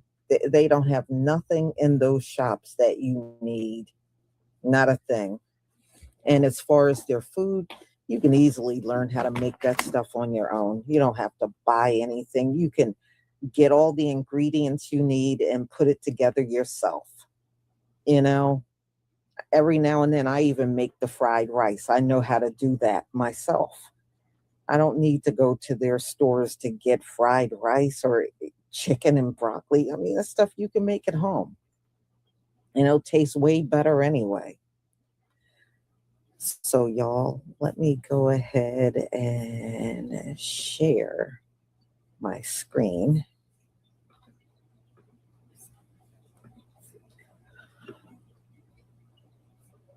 Please give me a 1 if you can see my screen.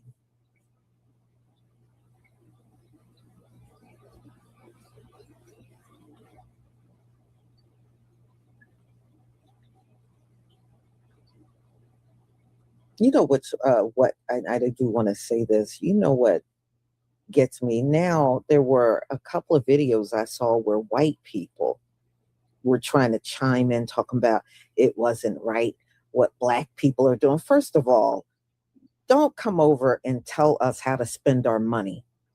Spending money is freedom of expression. If we choose not to spend our money with Asians or anyone else for that matter, that's our business. You don't control what's in our wallet, and you really need to mind your business. This boycott is between us and the Asians. I don't know why you white people are trying to chime in. You don't get to tell us what to do with our money, just like we have no interest in telling you what to do with yours. Stay in your lane. Thank you, everybody, for the ones.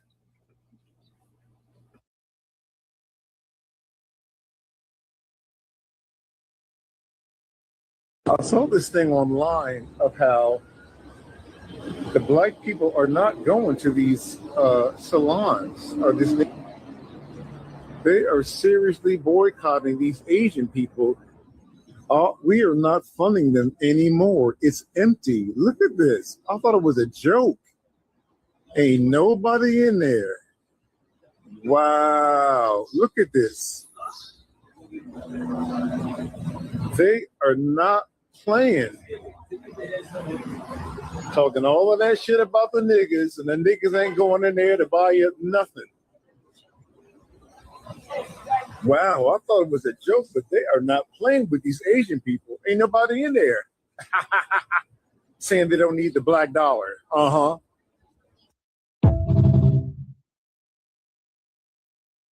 And the only reason some of these Asian content creators are upset about this whole Black, wealth transfer thing is because they expected to be able to retire off of the back of Black people. Pretty much like racist white people do. If you live in Tampa, Kim Brothers on Hillsborough is closing. I'm so sad. They close at the end of this month, so end of July. They're doing a sale. So right now it's like 20 to 30% off most items. I'll say 80% of the stuff in the store. Next week, she's probably going to do like another bigger discount. But they want to get rid of everything before the end of the month. So definitely stop in. But I'm so sad because I've been coming here since I was little. And I'm just so sad to see it go. They are...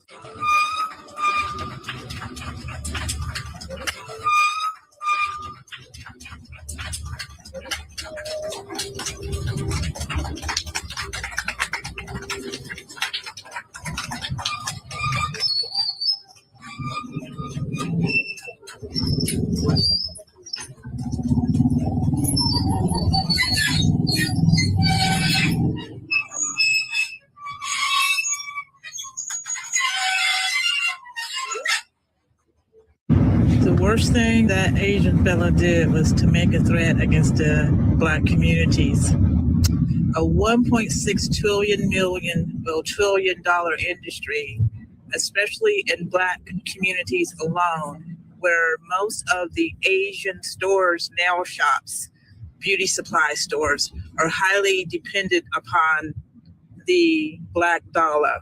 So if you take away that, those stores will run out of business within 3 weeks. That's where it starts. And then it's going to go up to where the supply chain is, where they're getting the goods from. That's going to be highly affected.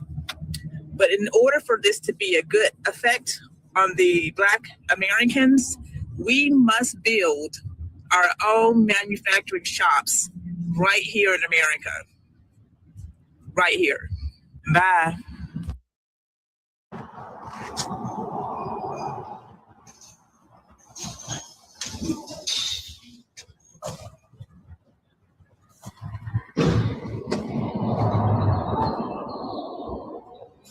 This is a Saturday.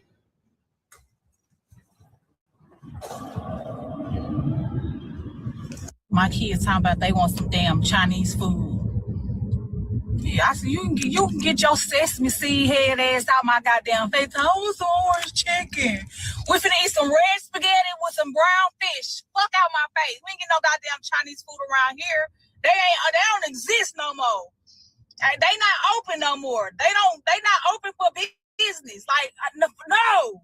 The way y'all keep coming with excuses as to why these nail shops and other Asian businesses and restaurants and stuff are empty, y'all really don't believe that when Black people set their minds to it, that they can actually stick to it and make differences. But then again, yes, y'all do. It's why y'all try so hard to convince us, like white supremacists have always done for so many years, that it doesn't matter when we unify, when clearly it does. But to see y'all writing all these excuses, it's a Monday, oh, it's still too early, or it's this, or maybe just people are standing on their word, Black people, and keeping their money in Black businesses. Bravo, Black people.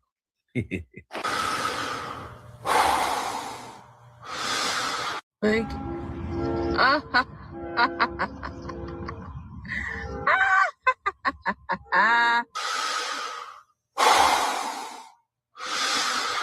So I just saw a video with an Asian creator talking about how in the next 10 years that there will be no more Chinese restaurants in the United States. And you know what I say to that? Keep on shopping Black American. Yeah, keep on shopping Black American.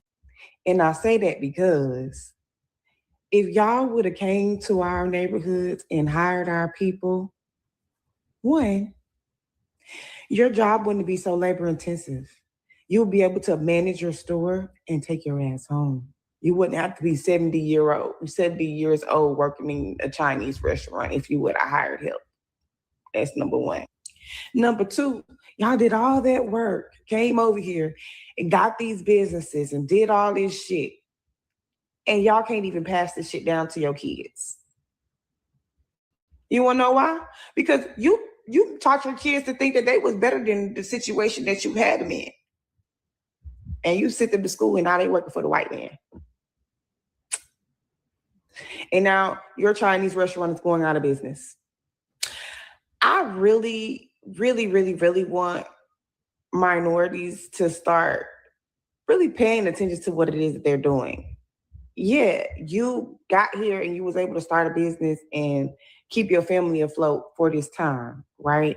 But you thought that you were so good, so much better than everybody else. Oh, I want my kids to go do this. And now you done lost your legacy to some white folk because that's where your kids is working. Yeah. But anyways, y'all, keep shopping Black American. Let's do this. We all we got, baby. We all we got.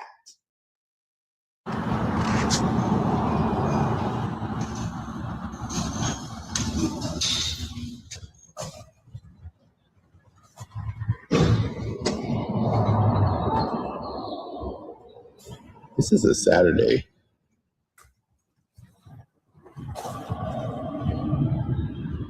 It's 2 a.m. Thank you for those of you who ordered curry tonight. We've never been open late like this before, and I've been on my own fulfilling orders, and I'm really grateful for them. I'm going to keep this as short and sweet as possible. I had a discussion with my investor. Her name is Mom. And an hour ago, it was very apparent that I won't have any more money borrowing capability starting next week. I just borrowed another $4,500 to make payroll, and payroll has been sent. But if we don't somehow make at least $14,000 to $16,000 over the next 2 days, I will not have enough money to pay rent. Serious? And I will. It's not enough. I have tax payments coming up. I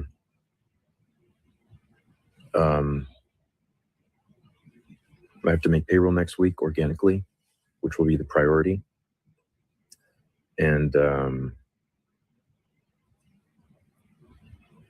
we will not be making enough this week to pay all of our bills next week while not being able to get additional funding to supplement the shortfall. So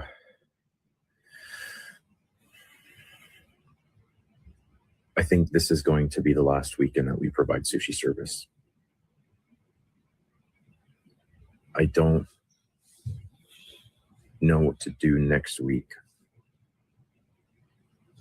without an investor. So I'm very sorry to make this announcement.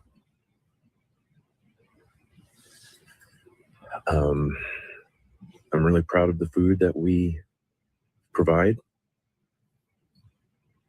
and I hope you can try it this weekend. Now, this is the experience that a lot of restaurant owners are experiencing right now across the United States. And this guy actually vlogged his entire experience as being a restaurant owner, guys. I mean, he's got lots of views. I think he's actually still open at this point. So I'm a little bit confused about this video, but ultimately, you know, this is his experience. He got an investor. Basically, the investor said, hey, we can't keep funding. We can't keep sending money and borrowing money. And all. Like, we've hit a wall when it... Bro, I fucking called it. I told you so. I called that shit weeks ago. I told you that Asian motherfuckers were going to start destroying their businesses and blaming the Black community. And now it's happened. I've just seen a couple videos that are making their rounds of storefronts with the windows and stuff being broken out of, and clearly they're blaming the Black community. And these are all happening in different states across the country, but they all have one thing in common. They have no recordings of the incidents whatsoever. In this technological age, not one of those establishments had any video whatsoever of their place being vandalized. Funny, isn't it? Nobody wants to believe that Asians would do this and go this route. Just like nobody wanted to believe that that Asian dude would burn a fucking cross. But he did. I didn't have any backlash on that for real. We don't need to torch and burn businesses and vandalize businesses because pulling our money out and watching you fail is way more fucking satisfying. Nice try, though. What else you got?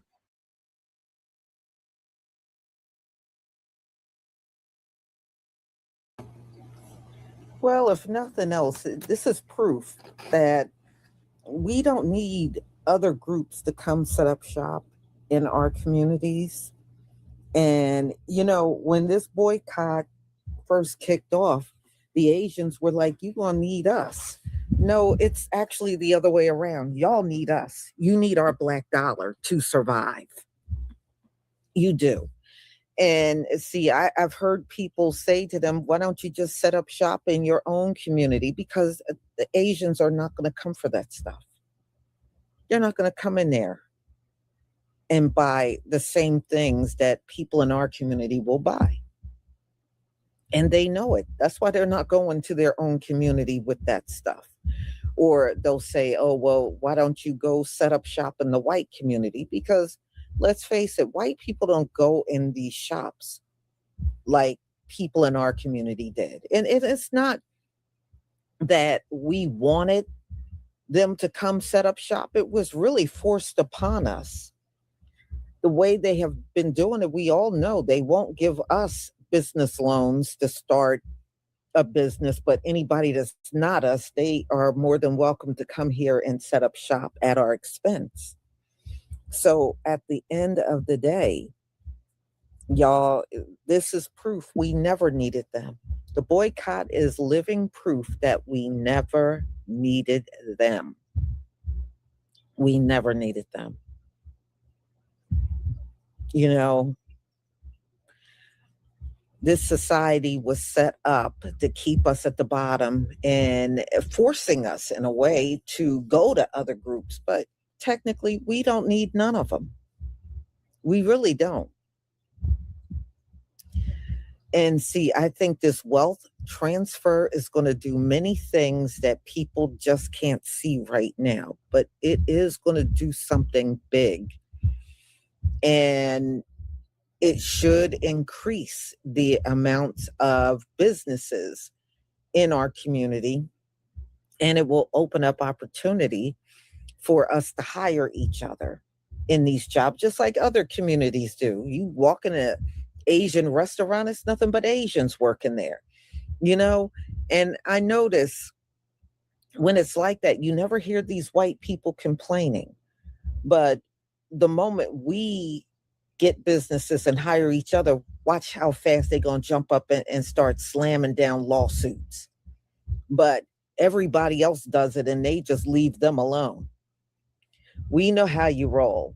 We already know. So, ladies and gentlemen, I'm going to go ahead and conclude. I thank you so much for being here. I thank you for your support. And don't forget to pick up your 12 Tribes on Earth hair products. Shalom, family. Shalom, Lisa. And Lady Che wanted me to let y'all know that people are missing the core principle and the core reason why we were boycotting Asian businesses in the first place. And that was because they were killing our youth, our children. So I want to make that clear.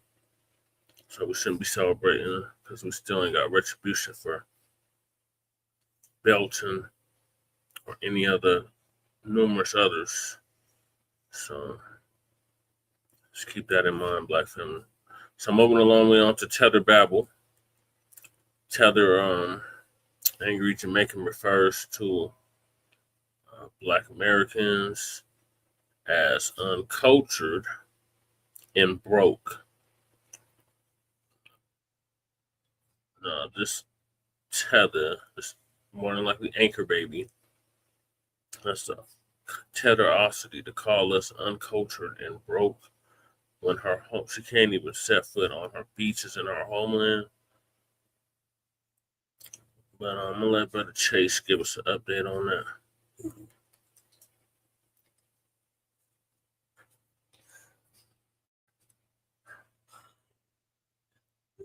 Hi.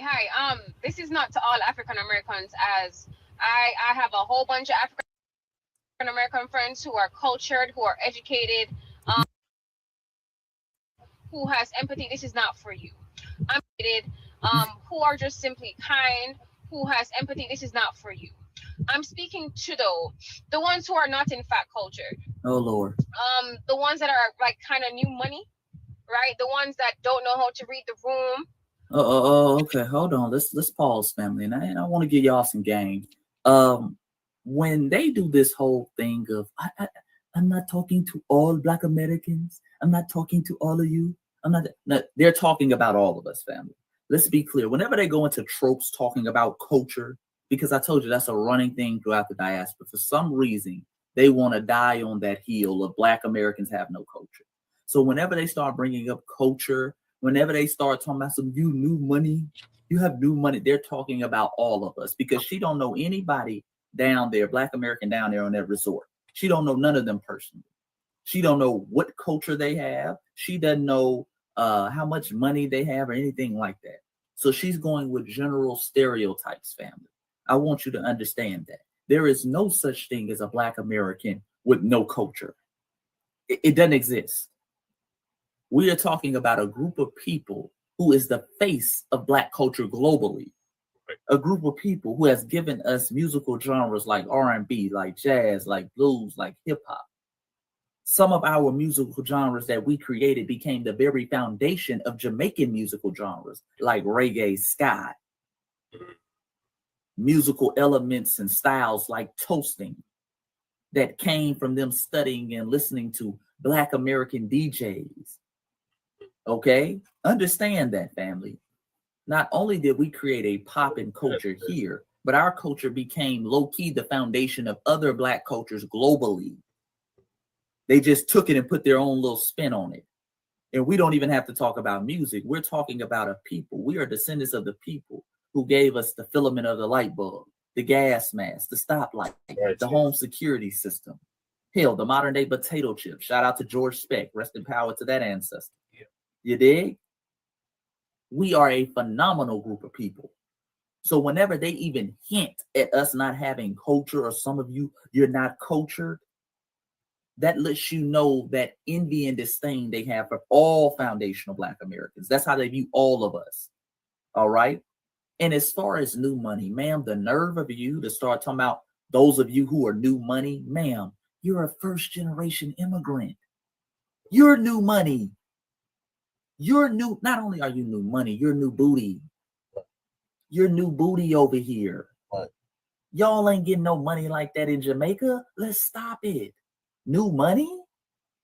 New money. Ma'am, if you don't stop it, Black Americans been getting money a long time. And I'm not saying all of us are rich, because we're not by any stretch of the imagination. But when you compare Black Americans to the diaspora, on average, we make 10, 15 times more than your average citizens. And you know that. Miss me with the new money. We ain't new nothing. We built America from scratch. We didn't immigrate to America like your family did for opportunities. We created the opportunities. We ain't new to this. We true to this, ma'am. So humble yourself. Humble yourself. Don't let them play that whole y'all are new money. No, we are the money. We're the foundations of America. America was dust and brush before we built it. Okay? But let's continue. Y'all, can y'all stop coming to our country? Oh, okay. Just stop. Like, we know, because we've been watching it our whole lives, we know that your own government don't like Black Americans. We know that unless you are very wealthy in that country, that they don't care about you guys. That at best, you're living in a very okay situation. If you're middle class, you still got poor cousins and poor aunties and poor uncles, right? So I hate to see when y'all get your little monies, whether you affirmed it. She hates to see it. She hates to see it when we get our little money. Oh, okay. You put on your credit card or you ran into some new money. I hate to see y'all come to what you consider third countries and try to flex. Oh, Lord. Try to flex on locals. Oh, Lord. I hate to see it. Oh, okay. Hold on. Let's pause, because like I said, this is going to be a slow cook. This is going to be a slow cook, family. Yeah, cooker. Let's break down a few things, and let me translate a few things for the foundational Black American family who might be lost at this tether babble, because tether babble, you can get lost in it. When they say, number one, things like, we know your government doesn't like you. We know your government doesn't like you. They view the United States government as a proxy for white people. Yeah. Okay. So what she's saying in translation is white people don't like you. We know. Also, I want you to peep game of how she said, we be watching y'all, because that's all they always do, family. This is my theory. This is one of the reasons their countries aren't built, because they sit over here and they watch Black Americans all day long. They sit in their homelands and they watch us all day long. They get over here and they watch what we're doing all day long. Yep. All right. So from watching us, they say, oh, look, the white government doesn't like Black Americans. And here's our response. We don't care. Right. We don't care. I don't give a damn whether white people in government like Black Americans or not. We're after what we're owed. And let me let you in on a little secret, Miss Tosh. They shouldn't like us. Why? Because we are anti-white supremacy. We are anti-white supremacy. We are anti-colonization. We are anti-people who seek to harm our community. White supremacists are always anti and against that. And the real question is this: why do they like y'all? That should be the real question. Because clearly, you know, they don't like anybody who looks like us, but why do they make an exception for the Black immigrant? Why do they hold y'all up as the model minority? Because they know you're not a threat. Y'all are literally no threat to the establishment. In fact, you come over and you regurgitate the white stereotypes and white tropes that are placed on Black Americans. Yep. You regurgitate those tropes. They sure do, Terry. Because I told you how she started off at the beginning. I told you all that was Cap talking about not all Black Americans. This is what they think about all Black Americans. Because she don't know nobody at their resort. She don't know how much money they got. She don't know what they do. She don't even know where they're from. And I'm going to prove that in a second. So she used this as an excuse to just get off all those white tropes. See, it's always about humbling, quote unquote, humbling the Black American, bring them down to earth. Okay? Oh, you have baby mamas and you live in the projects. That's what they love to do when they get over here. The first thing a Black immigrant, let me tell you, family, the first thing a Black immigrant like this does when they get over here is they run straight to the project. They run straight to the most hood community they can find. They feed off of that. That makes them feel good. Like, yeah, look at those Black Americans struggling.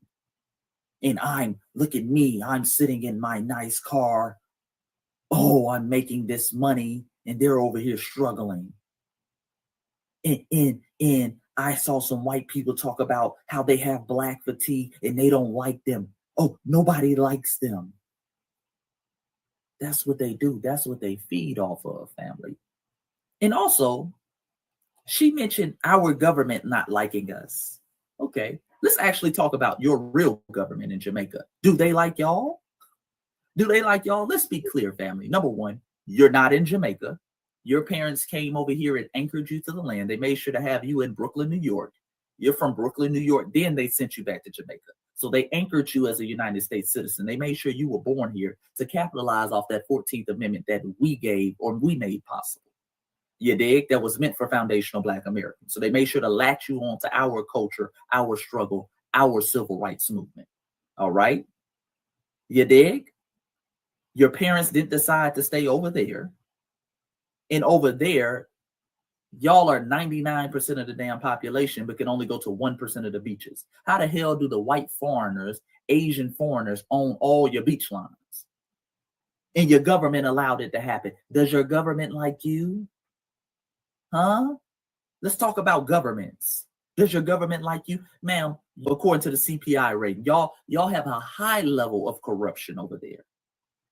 This is the same government that made the minimum wage $2.75. Your government likes you? These folks have some nerve, family. They have nerve while sitting in America, benefiting off the rights that foundational Black Americans gave them. She's sitting up here comfortable in America. Not from what Jamaicans provided to her in America, but what foundational Black Americans provided to her. She ain't over there with the government that loves them. She ain't over there. Then this fool went on to say, she started talking about, we know you got poor aunties and poor cousins. Ma'am, you don't want to play big bank, take little bank. You don't want to do Jamaicans versus Black Americans when it comes to money. You don't want to do that, ma'am. Ma'am, the average Jamaican makes a little bit over $500 a month. That's it. I'm not making fun of them. As I just said, your minimum wage is $2.75. Okay? The average Black American makes over $5,000 a month. Hell, if we even go to the projects, because like I said, they love to ride around the projects and compare us to the lowest common denominator. If you take the lowest 10% of Black Americans as it pertains to income, they still make twice as much as the average Jamaican makes, family. Okay? The bottom 10% of Black Americans make roughly right around $1,200, a little bit over $1,200 a month. The average Jamaican makes $500 a month. They still, our bottom 10%, them people that's living in the projects, our poor aunties and poor cousins getting more money than the average Jamaican by a long shot. Long margin win. Long margins. Stop playing with us. Because we don't bring this type of stuff up. Y'all bring it up. You're cooking yourself. I better not ever hear nobody from the Caribbean talking about money and poorness.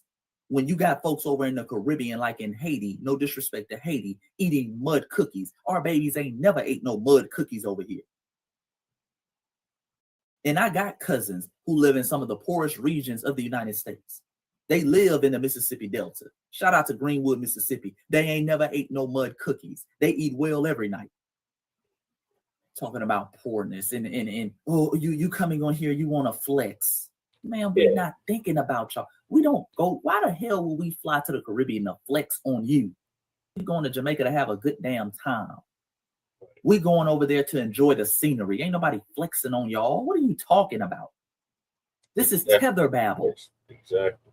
Why would we go to flex on people we don't even compare ourselves to? We don't sit over here obsessed with y'all like y'all are obsessed with us. See, y'all sit over there obsessing. We watched you. Remember, she said, we be watching you. We be watching you. We don't watch you. We don't be watching you at all. Hell, we just be happy to see y'all. We like, man, shout out to you. Black Americans go there and start tipping. We start doing a bunch of extra stuff. We start looking out. What are you talking about? Going there to flex. What benefit would it be to flex on a Jamaican? Exactly. No one looks at y'all as somebody to flex on. Nobody looks at y'all as people who get money. Let me break that to you. Nobody says, man, I want to be big baller like a Jamaican. That's unheard of. See, that's a projection of what y'all do. Y'all are the ones who, as soon as you get over here, you start comparing yourself to Black Americans, start comparing yourself to somebody in the project. Y'all are the ones, and y'all have heard this, family. They get over here and start talking about, I'm doing better. We get over here, we do better. That's them. They say that. I want you to understand the game these tethers play. Everything they do, they project onto us. So if we go down to the damn resort and we get a king suite, oh, you're trying to flex. No, I just want to have a good time and enjoy myself. Y'all are the ones who get over here and start talking about how you're more cultured and you're doing better because you drive an Uber, because y'all ain't never doing nothing of significance. You ain't getting over here and innovating nothing. You ain't really touching no real money. You're getting over here, getting a decent job. You're driving Uber, then comparing yourself to somebody who lives in the damn projects. That's what y'all do. So don't project your insecurities onto us, ma'am, because we're going to air y'all out and expose y'all every time.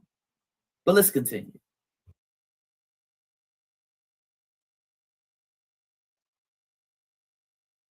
These tethers gonna learn.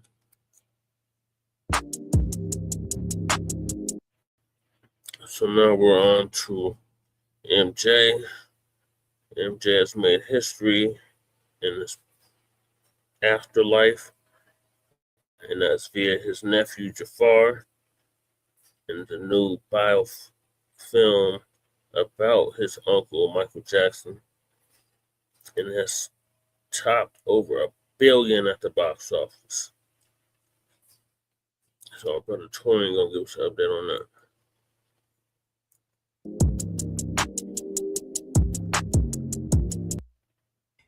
JNIP Isaac yesterday, and we're going to go through all of the good things, you know, that's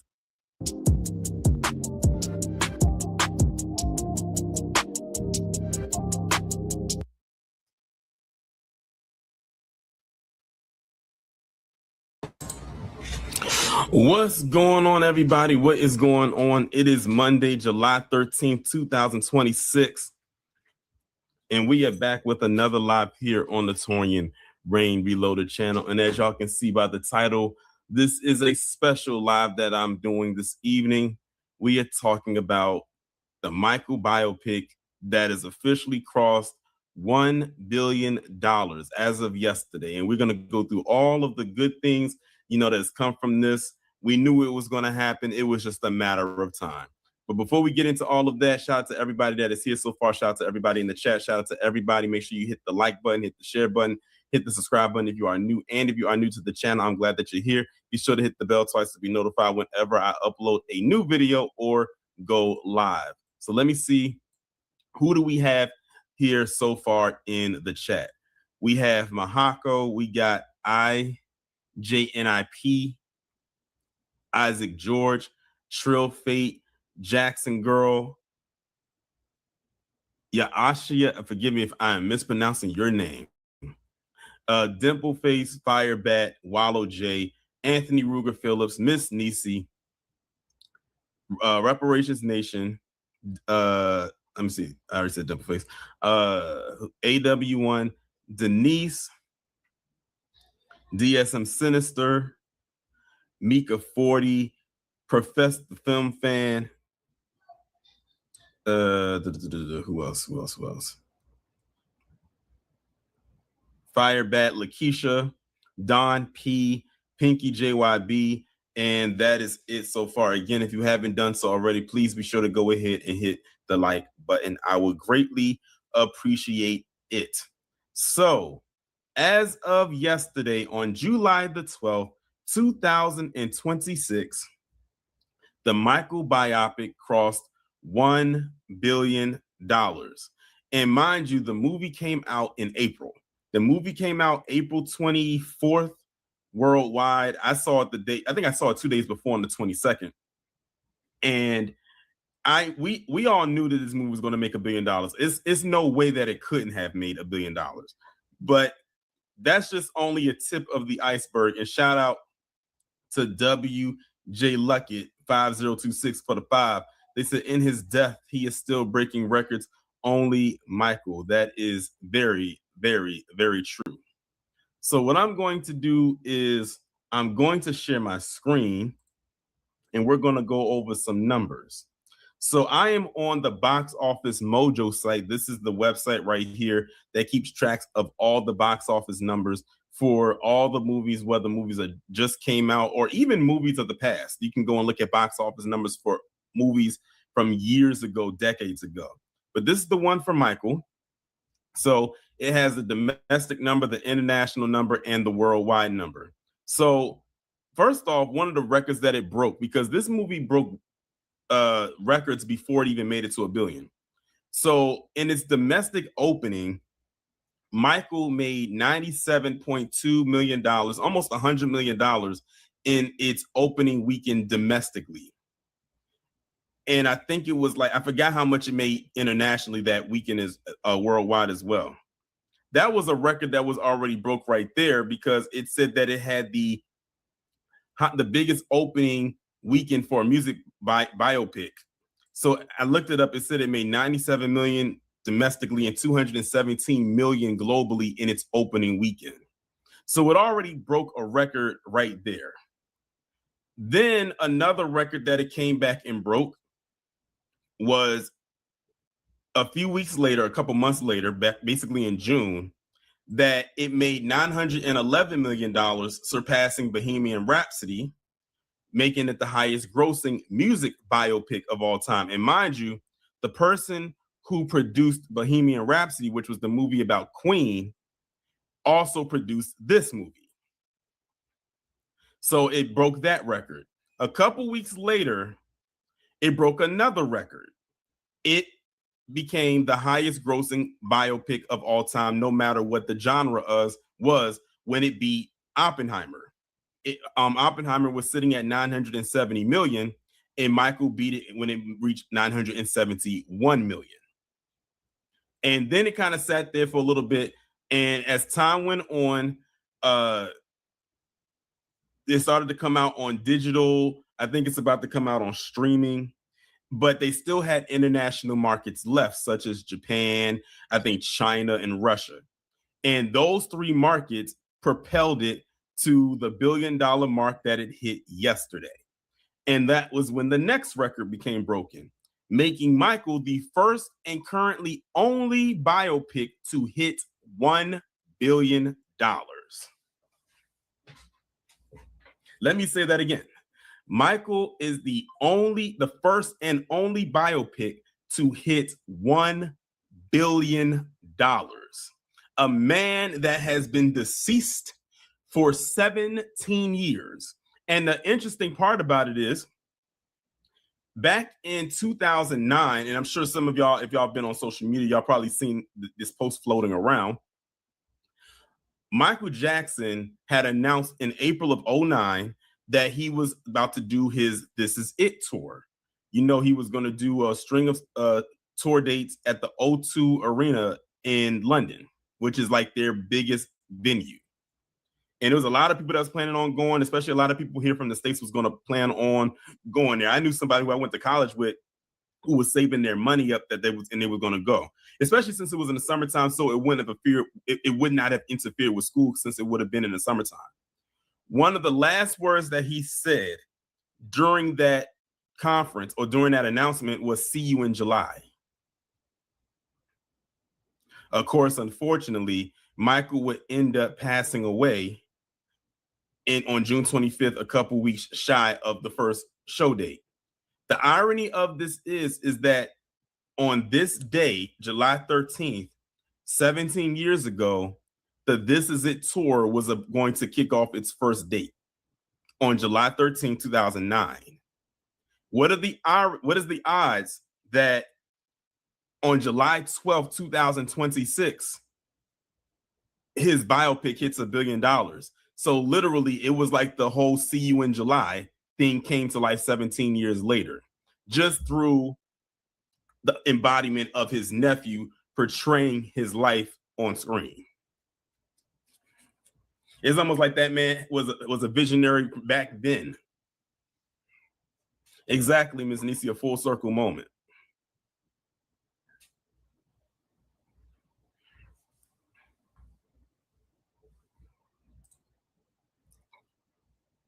So what I'm going to do now is I'm going to go into this next tab right here, and we're going to read this article coming from Variety. The irony that it is coming from Variety.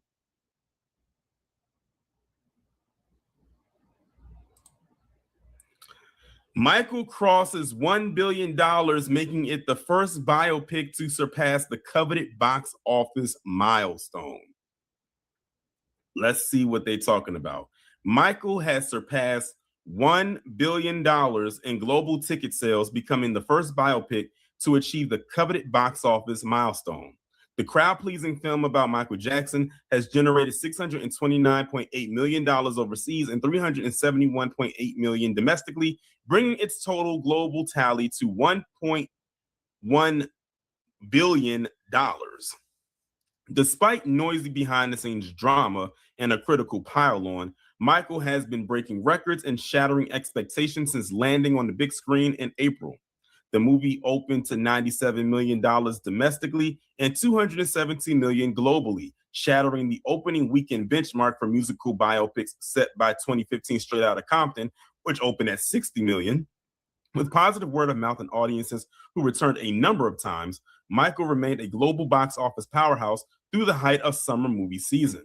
Among its accolades, Michael stands as the highest grossing musical biopic, surpassing 2018's Queen sensation Bohemian Rhapsody with $911 million worldwide, as well as the biggest film based on a real person, overtaking 2023's Oppenheimer's with $975 million. It is also the largest film of all time for Lionsgate, as well as the studio's first movie to ever reach $1 billion. Now, really think about that. Think about that for a second. They said this is the first $1 billion movie for Lionsgate ever in Lionsgate studio history. And Lionsgate has been around for years. I'm talking, let me see, when did Lionsgate get started? Let me see.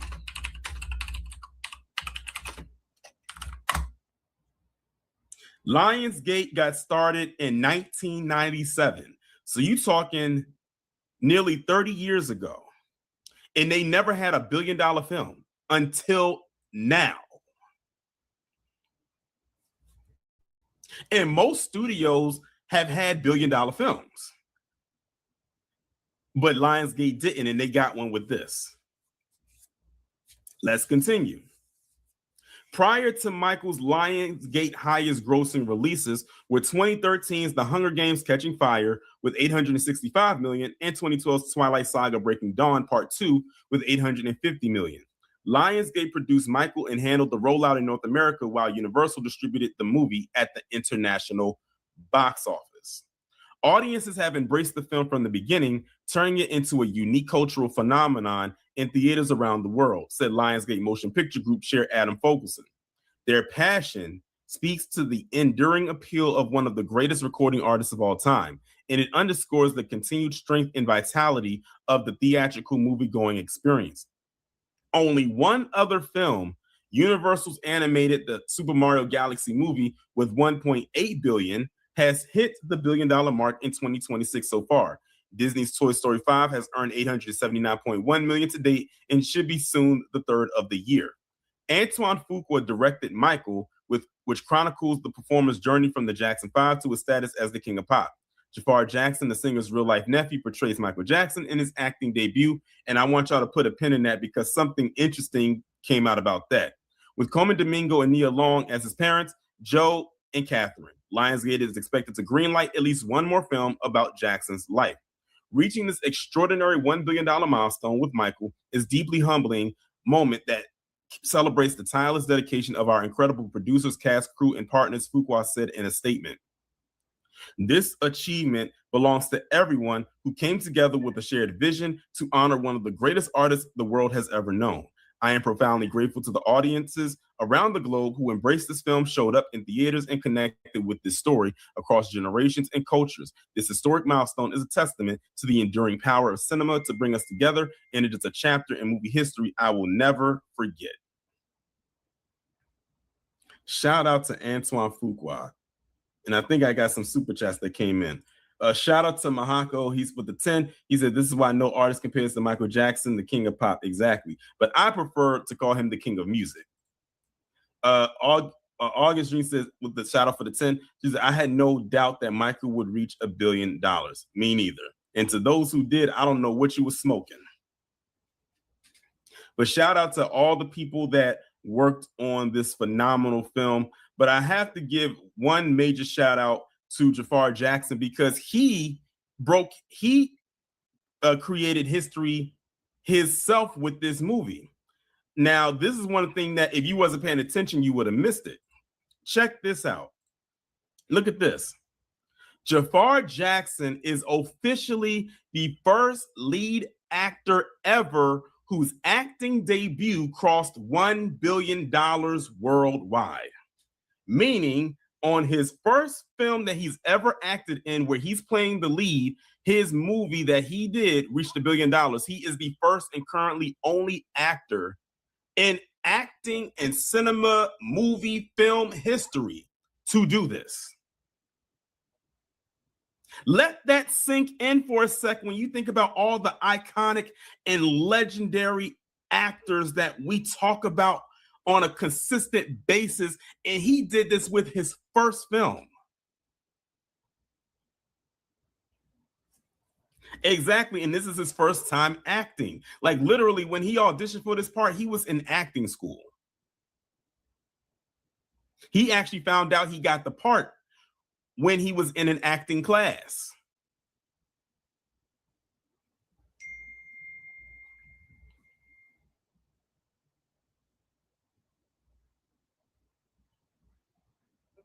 That is simply impressive.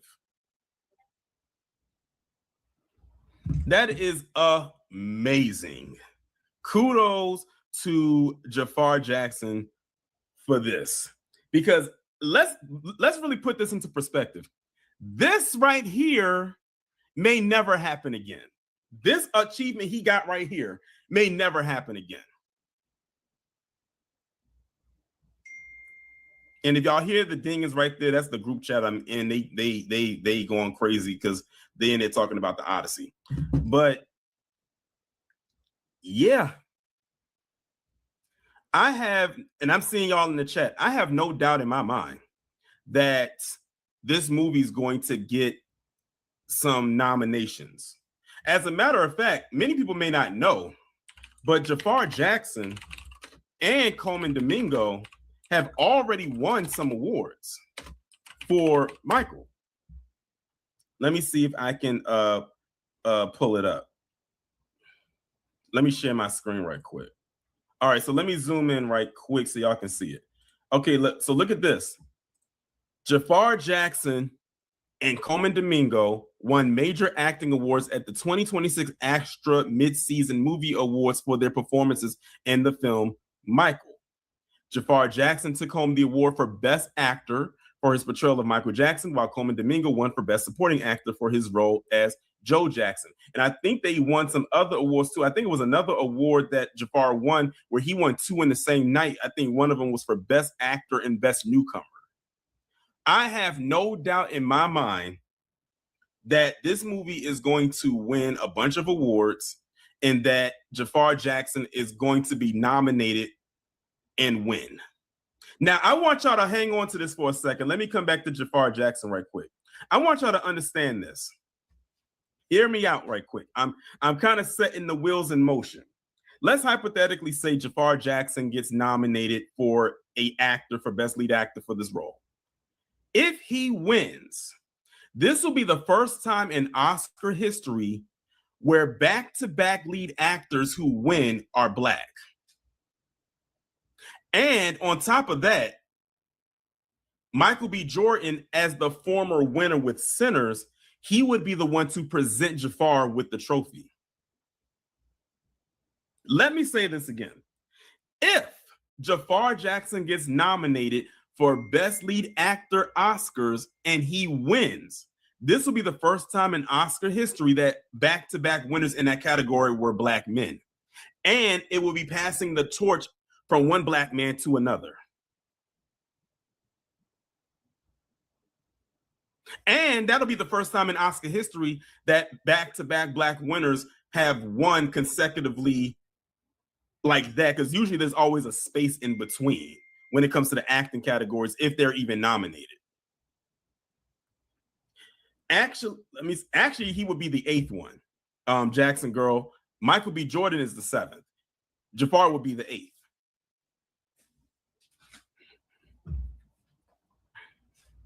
It's unfortunate that Delroy Lindo did not win for Best Supporting Actor, which in my opinion he should have, because then let's hypothetically say again that Coleman Domingo gets nominated for Best Supporting Actor. That'll be again imagine this for a second. Let's hypothetically say Delroy Lindo won last year, Coleman Domingo wins next year for Best Supporting Actor, and that will be another first Black actor handing off to another Black actor in the same category. Just like with Michael B. Jordan and Jafar Jackson. That'll be the first time that ever happens. Of course, that's not going to happen because Delroy didn't win. But if Michael B. Jordan does, if Jafar does win, that'll be the first time back-to-back Black actors win in that category. And you can go back and look in the Oscar history and you'll see that.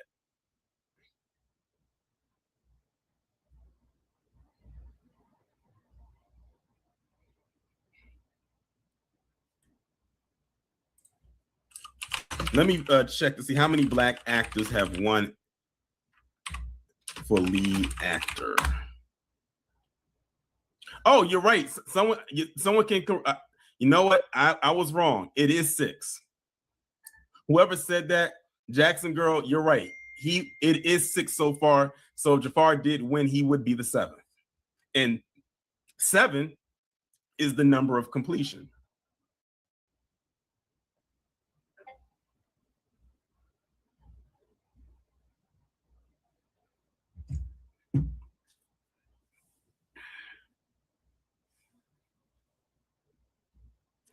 Yeah, so I'm kind of like speaking it into existence. I'm like, the thing is, I'm not like for most of us, we know that when it comes to like award shows and everything, we know that there's typically a bias. But when we know that someone's deserving, look no further. Jafar's at the top of my list.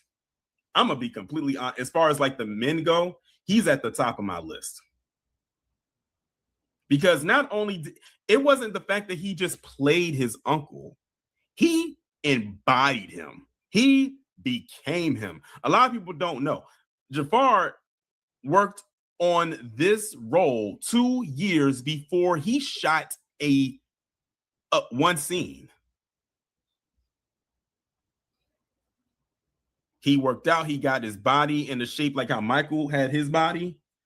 He did a lot of choreography. He worked with Michael's choreographers. He did a 2-year prep before he shot one scene. And also when I was looking at behind the scenes stuff with Antoine Fuqua, they did all the concert stuff before they did the more grounded stuff, the non-performance stuff. So like Bad, you know, when they did the Victory Tour, the Pepsi commercial, the Motown 25, the videos like Thriller and all of that stuff, they did all of that stuff first before they shot all the more grounded stuff where he's interacting with his family, the record labels and all of that. And they said that it took them like 2 weeks to get through all of those performances. You would never know by how well it came out when we saw it. I was even reading, Jafar said his toes would bleed because of all the amount of dancing and rehearsing he had to do. He said his feet would swell up, his toes would bleed. Think of a ballerina. That's what it came. He basically ended up getting ballerina feet. Oh, the sequel to Michael is definitely coming. And I'm gonna tell you right now, wouldn't it be amazing? He does that sequel and he gets nominated again.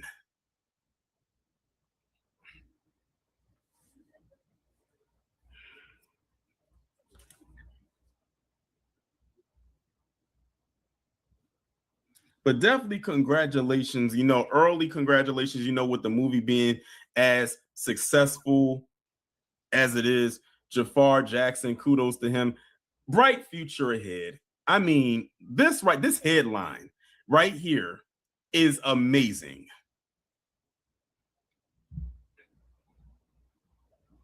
Like I said, it's in that Jackson blood. It is. All right, y'all. So that was pretty much it. But now what I'm going to do is, of course, I'm going to drop the link and let y'all come up and say what y'all got to say about what we just discussed.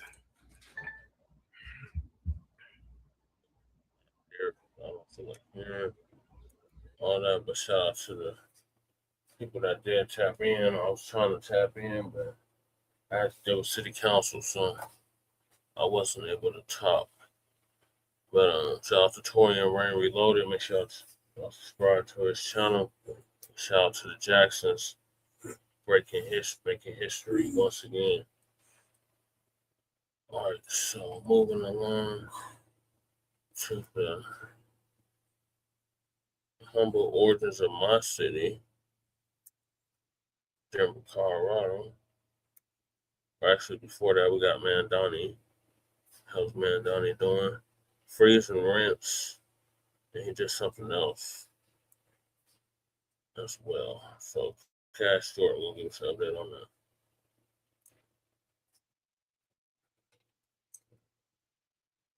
New York City rents just broke the wrong record. Listen. This comes as a new report confirms something many of us have felt. Housing prices just hit another record high in the city. Yes, stunning new numbers. They are alarming. And I can tell you that the June median rents in Manhattan surged to numbers we've never seen before. And that is pushing up prices in the outer boroughs as well. I mean, it's pretty expensive. It's definitely a premium to live in New York, but it is a very nice city. But nice comes at a cost. Alma Raghazi just moved to Rego Park, Queens from Tampa, Florida for med school. It's probably about a grand more a month. Back in Tampa, it was around 1,300. He must have roommates. 300. And that price for a one-bedroom is quite cheap compared to what the same unit's renting for in Manhattan. A report from the real estate firm Corcoran showing median rent prices surging more than 8% year to year to just shy of $5,300 a month. Brooklyn also hitting a record at $4,350. Other recent data showing higher prices in parts of the Bronx and Queens too. Average rent prices in Rego Park No one can afford this. year to year for a one-bedroom, according to real estate firm M&S. The landlords are not running social welfare programs. It's not like I'm, let's love the landlord, but I mean, they provide a service. They're doing it for a profit. This is a crisis. Yeah. New York City Comptroller Mark Levine telling me it's as simple as supply and demand. Well, why didn't anyone tell the mayor that? Because freezing rents just eliminates apartments from the market because now nobody's moving. And look what that's leading to. A growing number of homeless encampments on Manhattan's West Side between the Intrepid Museum and the Javits Center. $6,000 Dave Carlin rents. spoke with neighbors who say the city isn't doing enough. They're making it worse. Encampment at West 45th Street at 11th Avenue, where getting a shave means using water from a hydrant, and finding shade means making it yourself with strips of plastic and cardboard. I have to walk my dog, and I'm all alone in the street sometimes. Living in a nearby apartment is Lucy, who asked we not share her last name. She told us she takes chances bringing her pup Ginger west to this area near the Intrepid Museum. Wow. The scene is similar, 1 block up to West 46th Street. And also down to West 34th Street. This is crazy. She says the populations keep growing. Some of them, they're very nice. They're very polite. They get out of the way. But some of them crazy. Wow. They keep, yelling and screaming and throwing things. It's definitely not ideal. Yeah, I just generally feel helpless because as an individual, I don't know what to do to solve this problem. Mayor Mamdani was asked what the city is doing about this issue. We are focused on connecting New Yorkers to shelter and on establishing a pipeline to stable housing, not just.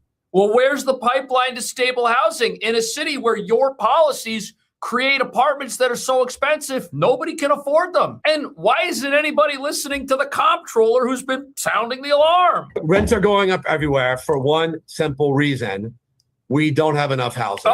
Isn't it just so expensive to build a new project in New York City? Yeah. Is that part of the issue as well? Because you see these new buildings go up and they've got to charge $6,000 for a one bedroom. Yeah. More than that, man. We are seeing the average cost of housing easy $750,000 per unit, Whoa. and sometimes more than $1 million per unit. He's calling on city lawmakers to streamline regulations and make sure office or residential conversions continue. And that report from Corcoran also revealing the vacancy rate in Manhattan continues to get tighter. Oh, the vacancy rate. That's a good thing that we brought that up because you know what? New York City has the tiniest number of available apartments it's ever had. Listen. It's considered a housing emergency. Yeah. New York City's rental vacancy rate is 1.4%, the lowest since 1968. That's crazy. But today, they took a step to address this crisis. Oh, they did? The city now turning an underutilized NYPD parking lot into a housing development. they're gonna- Naveen Dhaliwal takes a look now at the plans They're in gonna the East they're gonna Village. take away the police parking For lot. decades, Hannah Millman's view from her East Village condo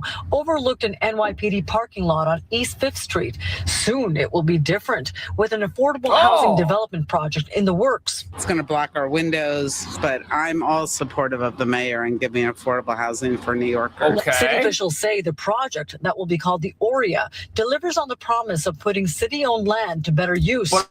Are you going to let the police live there? Because they're driving to work from way outside the city because they're not paid enough to get a $6,000 apartment.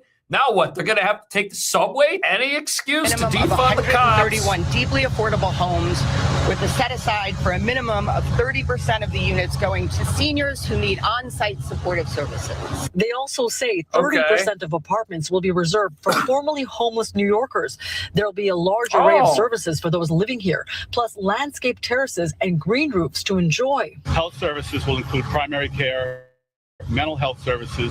This building will also provide 25 parking spaces for the NYPD. Okay, so Officials 25 say hundreds cops. of local residents gave feedback on the plan, but some we spoke with are concerned about the building's size. My concern is just the way that the street feels, and it's 100 feet, I believe, of real estate that's just going to one purpose. Okay, that's the other problem with housing in New York. It's very expensive to build anything because nobody's allowed to build anything. Then after you build something, the mayor comes along and says he's going to punish you for building it. It's going to freeze your rents. And if he fines you too much, he's going to confiscate that building. And then you got the neighbors who don't want you to build anything either, because if you build new housing, the housing they have, which has a massively inflated price, ends up going down. And then they said after they build this affordable housing project, they're going to connect the whole thing with a whole bunch of services, a whole bunch of nonprofits. I mean, what could go wrong with that? And on establishing a pipeline to stable housing, not just moving New Yorkers from one place to another place.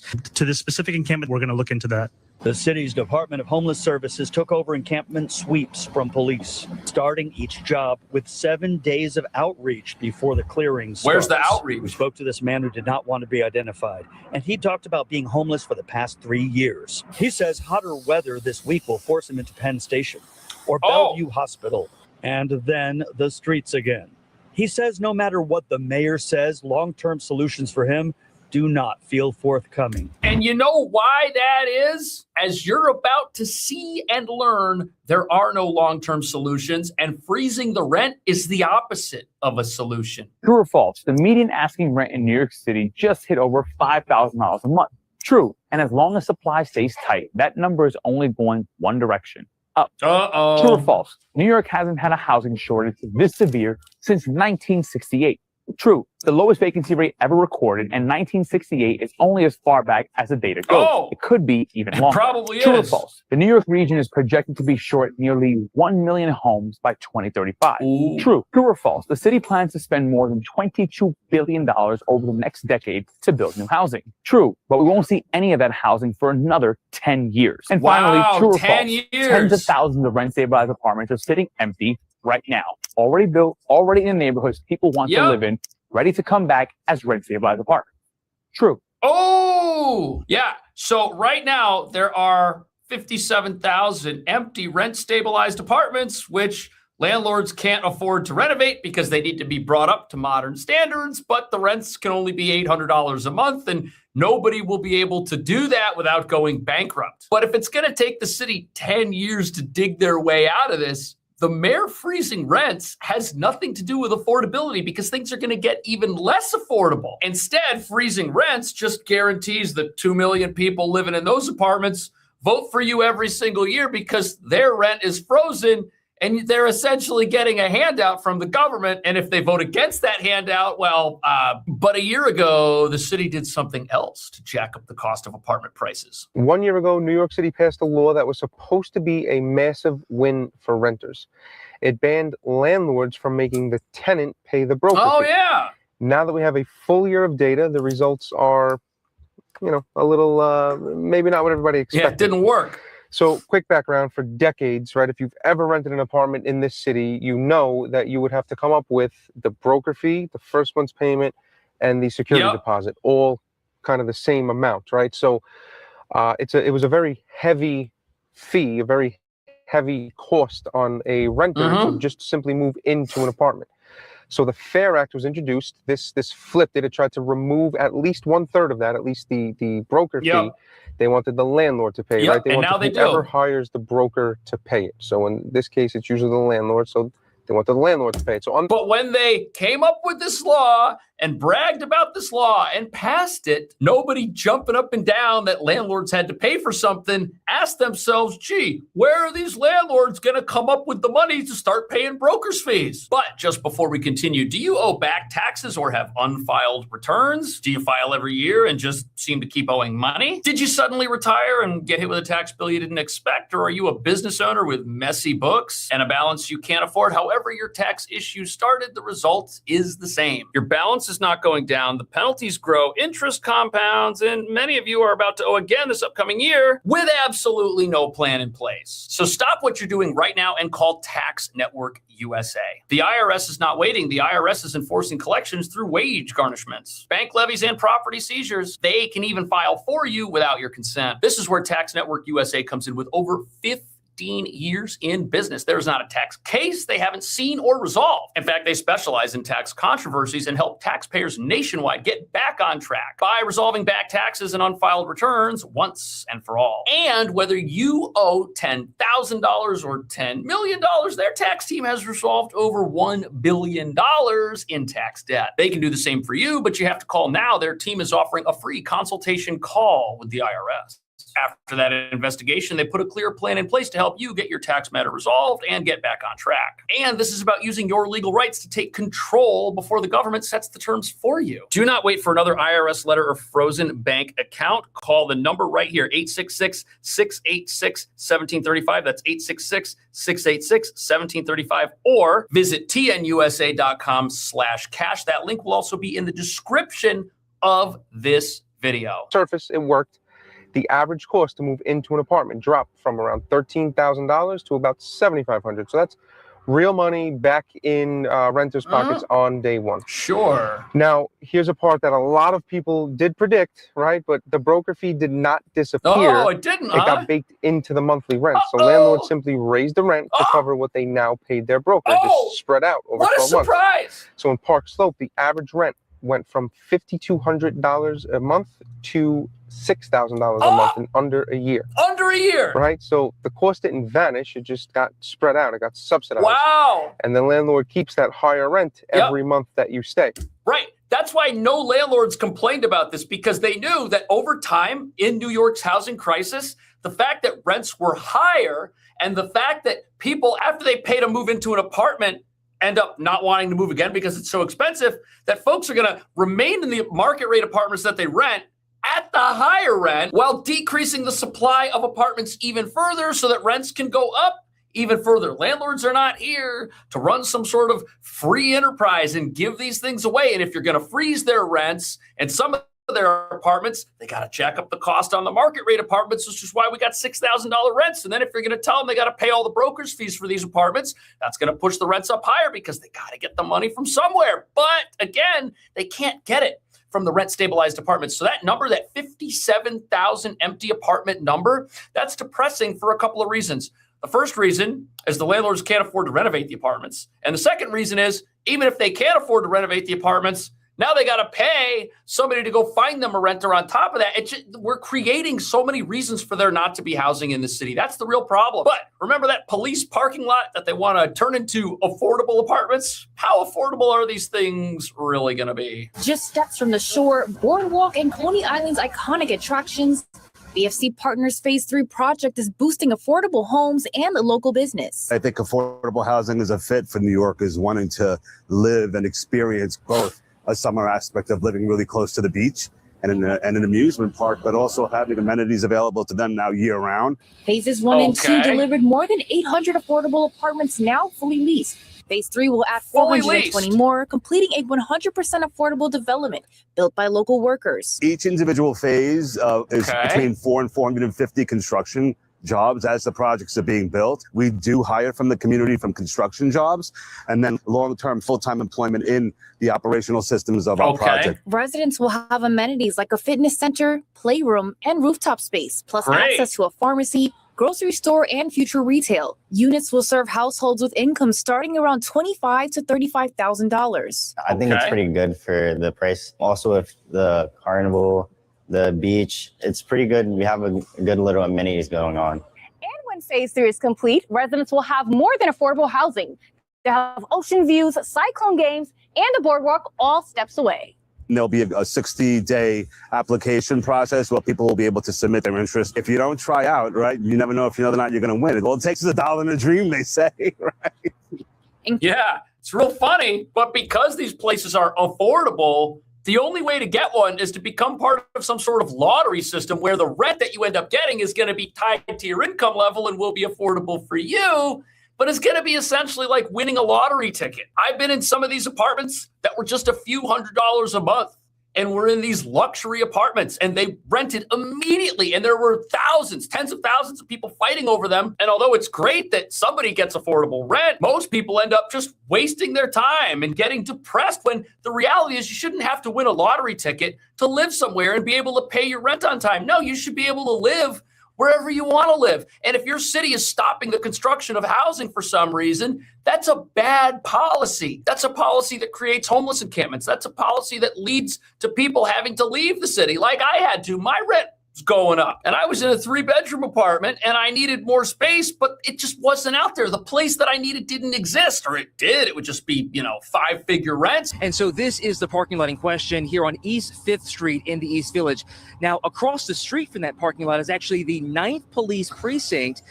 Officers there actually use that parking lot. Certainly they have something to say about this. Yeah. And so do people who live in this neighborhood. Yeah, the police. With apologies to Joni Mitchell, we are paving over a parking lot and putting up paradise. Paradise in the East Village apparently looks like this. 131 new units of what the city's calling deeply affordable housing, 30% of which will be designated for seniors. The $90 million public-private partnership $90 million! taking over this NYPD parking lot, part of the mayor's block-by-block housing plan to cut red tape and fast-track hundreds of thousands of new homes over the next decade. This is one project that we're celebrating today, but soon you will be seeing numbers coming out from HPD on what the total year's production was, which is a much bigger number than 131. The announcement coming days after a report from the real estate firm Corcoran found median rents hit another record high in June, $52.95 a month in Manhattan. Here's a question that nobody wants to ask. If you've got a building that is a $90 million public-private partnership, and it's going to build 131 apartments and give them away at rock-bottom prices when the actual cost of maintaining an apartment is $5,300 a month, $6,000 a month. I mean, you name it, it gets bigger as the size of the apartment goes up. Who do you think's paying for the 131 apartments in this massive apartment tower to be so cheap? It's the other people that are going to be renting there. Their rent goes up, so somebody else's rent can go down. This is like the definition of communism. And you've got people that are looking at these new buildings. They're saying, well, why doesn't the whole thing be affordable? Why doesn't the whole thing be locked in at a rock bottom price? Well, there's another question they're not asking. How long and how sustainable are these apartments even going to be? Who's going to pay for them? Where's the money for all of that going to come from? That's what nobody's asking. It's not going to come from the landlord because the landlord's the city, which means once again, with these affordable apartments, it's the people who live in this city that don't get one that are going to end up getting taxed to pay for it. And that's the real tragedy here. You got 131 apartments. Great, 131 people are going to get a place to live, but everybody else has to pay for that. Not everybody gets to live there. And then when it's time for them to move, when it's time for you to move, you're paying more than you ever have in your whole life to live in a city that's just getting less affordable for the vast majority of people that live here. And when a new project does come up, your chances of getting in there are almost zero. I mean, you have to win the lottery. That's why they call it an apartment lottery to get one of these affordable places. I think it's a big disaster. I think that they should let people build buildings that are much higher than 4 stories. I think that would be very helpful. I think if they have empty lots in the city right now, they should let someone build something there right away as long as it's structurally sound. And they should let it be taller than the neighboring buildings. That's the other problem. This whole zoning thing of keeping everything tiny and small, that doesn't help anybody. It just means that we're never going to have new apartments. What do you think about that? See you in the next video. I think you're right, Cash. Yeah, I think you're right. Especially for New York. Like, New York is very high density. Anybody that's ever been there could tell you that. So they should allow for more heights on the buildings for the residential. So switching gears, we're in Denver now, and the Trump administration drops attempt to freeze $10 billion for social services.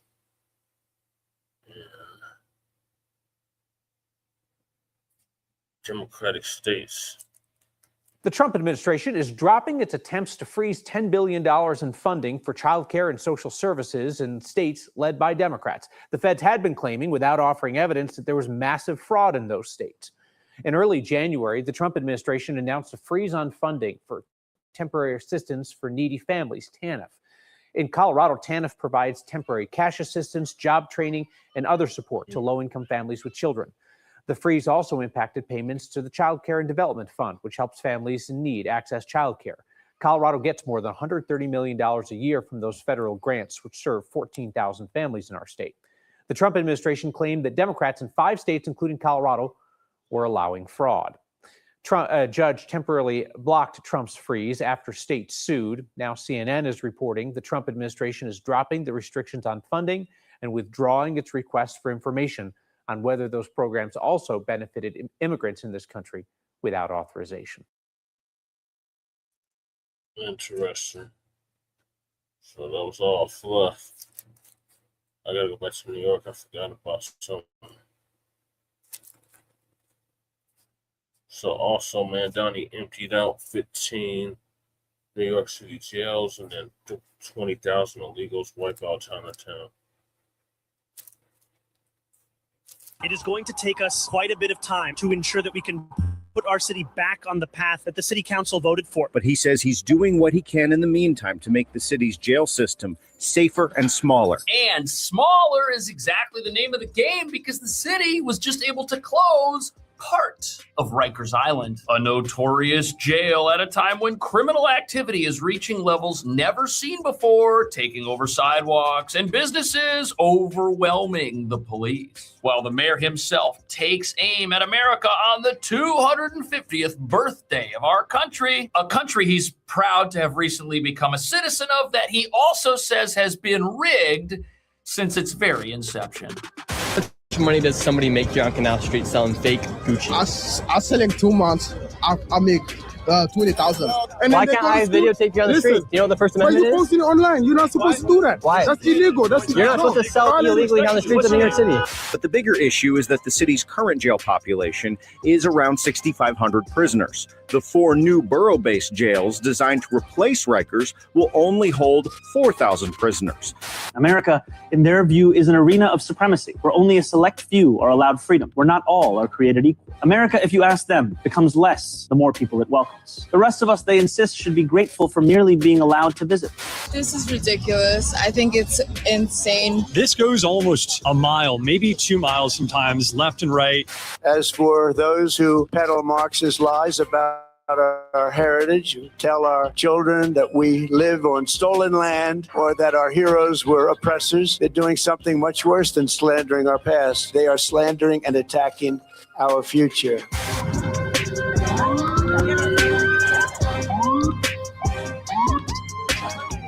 Right. Let's shut down our jails and let criminals do whatever they want, go wherever they want, no consequences whatsoever. And while the mayor says doing this makes our city safer, nobody in favor of these ideas is able to explain how letting criminals hang out on the streets by the businesses and people they might be accosting does any of that, because it doesn't. But as we just heard from the mayor, on the 250th birthday of our country, this is an unjust place, which apparently has always been run by and for the powerful, even though the people who started it fled the powerful King of England and his regime. But now there's a new regime in the capital of capitalism, and it's got big plans. And they're not good plans. In fact, nothing the mayor has done recently since he got into office has been a win for New Yorkers. Every single initiative has had more of a cost to it than whatever the benefit supposedly is. Take, for example, the idea of frozen rents, which might mean some New Yorkers get a 0% rent increase on their $800 apartments instead of the 1% increases they were paying in the past, which is just going to force their landlords to jack up rents on their free market apartments and their commercial storefronts, which means your rent might be frozen, but now your boss might make less money, and now your grocery store might make less money, which means the costs for everything you want to pay for and the amount of money entering your paycheck are going to go down because your rent can't. And this idea of shutting down jails, who exactly does that benefit? Allegedly, it benefits criminals who the people running this place don't think should be in jail at all, because they're not criminals. They're victims of an unfair society run by oppressors. But the problem with this view is if you're going to reward criminal behavior with unlimited freedom and zero consequences, how is that going to convince those who do the wrong thing to change their ways? Well, it doesn't. And that brings us to the real reason New York City is in a lot of trouble. If you're going to do everything you can to protect criminals and embolden them, you're going to reap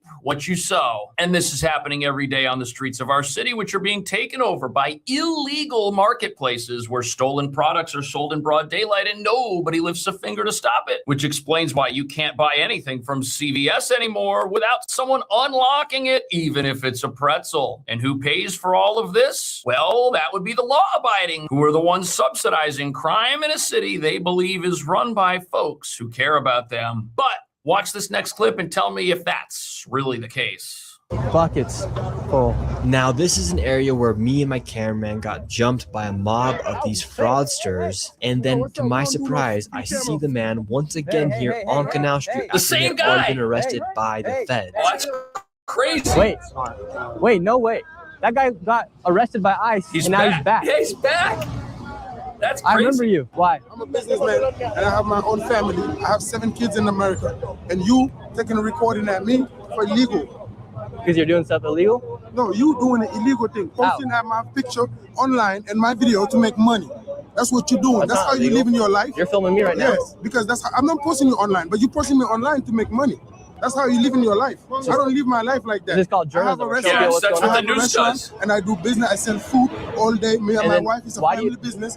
So he sells food all day, but every time Nick Shirley goes to Canal Street in New York City, he just happens to find this individual on the streets in New York City selling things that are illegal, counterfeit goods on the exact same street corner where he apparently actually is all day. Isn't that interesting? Now, what's fascinating about this is this same individual ended up getting arrested, but obviously things transpired in a way that has allowed him to remain in the country. And that's what's so crazy about this. We're being told by people like New York City's mayor that we need to release as many criminals as possible because this country is run by people who want to just deport everybody. But here this guy is. He's still on the streets. America's got laws. And whatever those laws are, however they are interpreted by a judge, the Trump administration is following them. But you know who's not following any of their own laws? The people that run New York City, because they're allowing folks to sell stuff on the streets in an illegal manner all the time. And it is absolutely wreaking havoc on the local businesses that are here. You cannot run a business if there are so many people selling things outside of your business that nobody can physically get inside. Meanwhile, the amount of money the city is losing because it won't enforce its own laws is absolutely insane. Watch this. This goes almost a mile, maybe 2 miles sometimes, left and right, northwest, east, south. And the city council recently released a report that if these areas were being taxed, New York City would have $1 billion back in its pockets. And you wonder why we have a budget deficit. That's crazy. It's because open air criminality like this and fraud happening on American streets is not penalized. And it's not the cops' fault. The cops have arrested some of these people 15, some of them 19 times. It's the politicians' fault. They will not pass legislation that criminalizes this behavior. In fact, they recently passed legislation that decriminalized this behavior, which is why it's now everywhere. People are no longer arrested and put in jail for breaking the law like this. You can have a boatload of counterfeit goods coming out of a van, selling it on every sidewalk in an entire neighborhood, violating all kinds of laws, and nothing happens. You don't even need a permit to do this anymore. The worst the city can do is come along and give you a fine. And if these people are making $3,000 to $5,000 a day, the fine is inconsequential to them. There is no fine that is going to stop this type of behavior. They are making so much money. And now the reason this is such a big disaster in New York City is because it has become the hot spot for this kind of thing. There are many people who flock to this area just to buy stuff off the street. Now, has this always happened in New York? Yes, but you've got miles of this madness going on. It used to never be this prevalent, but now it is. And I guess if you're going to run New York City and you're going to decriminalize everything, it's not a big deal if you shut down the jails. There's nobody in them anyways, and you're just paying to keep the lights on. You got 5 pictures here. Okay, but I'm asking you, is this not you? And is that not your rap sheet? No, that's not me. So mine's right there. Yeah. So this is different people in there. Okay, well, keep So going. what do you? Is that I just asked you. You guys have nothing better to do. You want to sit over here? Of course. Where? I'm asking you if this is your picture and this is your rap sheet. That's a question. That's from Homeland Security right there. That is a rap sheet long enough to track me. And you're saying you're here not breaking the laws? How long have you been in America? I'm asking you. This is a question. Then you answer that part. Over here, bro. What are you talking about? Is this your track record? No, that's not Okay, mine. interesting. Okay. Interesting. So this is all false. What's your name? The Department of Homeland Security is making false what's your statements. name? Interesting. My name's Nick Shirley. What's your name? My name is Blacc. Mohammed. Mamadou. Yeah. So that's not. Can you film that? That's not your track sheet. No. That's not your rap sheet. This is false. That's his picture. Then we'll serve a correction. bro. Right? No, We'll send the Department of bro. Homeland Security. No. If this is false, So what's crazy about this is the people that are out on the street working at an illegal market, running an illegal market, which they're at every single day. It's not like that's the only thing they're up to. They are involved in allegedly a whole bunch of different crimes. It's not just that they're selling stuff on the street that is illegal and is totally counterfeit. There's other stuff going on as well. And what's crazy about this is we're told that decriminalizing behavior and closing jails makes our city safer. But the reality of the situation is that it just emboldens people. It tells people that, hey, if you can get away with this level of crime, maybe the next level's achievable, and maybe the next level's achievable, and maybe the next level's achievable, because there's no consequence at any of these levels. And that's a big disaster. That's hurting the legitimate companies. Look, right here, where this whole thing is happening, you have retail for lease. Right here, you have an abandoned storefront. Why is there nobody running that storefront? Well, why would you run it? The people outside your storefront are making thousands of dollars a day, and your rent is tens of thousands of dollars a month for that storefront. You wouldn't open it. You would be stupid to do that. You're going to be put out of business by people on the sidewalk paying no rent who are never asked to leave. Tonight, a crackdown on the sale of counterfeit merchandise in Chinatown. NYPD raids near Canal, Hester, and Mulberry Streets led to 17 arrests and collected $150 million in merchandise. Oh. Officers recovered watches, jewelry, perfume, sunglasses, and plenty of knockoffs of other kinds. Wow. Police also recovered $145,000 in cash. Wow, $145,000. You know why this doesn't get a lot of attention? Because every single news organization in New York City knows that the day after this takes place, all the criminal activity is going to come right back. And it did after ICE was famously down there on the streets of Canal Street, and they arrested the individual who's now back and says he has a restaurant and he's never actually there. After that happened, within 24 hours, everybody was back. Why? Because the risks do not outweigh the rewards at all. And I know that they said they just made 17 arrests, but think to yourself, why are people getting arrested if the act of selling things on the street has been decriminalized? Well, what happens is they're stopping people, they're identifying people who all have ID and are able to identify themselves, and they're figuring out that these people have long rap sheets and that some of these people have outstanding warrants. And if somebody is selling things illegally on the street and they have a warrant for some other heinous crime, they're supposed to be in court, they never showed up, there's an arrest warrant for them, that person then gets arrested. So the people they're taking off the streets did something else in addition to breaking all of the laws you see being exposed in these videos. And that's what's just so wild. It's all allowed. It's all encouraged. People are emboldened. But if it's your view that all of this is taking place in a country that is evil and is wrong and is run by criminals, what's the big deal? As we mark 250 years, what do we see? We see a city of contradictions within a nation of contradictions. Oh my goodness. We see the wealthiest country in the history of the world, one where children go to sleep hungry while the world's first trillionaire hungers for more. What? We see monopolies that dominate every industry and oligarchs who buy elections. We see masked agents terrorizing our streets, eating food cooked by our undocumented neighbors before spiriting them away in unmarked vans. None of what he's saying here is true. First of all, I would like to know the names and the families of all the children that he's talking about who are going to sleep hungry in his city, because you know what? The U.S. government and even New York has extremely generous programs that provide free food for everybody. They were even giving out prepaid debit cards to folks who just arrived in New York and got off a bus from the southern border and weren't even supposed to be here. So don't tell me that this is a city or a country that is allowing people to go to sleep hungry. That is not happening. Also, these unmarked vans that are spiriting people away after ICE agents allegedly go to some restaurant that's run by people that aren't supposed to be here. What was the name of that restaurant? When did that happen? These are not real examples. This is just hyperbole being used to justify attacks on our country, to say that it's not great, to say that it's a terrible place, to say that it needs to be destroyed and remade in a completely new image that has absolutely nothing to do with our history on America's birthday of the 250th anniversary of our country, which is an incredible country, which isn't any of the false statements we just heard. Our rights here given to us by the God who made us, and those rights shall not be infringed. Right. Americans believe in self-reliance. We look at success with envy not. And I say that Right. some people are envious and some people are not. We are not, but with admiration, and we earn it, and we will always earn Yep. it, and we will always respect it. We are an incredible, good, kind, and generous people, always ready to help a friend or a neighbor in need.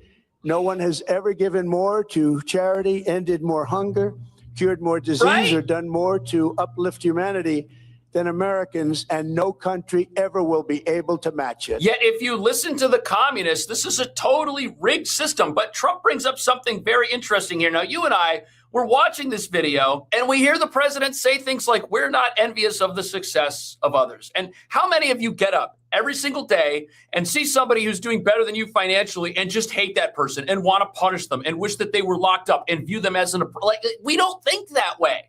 We aren't out there looking at Elon Musk and saying, oh, gee, this guy, oh, man, every day I get up and just hate the fact that he has money. That's my money. Like, we're not doing that. And to put this into perspective, I started doing New York City real estate in 2008. That's the same year Ryan Serhant started doing real estate. Now, he has become the most successful real estate agent in the entire country. We started at the same time. I obviously made very different decisions than he made. So did everybody else who started at the exact same time. Does that mean he didn't earn it? Does that mean he's not working hard? Does that mean he's not smart? Does that mean he doesn't know how to grow business? Absolutely not. He deserves all the success that he has. But the reason communists don't think like that is because they believe that the game is rigged. And that's what they've been teaching people, which is why the people that live in New York were able to elect a mayor who says these things. In their view, is an arena of supremacy, where only a select few are allowed freedom.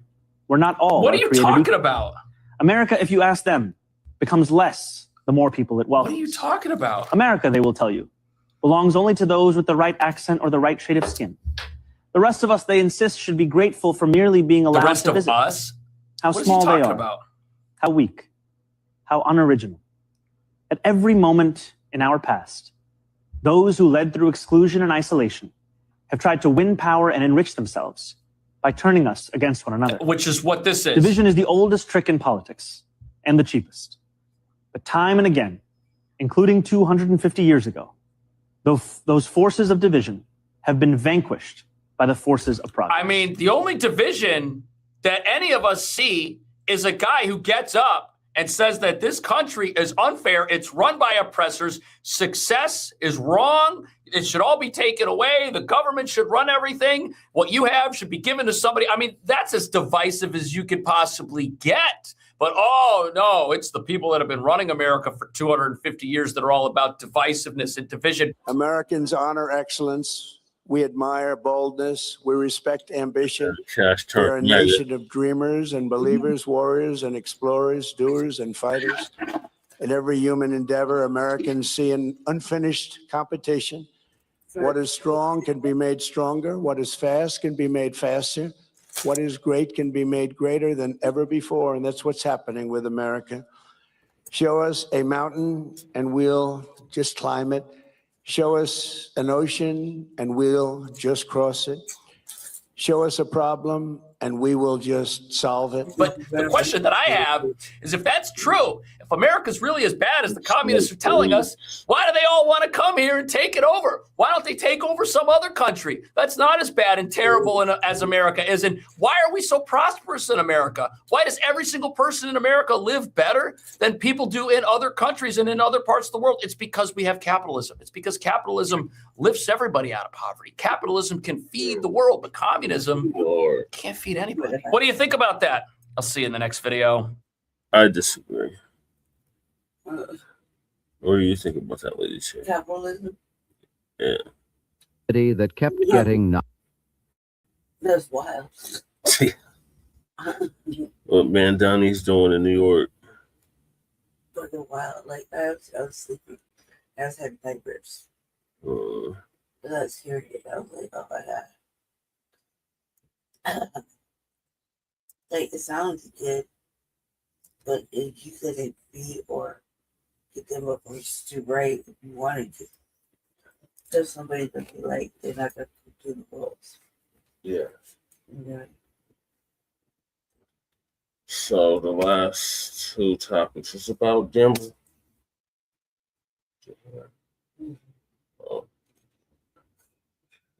And that is the humble beginnings of Denver, the impossible city. A city that was never supposed to be a city, but ended up being one of the biggest cities in the country. So just what this is about, and then the last one's going to be facts about Denver that most natives of Denver or locals of Denver didn't even know. In November of 1858, a land speculator named William Larimer stood on a bluff overlooking a creek that was barely a creek, feeding into a river that was barely a river, and decided this was the place to build a city. On the East Coast. There was no harbor, no navigable waterway, no timber worth cutting. The nearest settlement of any size was 600 miles to the east. The land received about 15 inches of rain a year, roughly what Reid gets. And the gold that had supposedly drawn everyone to these hills, the reports had been wildly exaggerated. Within months, prospectors would be painting "Busted by God" on their wagons and heading back the way they came. That patch of dry, treeless plain at the foot of mountains that offered nothing easy is now one of the 25 largest cities in the United States, the financial capital of a region bigger than most European countries, a place with a metropolitan economy above $200 billion. Denver is the greatest bluff in the history of American cities, a place that called itself into existence and then dared the continent to let it die. The bluff began, literally, with a bluff. Larimer had come from Leavenworth, Kansas, with his son and 4 other men. He'd made a fortune in railroads back in Pittsburgh, lost chunks of it speculating on land. And now, at 49 years old, he was chasing the Pikes Peak gold rush with the desperation of a man who needed one more score. When he arrived at the confluence of Cherry Creek and the South Platte River on November 12, 1858, he found a problem. Someone was already there.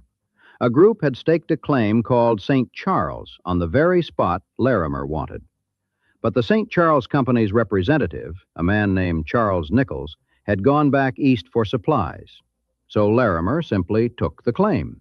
He showed up, declared the prior stake invalid, and, according to multiple accounts, threatened to have Nichols hanged if he made trouble.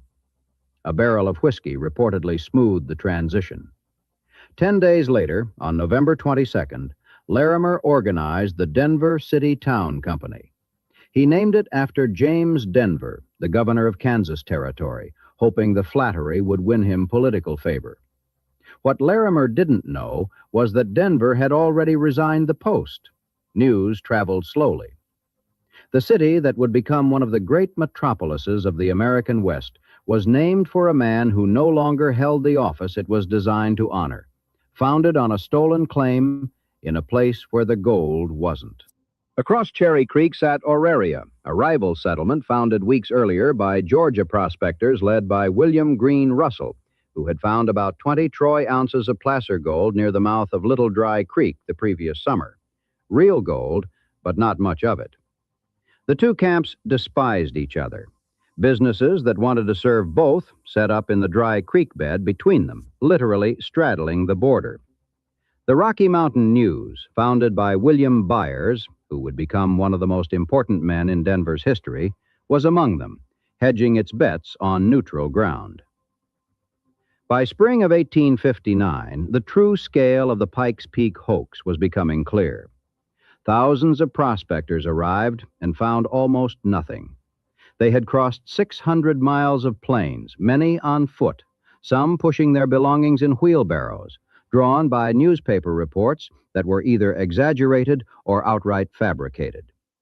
The creeks held traces, specks, just enough to keep a man digging for a day or two before the truth settled in. The great wagon trains began reversing course.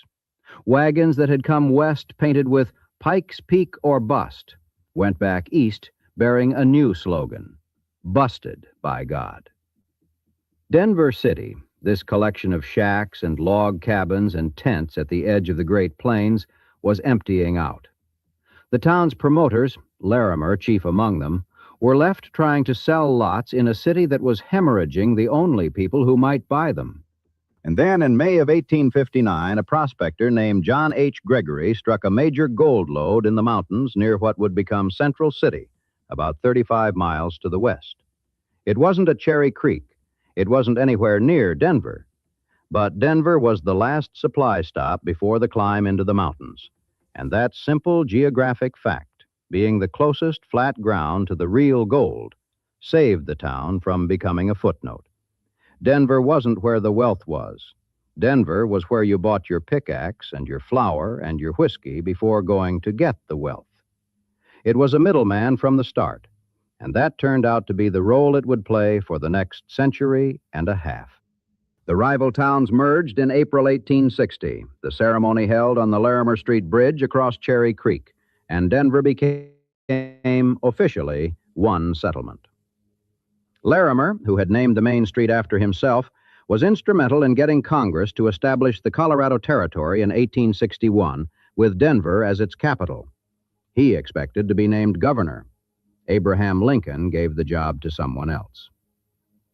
Larimer would eventually leave Colorado and return to Kansas, having founded a city he would never fully benefit from. But the city he left behind was just beginning its education in catastrophe. A great fire in April 1863 burned much of Denver's commercial district to the ground. The following spring, Cherry Creek, that modest trickle that rarely looked like much, surged into a flash flood that killed 20 people and caused $1 million in damage. Henry Brown, a carpenter from Ohio who had arrived in 1860 and was quietly accumulating land, lost his boarding house and his shop to the floodwaters.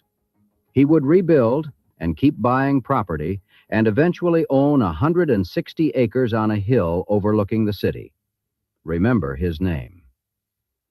An Indian war broke out on the plains, cutting stage lines and leaving Denver with only 6 weeks of food. This was a city that kept getting knocked flat. What mattered is that it kept standing back up. And the people who stayed through each disaster were the people who had bet everything on Denver and had nothing to go back to. Then came the crisis that should have killed it for good. In 1867, the Union Pacific Railroad, building the first transcontinental line, chose its route through the west. The tracks would run through Cheyenne, Wyoming, 100 miles to the north, across the easy flatlands and over a natural pass through the mountains. Denver, separated from that route by empty prairie, was bypassed. The significance of this is hard to overstate.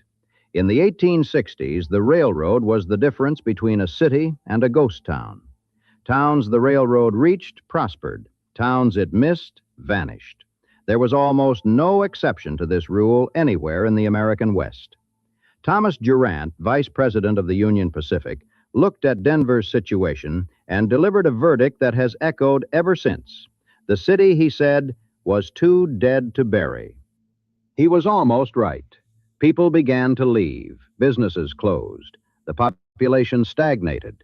The 1870 census would record only 4,759 residents, essentially no growth from a decade of effort.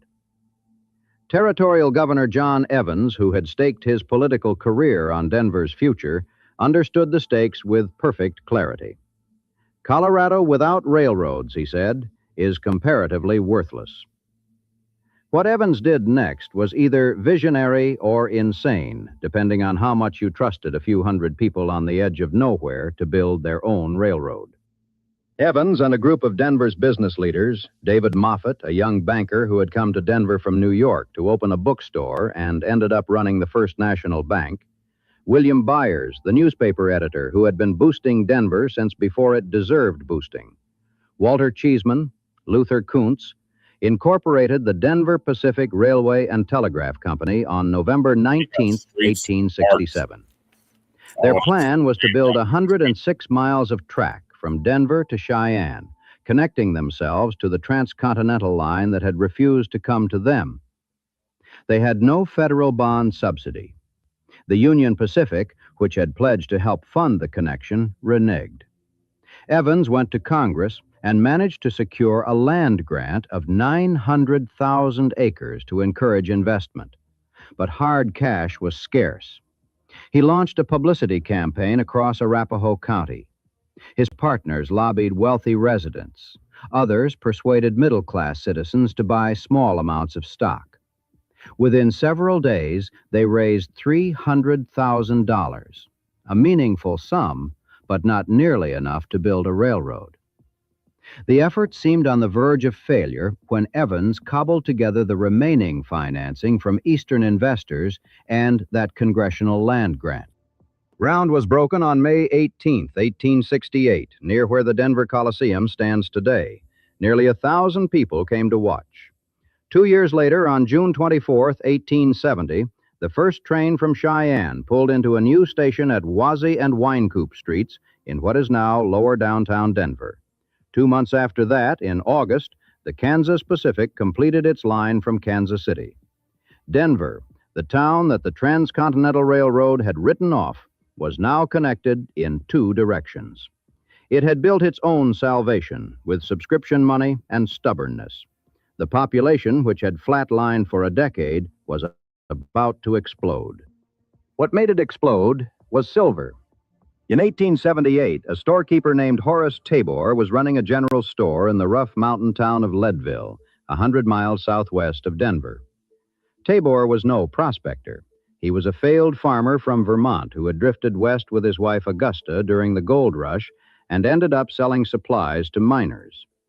But Tabor had a habit of grub-staking prospectors, advancing them food, tools, and supplies in exchange for a share of whatever they found. Augusta thought this was foolish. Most grubstakes returned nothing. But in May of 1878, 2 German immigrants named George Hook and Auguste Richer, who couldn't pay their tab at Tabor's store, struck a massive silver lode at the Little Pittsburgh mine. Tabor's 1/3 share made him a millionaire almost overnight.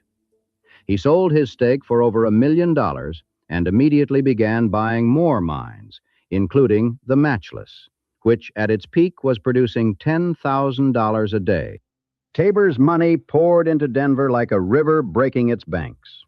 In 1881, he built the Tabor Grand Opera House at 16th and Curtis Streets, hiring architect Willoughby Edbrook, remember that surname, to design a theater that would put Denver on the cultural map of the nation. No expense was spared. Japanese cherry wood, Honduran mahogany, European oil paintings, silk plush chairs from Marshall Field in Chicago. A single furnishing order cost $15,000. The total bill ran between $750,000 and $850,000. For opening night, September 5, 1881, Tabor selected America's most popular soprano, Emma Abbott, and her Grand English Opera Company. He offered her a lavish guarantee to perform a 2-week season. Railroads scheduled special excursion trains. Visitors flooded in from across the territory. The programs were printed on perfumed silk. That night, as the audience filled the ornate hall, the cherry wood gleaming, the frescoed ceiling glowing in gaslight, Emma Abbott's voice filling a theater that just 23 years earlier had been empty prairie, Tabor was presented with a solid gold watch fob in the shape of an ore bucket, a gift from grateful citizens. He had sewn on the stage curtain a verse that he probably didn't think much about at the time. It read, in part, "So fleet the works of men, back to the earth again.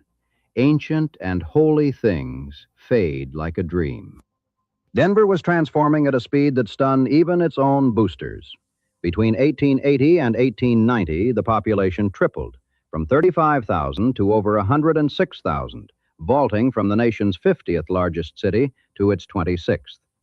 Silver money built mansions on Capitol Hill, stocked the bars of the Windsor Hotel, which had opened in June of 1880 at 18th and Larimer, built of Fort Collins sandstone by an English syndicate at a cost of $750,000, boasting itself the largest hotel between Chicago and San Francisco, complete with Turkish and Roman baths, its own farm to supply the restaurant, and a fabled diamond dust mirror in the lobby, and fueled a construction boom that remade the city in stone and brick. 17th Street became known as the Wall Street of the West, lined with banks and mining exchange offices where shares in Leadville and Aspen properties traded with a frenzy that rivaled anything in New York. The Colorado state population had swelled by nearly 400% between 1870 and 1880, and by another 100% by 1890. And most of that new money flowed through Denver. David Moffett, who had helped save Denver with the railroad, was now president of the First National Bank and investing in mines, railroads, and water companies. He helped organize the Denver Water Company with Evans and Walter Cheeseman in 1890. The city was growing so fast it was outrunning its water supply, a problem that would define Denver for the next century. Every one of these men was betting on the same proposition, that Denver was permanent, that the silver would last, that this city on the dry plains deserved palaces and opera houses and a water system to match. The grandest bet of all came from Henry Brown, the carpenter from Ohio who had lost everything in the 1864 flood, had spent 2.5 decades quietly becoming one of Denver's wealthiest men. He had homesteaded 160 acres on the hill east of downtown, donated the land where the state capitol would rise, and sold off the rest at enormous profit as the neighborhood became Capitol Hill, the most fashionable address in the city. Now, in his 70s, Brown decided to build a hotel on a triangular plot he owned at the corner of Broadway, Tremont Place, and 17th Street, a patch of land where he had once grazed cattle. He hired architect Frank Edbrook, Willoughby's brother, the man who had also designed Denver's Oxford Hotel, and told him to create the finest hotel between Chicago and the West Coast.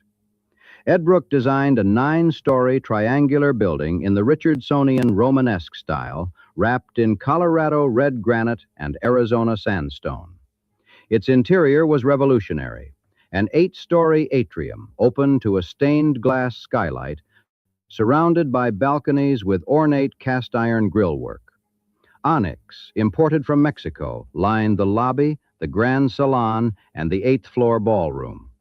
The building had its own artesian wells, its own electric plant, steam heat, and elevators. Each of the 400 guest rooms had a fireplace and a window. The triangular design made that possible.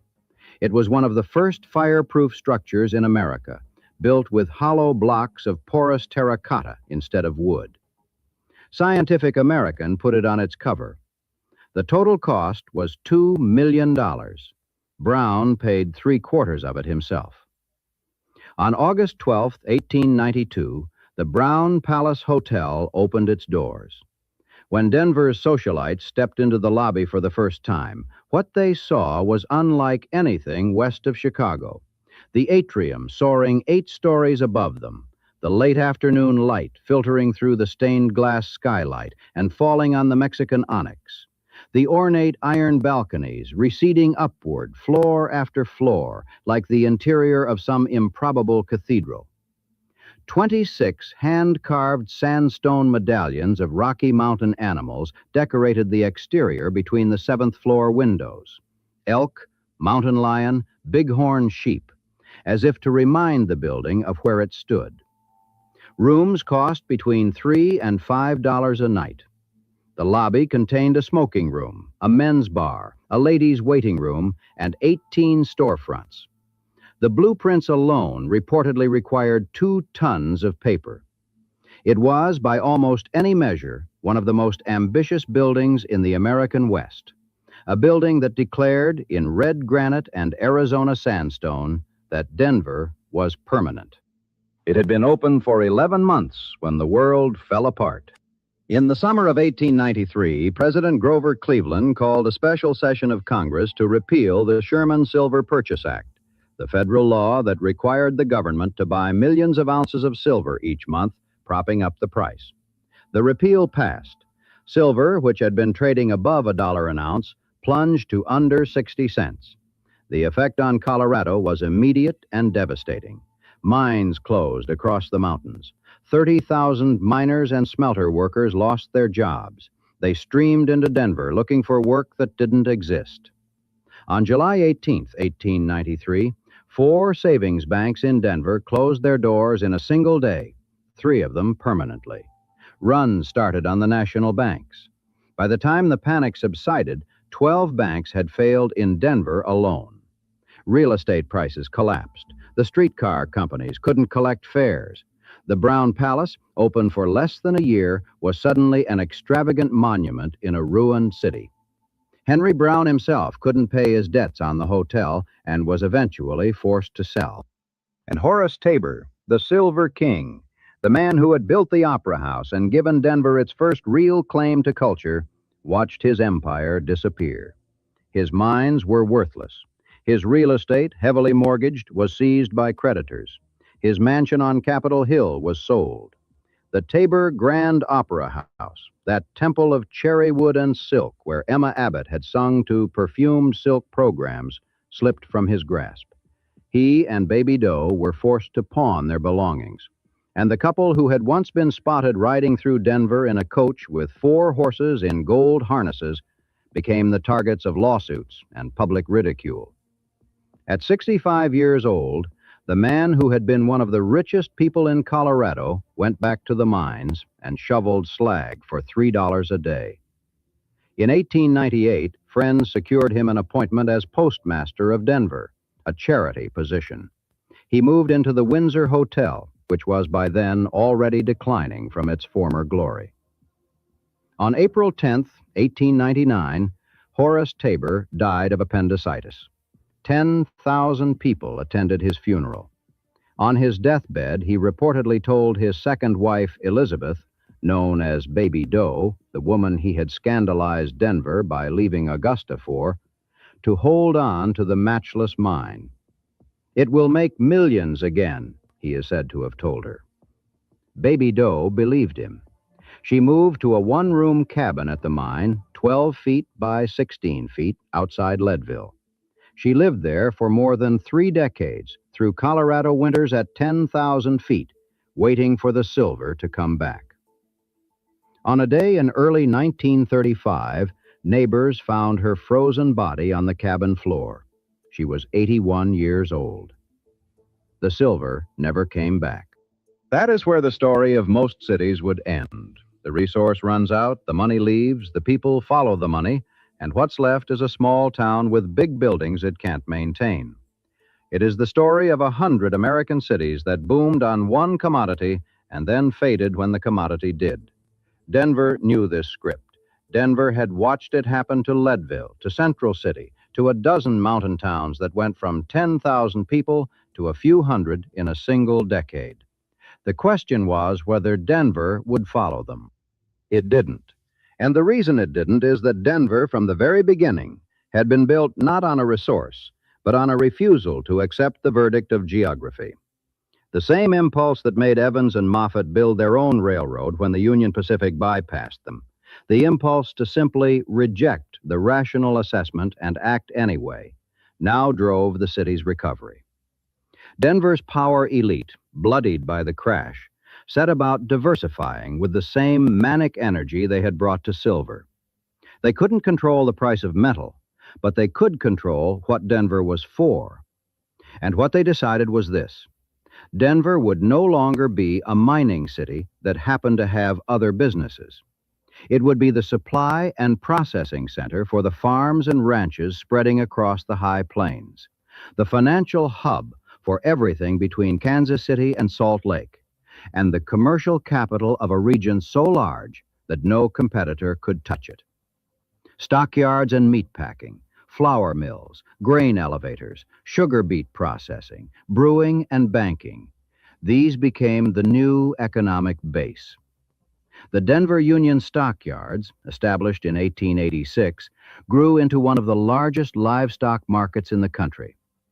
The National Western Stock Show began in 1906 and still runs today.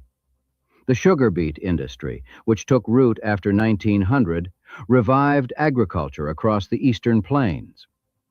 Denver extended its economic reach by a railroad into Wyoming, Utah, Montana, New Mexico, and the western edges of Kansas, Nebraska, Oklahoma, and Texas.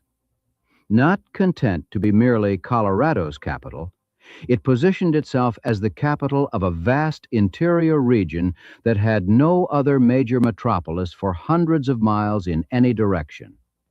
If you were a rancher in Wyoming, or a farmer in western Nebraska, or a miner anywhere in the Rockies, Denver was your city, the place where you banked, where you bought equipment, where you sold your cattle, and increasingly, where you went for a good time. The city also benefited from a happy accident of chemistry. The silver crash had barely begun when gold was discovered at Cripple Creek on the southwest slope of Pikes Peak in the early 1890s. Unlike silver, gold's price was set by the federal government and immune to the kind of legislative whiplash that had destroyed the silver market. The Cripple Creek district would eventually produce over $20 million in gold per year at its peak, and Denver, naturally, became the processing, banking, and supply center for those operations, too. The discovery of gold at Cripple Creek in the early 1890s, gold, not silver, and therefore immune to the silver crash, brought a new infusion of mineral wealth. The Denver Mint, which had operated as a federal assay office since 1863, received a grand new building in 1906 and began stamping coins. But the most dramatic transformation of the post-crash years came from a rotund, cigar-smoking political boss named Robert Speer, who was elected mayor in 1904 through an election so corrupt, as many as 10,000 fraudulent votes by some accounts, that even Denver's famously flexible electorate raised eyebrows.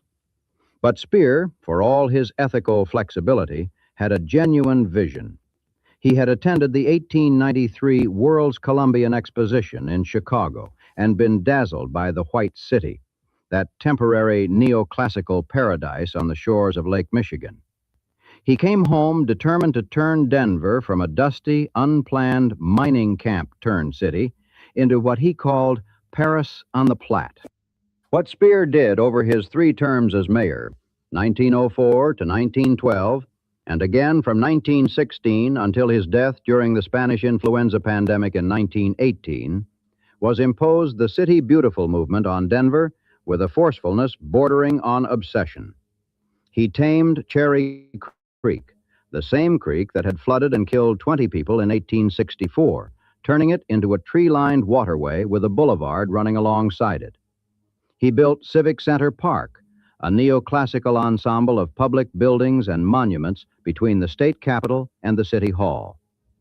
He gave away 111,000 free tree saplings in his first 8 years, 3 per person, and many of those trees still shade Denver streets today.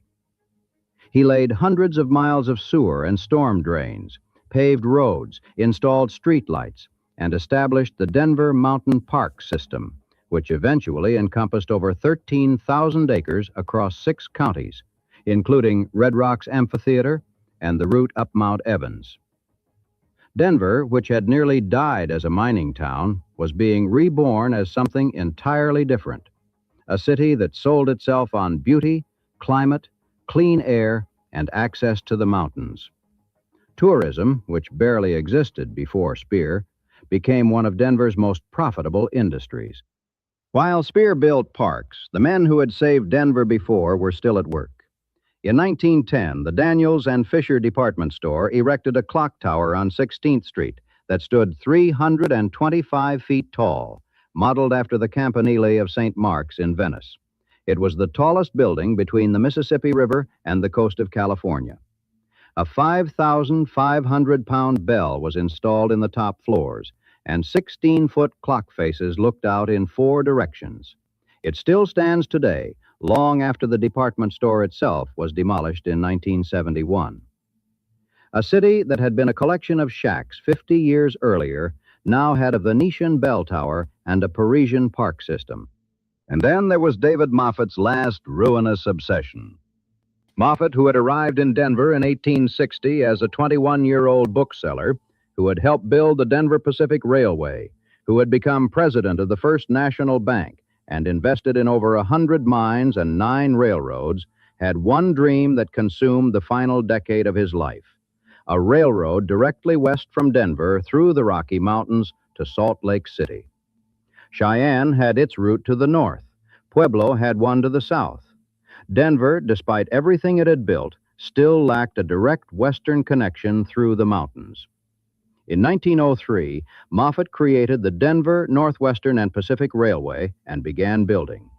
The first stretch ran over Rollins Pass at 11,660 feet above sea level, the highest standard gauge railroad ever built in the United States.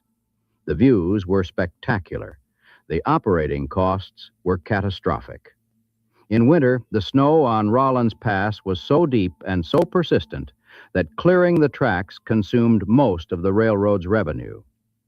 Moffett knew from the beginning that the real solution was a tunnel through the Continental Divide, but he couldn't raise the money. His competitors, the Union Pacific and the Western Pacific, blocked his railroad from using Denver's Union Station, forcing him to build his own small depot at 15th and Bassett, 3 blocks away.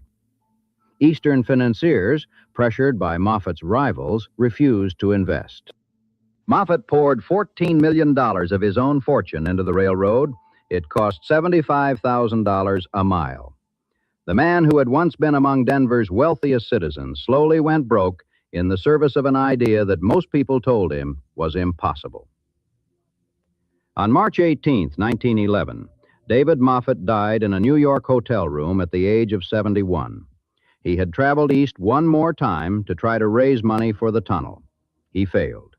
His death was officially attributed to heart failure, though many speculated about suicide. The financial pressure had been enormous. He had spent everything. The tunnel existed only in his plans. It took 11 more years. Moffett's allies kept lobbying for the tunnel, but the opposition was fierce.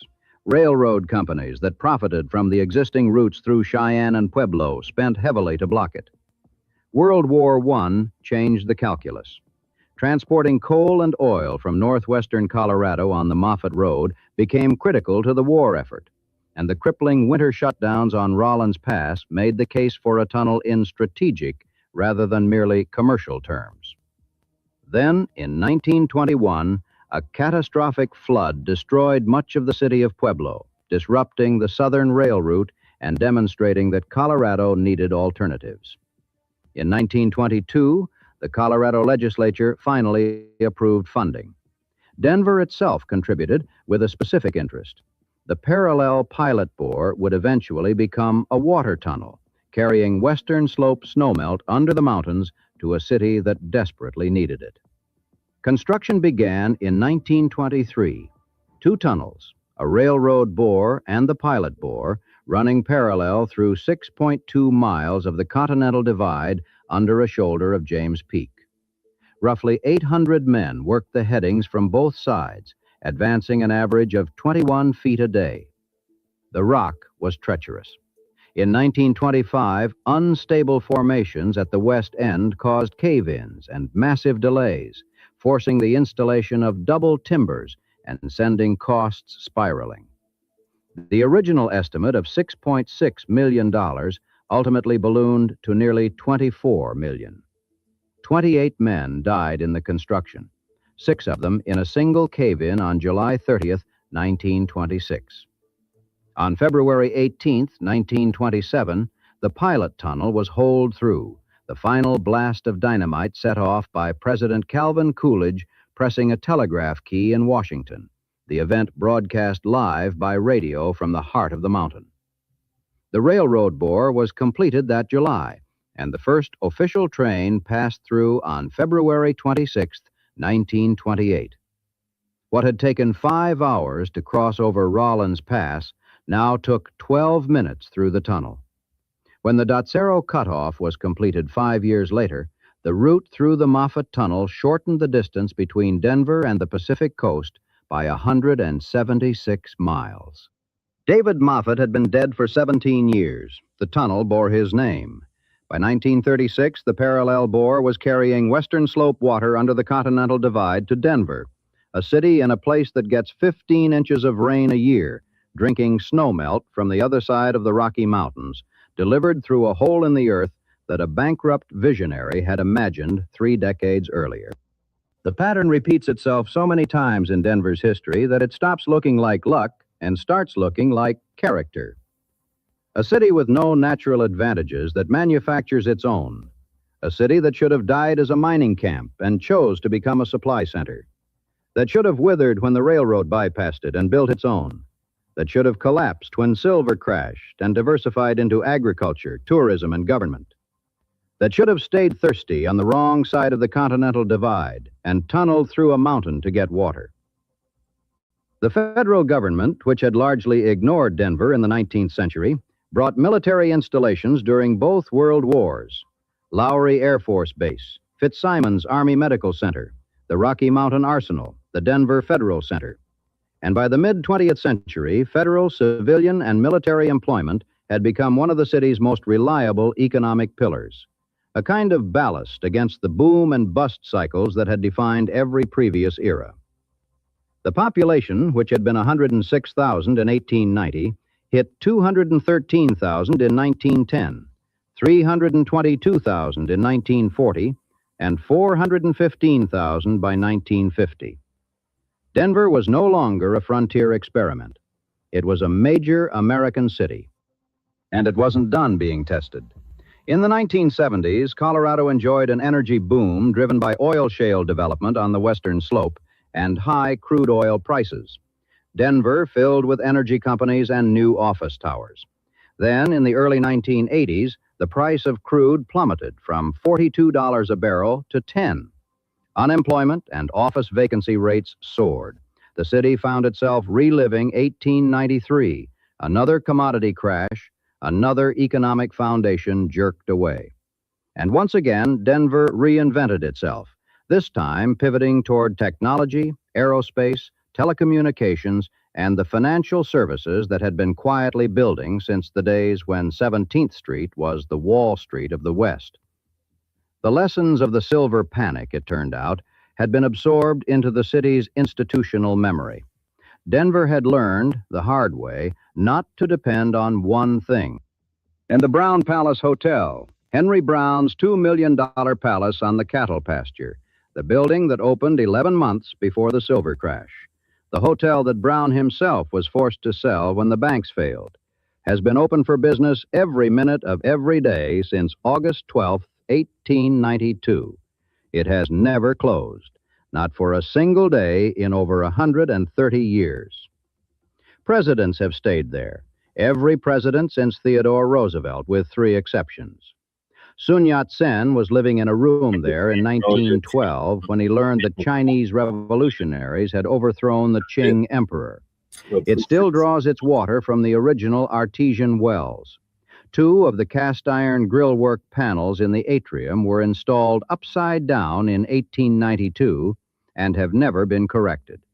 The onyx from Mexico is still on the walls. The Windsor Hotel, Denver's first luxury palace, the pride of Larimer Street, was demolished in 1959 and replaced with a parking lot. The Tabor Grand Opera House, the cherrywood and silk, Emma Abbott's voice, the golden ore bucket watch fob, was torn down in 1964. A brutalist Federal Reserve Bank building stands on the site now. The verse on Tabor's stage curtain was prophetic after all. But the Brown Palace endures, a triangular building of red sandstone and granite designed by Frank Edbrook for a carpenter from Ohio who had once grazed cattle on the lot, built to be fireproof in a city that had already burned, opened in a boom that was about to go bust, sold by its founder who couldn't pay his debts, and still standing, still operating, still lit from within by that stained glass skylight 8 stories above the lobby floor, in a city that has no natural reason to exist, and exists anyway.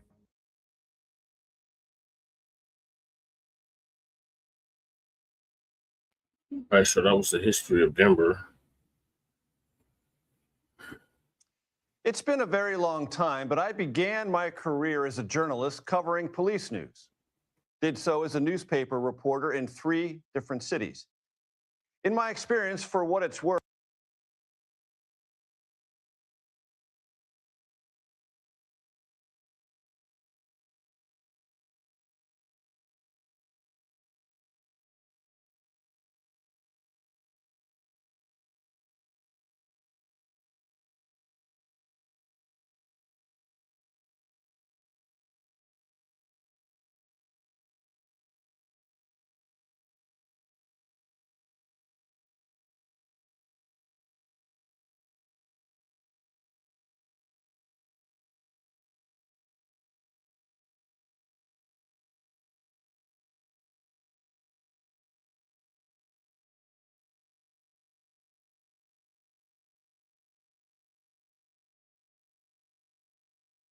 Did you know that Denver sits exactly 1 mile above sea level, giving it an alpine climate that boasts over 300 days of sunshine each year?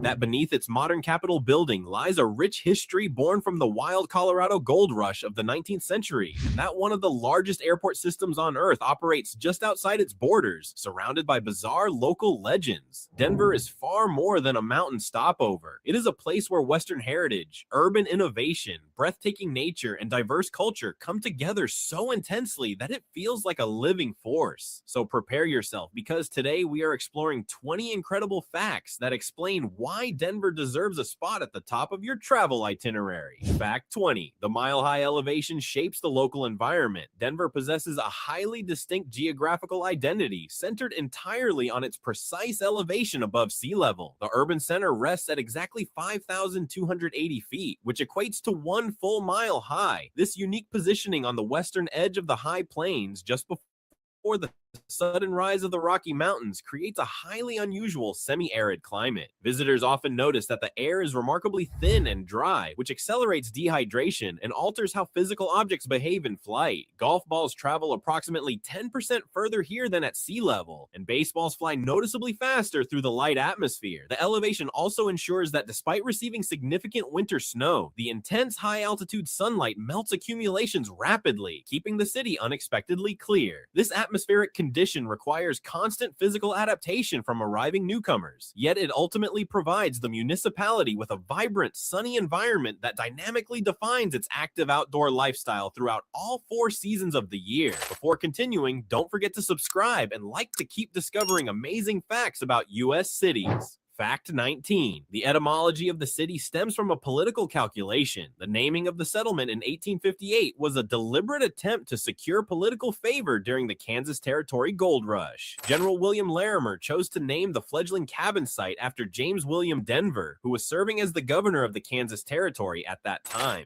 Larimer hoped this strategic gesture would help establish the location as the official county seat, guaranteeing its future growth and legal stability. However, unbeknownst to the founder, Governor Denver had already resigned from his political office by the time the town was formally christened. Despite this ironic historical timing, the designation remained unchanged, and the small frontier outpost eventually eclipsed all surrounding encampments. The name transitioned from a forgotten politician into a global symbol of Western exploration, urban development, and high-altitude commerce, proving that a calculated political gamble could accidentally lay the permanent foundation for a massive modern metropolis that proudly attracts millions of eager visitors and business professionals from every corner of the world today. Fact 18. A catastrophic 19th century fire forced a total structural reinvention. In 1863, a catastrophic fire swept through the vulnerable commercial heart of the early frontier settlement, which was constructed almost entirely of flammable local timber. The ferocious blaze destroyed the vast majority of the business district within a few hours, leaving the young pioneer community in absolute financial ruins. In response to this extreme vulnerability, local leadership immediately enacted strict structural codes that completely banned wooden buildings within the commercial core. This sweeping public policy forced residents to rebuild using durable brick and stone sourced from nearby Colorado quarries, giving the urban center its distinctive historic masonry appearance. The new law not only protected the expanding municipality from future widespread conflagrations, but it also successfully established a thriving local manufacturing sector that generated thousands of jobs. The beautiful historic warehouses standing today in vibrant districts like Lower Downtown are direct results of this ancient safety ordinance, showcasing how an early disaster permanently upgraded the structural identity of the region for future generations. Fact 17. The International Airport is a massive engineering marvel surrounded by lore. Denver International Airport stands as the largest airport by total land area in the Western Hemisphere, spanning 53 square miles. Opened in 1995, this colossal transportation hub features a distinctive white fabric roof designed to mimic the snow-capped peaks of the nearby Rocky Mountains. The sheer scale of the construction project required moving more than 110 million cubic yards of earth, making it one of the largest public works endeavors in United States history. Because of its remote location and massive underground baggage tunnels, the facility has inspired an array of bizarre urban legends and conspiracy theories worldwide. These myths involve hidden subterranean bunkers, secret societies, and unusual apocalyptic artwork displayed within the terminals. Rather than suppressing these wild narratives, the airport staff openly embraces them through humorous marketing campaigns, turning a highly efficient transportation machine into a fascinating cultural phenomenon that consistently amuses millions of passing travelers who journey through the modern facility annually during their global adventures. Fact 16. Red Rocks is a world-renowned acoustic wonderland shaped by ancient geology. Located just 15 miles west of the urban center, Red Rocks Amphitheater represents a perfect fusion of physical geography and human entertainment. This iconic venue is sculpted entirely out of massive red sandstone formations that belong to the Fountain Formation, which dates back nearly 300 million years. Over millions of years, tectonic uplift and gradual erosion tilted these giant rock monolithic structures into a natural acoustic amphitheater. The two primary rock walls, named Creation Rock and Ship Rock, stand taller than Niagara Falls and flank the seating area to provide flawless sound distribution. Musicians from every continent praise the location because the ancient stone walls bounce sound waves with pristine clarity, eliminating the need for complex artificial audio modifications. It remains the only naturally occurring, acoustically perfect amphitheater known to exist on the planet, drawing hundreds of thousands of music lovers and outdoor fitness enthusiasts to its steep stone steps every week to experience the unforgettable magic of live performances under the open Colorado sky.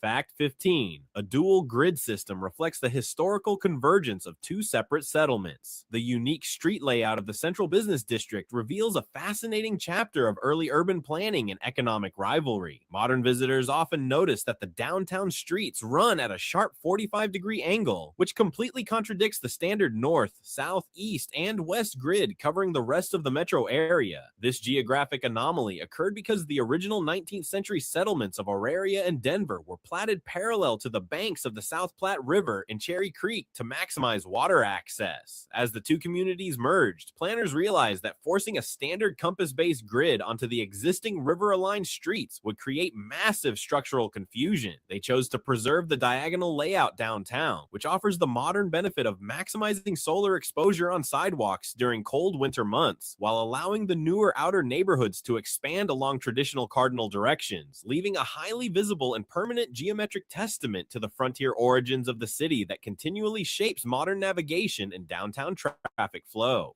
Fact 14. The Colorado State Capitol building showcases a sparkling historical legacy. The iconic State House, completed in 1901, features a majestic dome that represents the rich mining heritage of the region. Originally constructed using copper, the structure was completely replaced with gold in 1908 due to the natural tendency of copper to oxidize into a dull green patina. To celebrate the 19th century pioneers who risked everything during the Colorado Gold Rush, laborers coated the dome in shimmering 24-karat gold leaf. During a comprehensive restoration project completed in 2013, artisans applied approximately 65 ounces of nearly pure gold leaf that was carefully hammered into delicate sheets. This precious material was donated directly from a historic mine located in Teller County, ensuring the dome remains an authentic local artifact. Standing proudly against the mountain horizon, the gleaming golden structure serves as an unmistakable geographical landmark that reminds modern urban residents of the profound mineral wealth that initially catalyzed the permanent growth of the entire Western Commonwealth.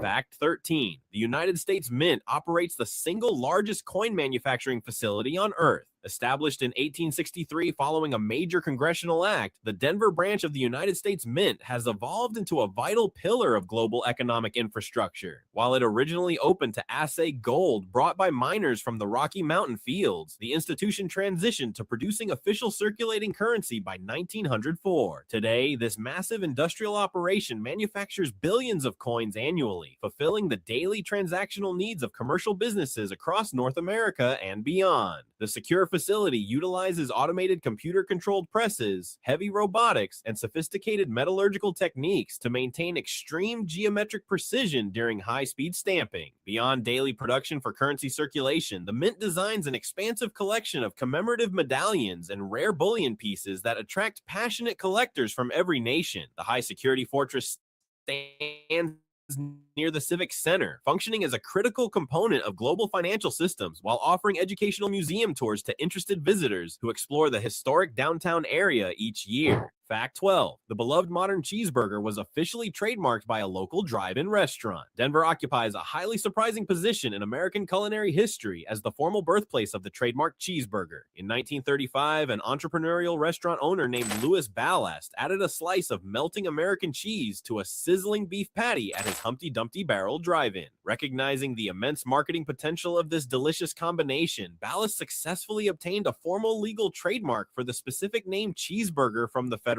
government. Although other diners across the country later claimed to have experimented with similar cheese toppings, the Denver location secured the definitive legal title first. The original roadside restaurant eventually closed, but local historical societies erected a large stone monument on the site along Spear Boulevard to commemorate this pivotal gastronomic achievement. This unique culinary fact remains a point of deep pride for local food enthusiasts, proving that early Denver business owners were just as innovative with popular roadside cuisine as they were with Western commerce and restaurant culture. Fact 11. Colfax Avenue stands as the longest continuous commercial street in the nation, stretching across the entire metropolitan landscape. Colfax Avenue functions as a legendary thoroughfare that perfectly captures the diverse spirit of Denver. Named in 1868 to honor Schuyler Colfax, an influential politician who helped secure statehood for Colorado, the road began as an ancient dirt trail used by eager miners heading into the mountain valleys. As the city matured, the avenue transformed into a primary segment of the historic Route 40 highway system, which eventually extended completely from coast to coast. The street achieved distinct international fame when publication companies playfully dubbed it the longest and most wicked street in America due to its eclectic mix of neon bars, diners, music halls, and vibrant characters. Today, the avenue hosts iconic cultural institutions like the historic Bluebird Theater, indie bookstores, and specialized local shops alongside the Colorado State Capitol building itself. Navigating this endless stretch offers an immersive tour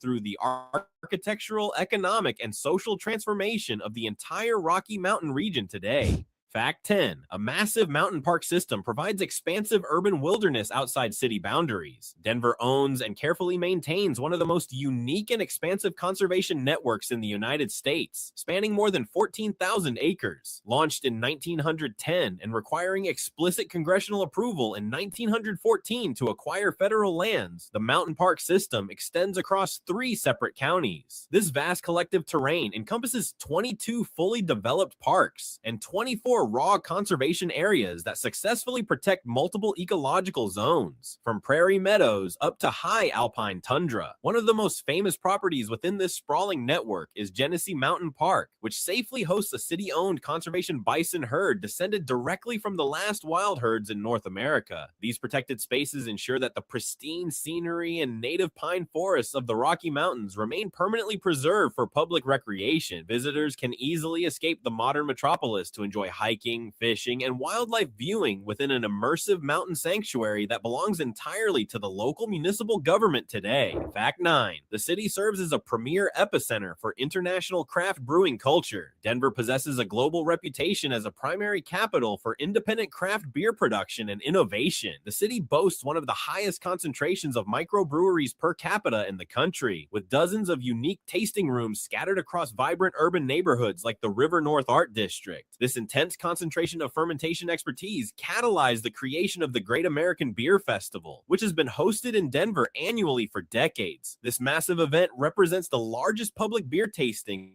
and professional competition on the continent, bringing together hundreds of expert judges and thousands of breweries from every state. The local brewing culture emphasizes experimentation, utilizing pure mountain water and locally sourced grains to create award-winning flavor profiles that constantly redefine the industry. From crisp pilsners to complex sour ales, the local community supports a thriving economic sector that blends traditional European beverage methods with a distinctively bold, collaborative Western spirit that draws millions of enthusiasts each year. Fact 8. Larimer Square represents a pioneering triumph for urban historic preservation models. The 1400 block of Larimer Street stands proudly as Denver's oldest surviving commercial district and its very first designated historic landmark zone. Originally laid out by the city founder in 1858, the street initially served as the primary commercial corridor during the historic Pikes Peak Gold Rush. However, by the mid-20th century, the neighborhood had suffered severe economic decline, and aggressive city plans called for its complete demolition under sweeping urban renewal efforts. In the 1960s, a passionate preservationist named Dana Crawford spearheaded a visionary movement to save the delicate Victorian-era architecture through adaptive reuse rather than destruction. Her successful commercial revitalization efforts stabilized the block, leading to its official historic designation in 1971. Today, Larimer Square features a beautifully preserved collection of late 19th century brick buildings filled with trendy restaurants, boutique shops, and vibrant outdoor spaces, proving that historic architectural assets can successfully drive modern urban economic growth across communities. Fact 7. Civic Center Park and the City Beautiful movement. Civic Center Park represents an unaltered example of the City Beautiful design movement in the United States. Conceived at the turn of the 20th century by Mayor Robert Speer, this public landscape incorporates classical architecture, grand monuments, and public gardens. Flanked by the Colorado State Capitol and the symmetrical Denver City and County building, the park forms a unified civic axis. This green space features a spectacular Greek amphitheater, formal fountains, and bronze statues celebrating Western pioneer history. In 2012, the park achieved formal designation as a National Historic Landmark due to its exceptional classical landscape architecture. Today, it serves as the cultural anchor for public gatherings, political rallies, and diverse multicultural festivals that unite the community. Fact 6. The Five Points neighborhood and the Harlem of the West. The historic Five Points neighborhood earned international acclaim during the mid-20th century as the Harlem of the West. This vibrant community served as the absolute cultural and commercial heart of the African-American population, emerging as a critical stop for legendary jazz musicians. Renowned artists like Duke Ellington, Louis Armstrong, and Miles Davis performed regularly at iconic local venues such as the Rossonian Hotel. Because segregation laws prevented Black performers from staying in downtown hotels, they lived and socialized within Five Points, fostering musical creativity. The neighborhood boasted over 50 bars and clubs alongside thriving businesses. Today, the district carefully preserves this profound heritage through annual music festivals, dedicated cultural centers, and historic walking tours. Remember to subscribe and like to continue learning fascinating information about different great cities in our beautiful country. Fact 5. The Denver Performing Arts Complex and Cultural Scale.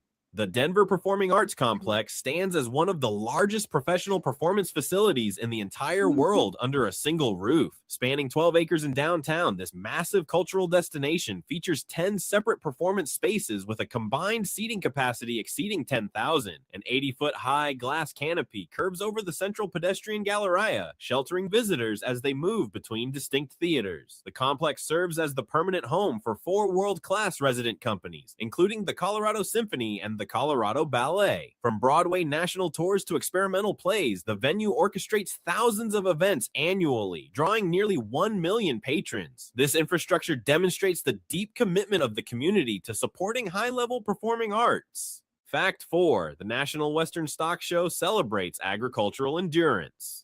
Every January, Denver hosts the National Western Stock Show, which stands as one of the oldest and most prestigious agricultural events in North America. Established in 1906, this massive multi-week celebration honors the deep Western ranching traditions that originally fueled regional economic development. The event kicks off with a spectacular traditional cattle drive through the modern skyscraper-lined streets of downtown, creating a striking contrast between frontier history and contemporary urban expansion. Attracting more than 700,000 visitors annually, the stock show features intense professional rodeo competitions, livestock auctions, horse shows, and educational exhibits. This cherished winter tradition ensures that Denver retains an unbreakable connection to its rugged agricultural roots even today. Fact 3. Confluence Park marks the exact birthplace of the city.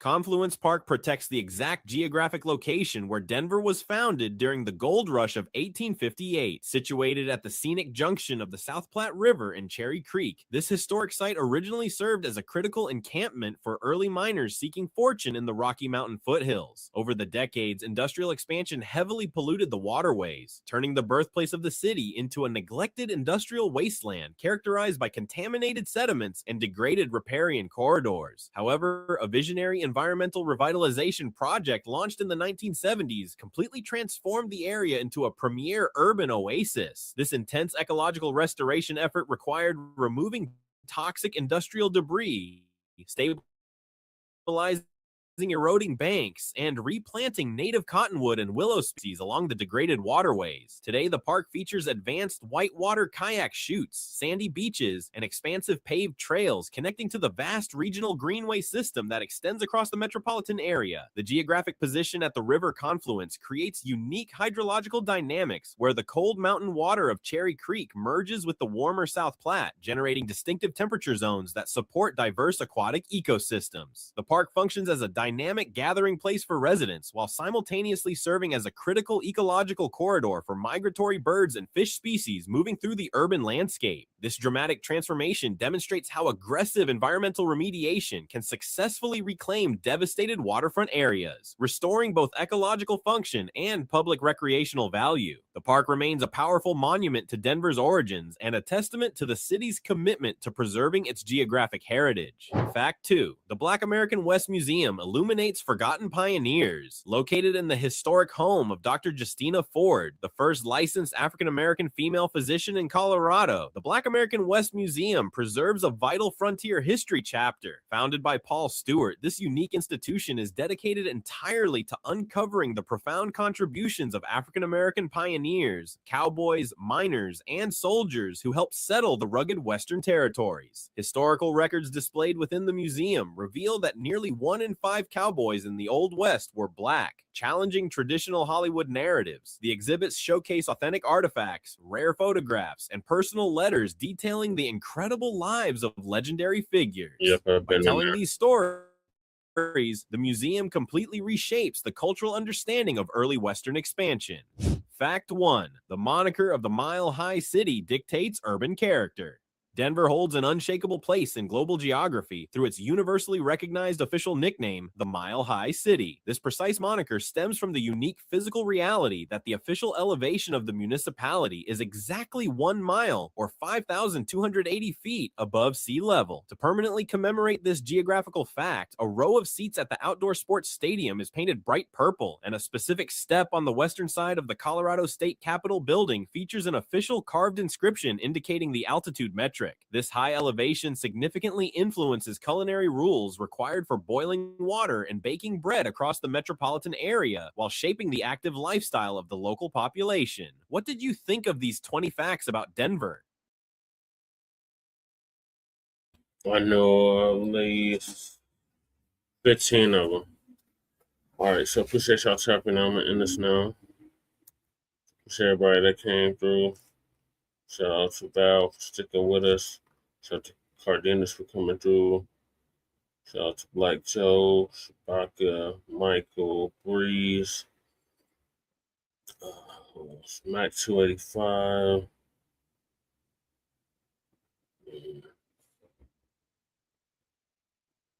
Somebody else. Michael.